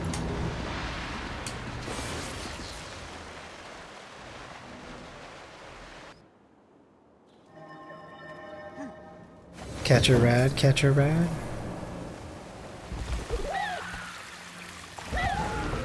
Ready to rock.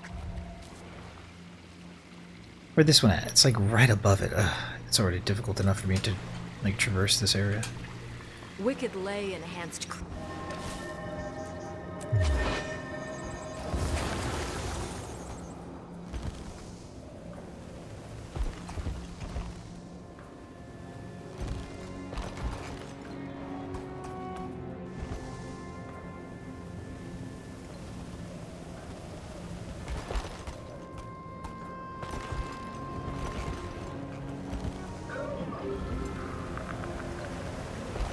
My hunger is subsiding. Maybe I can just have some tea and just get right back into it.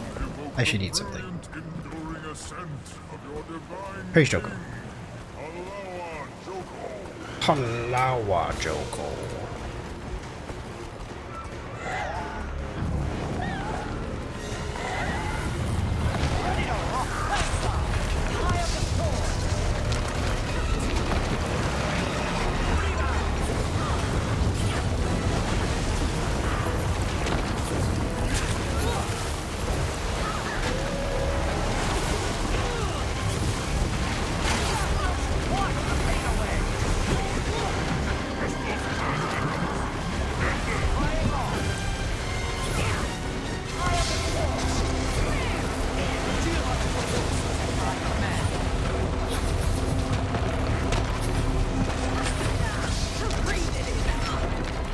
Dude, the boss has 20 stacks of might and quickness. I'm scared. What is that? Those pillars. So spicy.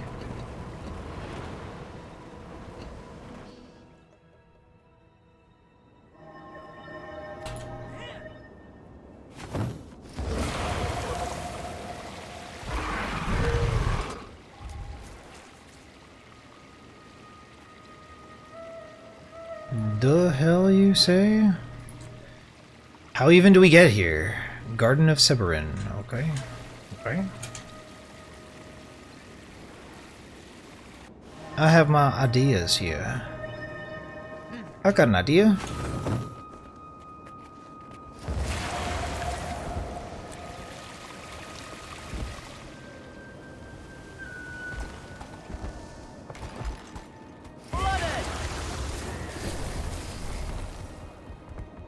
Kadim! I'm having Kadim flashbacks. Kadim! I miss raiding, actually. I miss it, I do.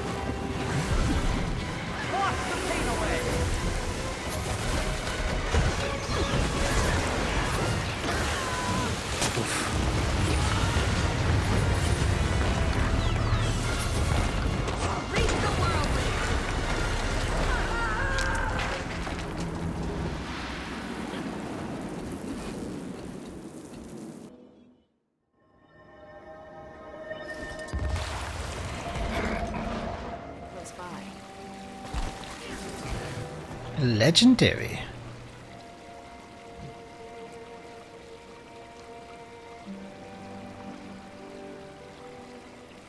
Okay.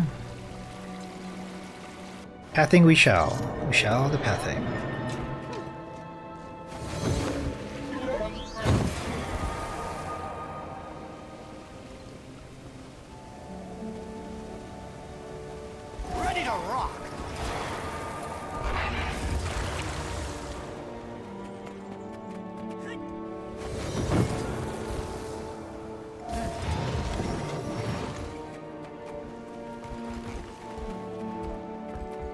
Uh-oh. I scuffed my I scuffed my markers. I'm definitely losing steam here.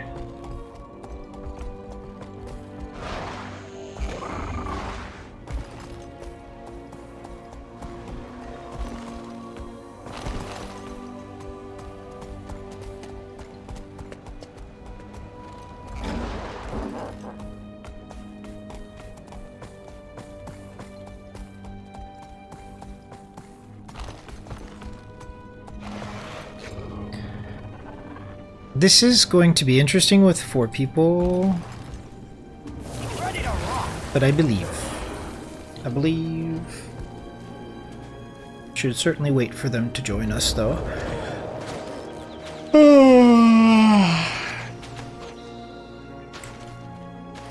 Now that I don't have a large squad, I can just stick to Dagger Warhorn, which can be nice.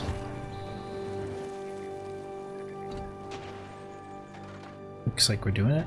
We're doing fine.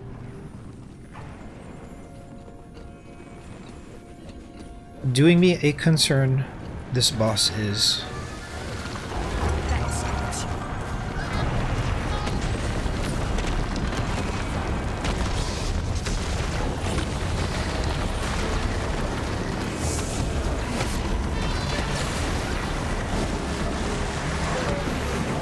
My inventory is full. That's also doing me a concern. No, we're fine.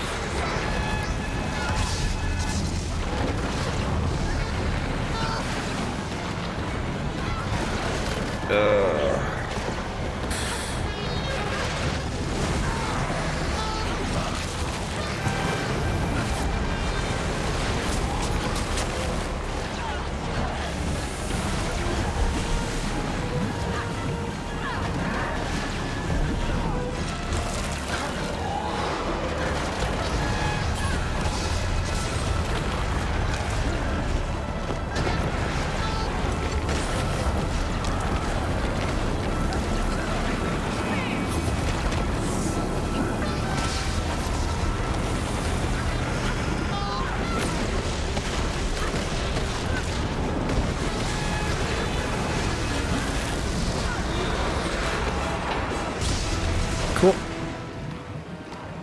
Easy.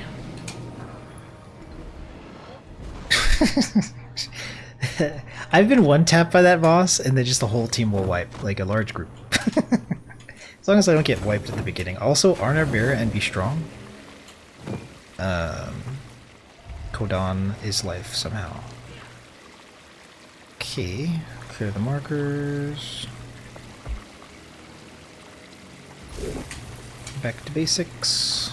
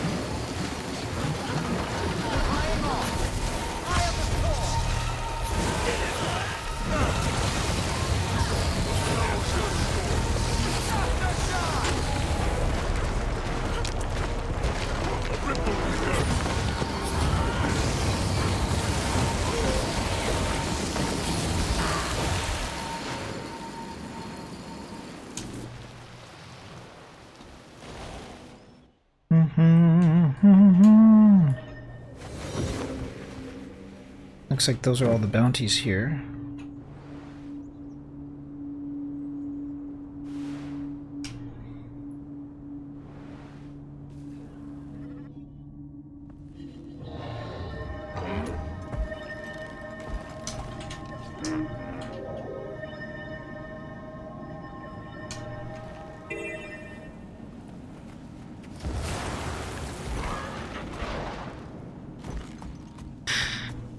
Alright. This is the final bounty board. Let's make it a good one.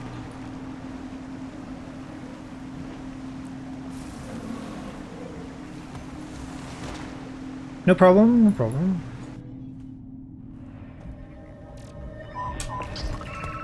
Okay, let's clear our markers here. Let's go.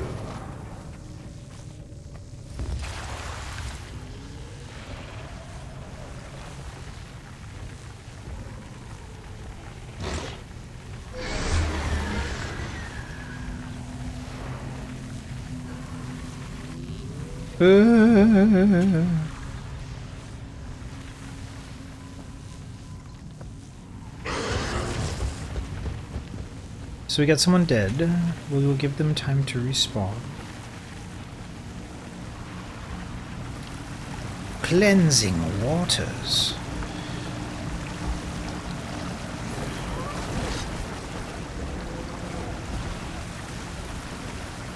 Looks like we should be good. Let's go, most people are here.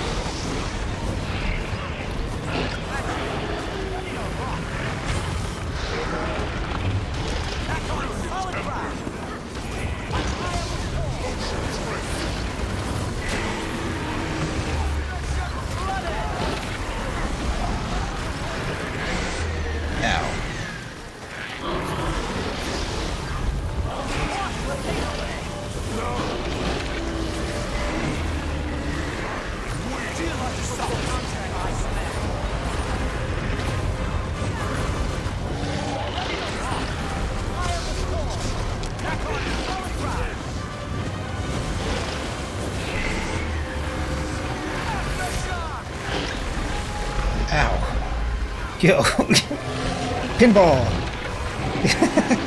I can't move!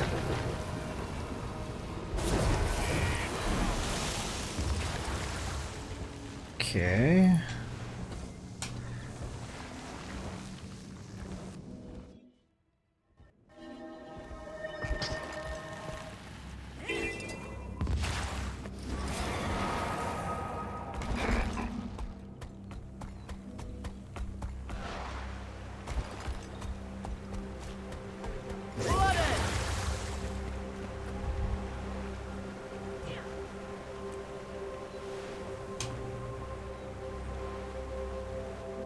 Clear markers and we go, and we go.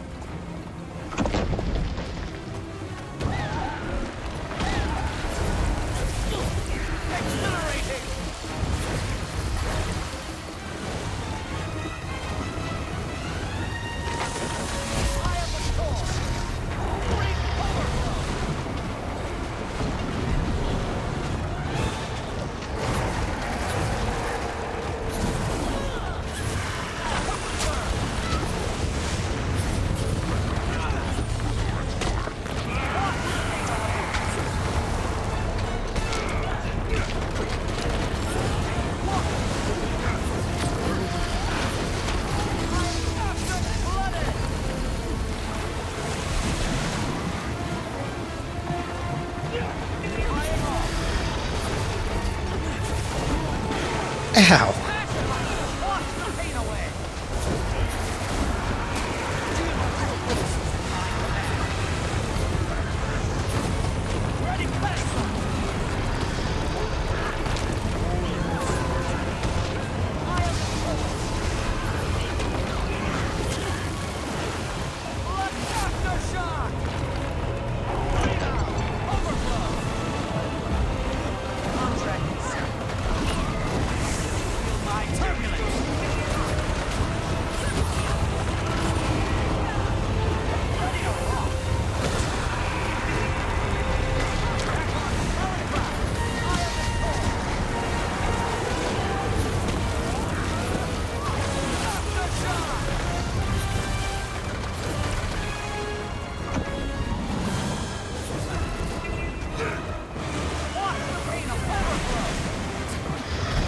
Ow.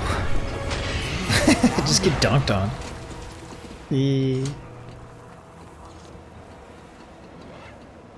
Oh. Oh.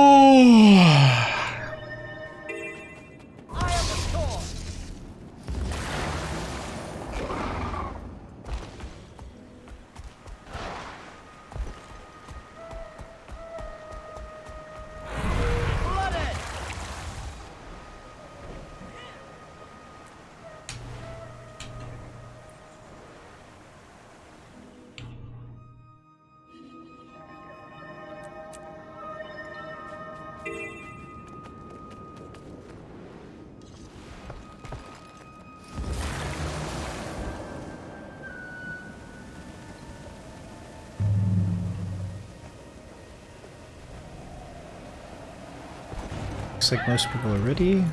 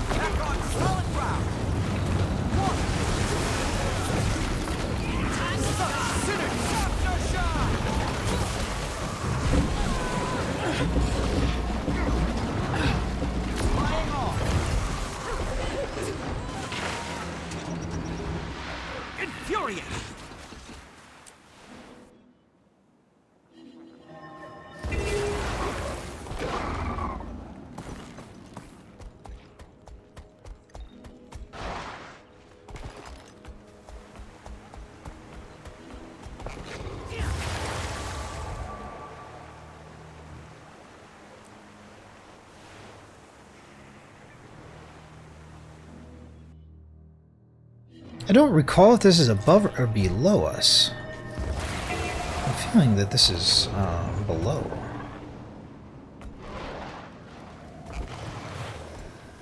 It is above. Am I supposed to get above, actually?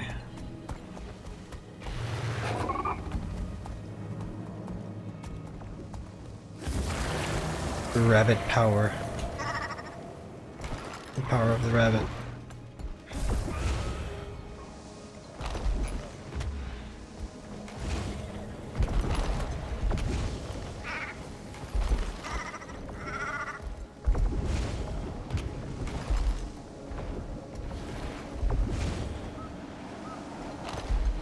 Where's this thing?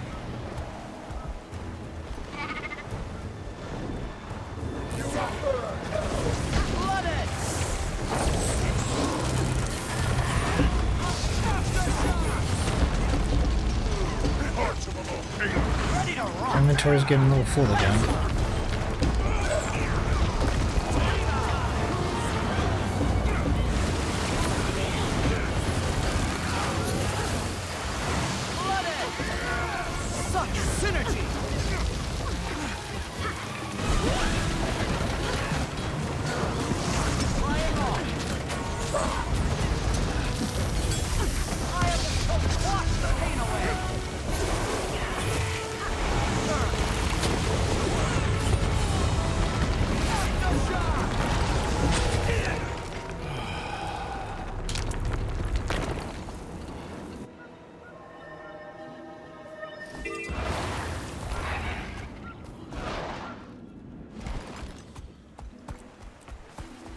Man, we need to get that gambling device from the casino so we can sell our junk when the time comes.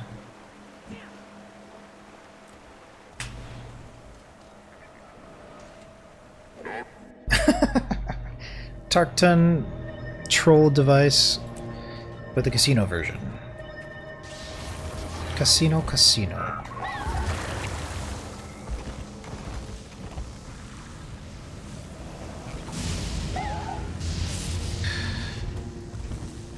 Too much junk, bro.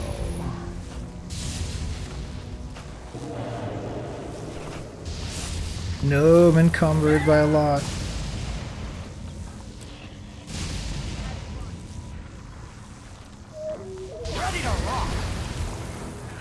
That should be fine.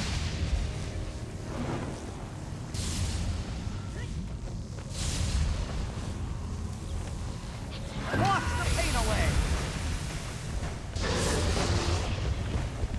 Is this thing below us?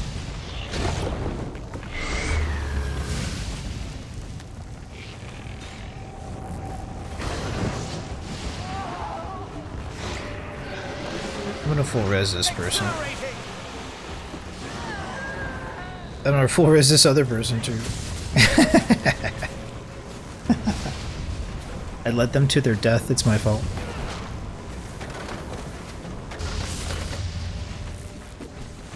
Can we do both? I think we can actually do both a little bit. I'm nigh and mid Blooded. That glider skin looks sick, actually. Sick him.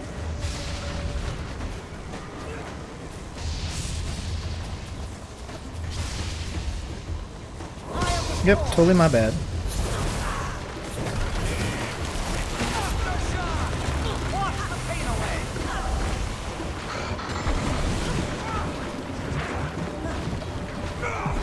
I don't remember there being a boss down here, but there definitely is.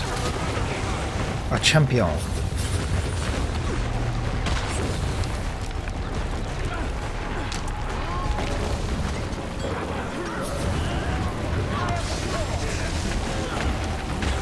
Yeah.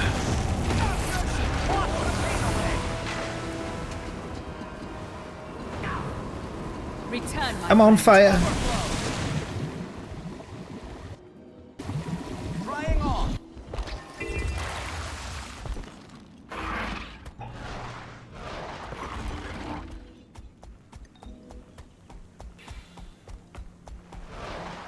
I should have known. I laughed if it was. Praise Joko. Where do we go next?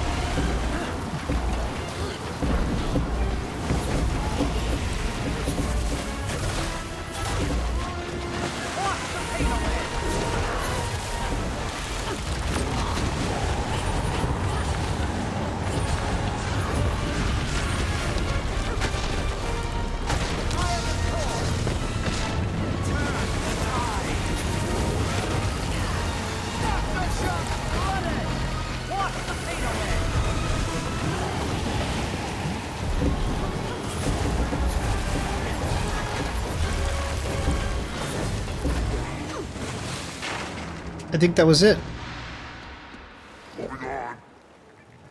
GG! GG, we did it! That was a 5-hour full ride bounty train. Yeah. Yeah. GG, that is it. Cool. Thank you so much.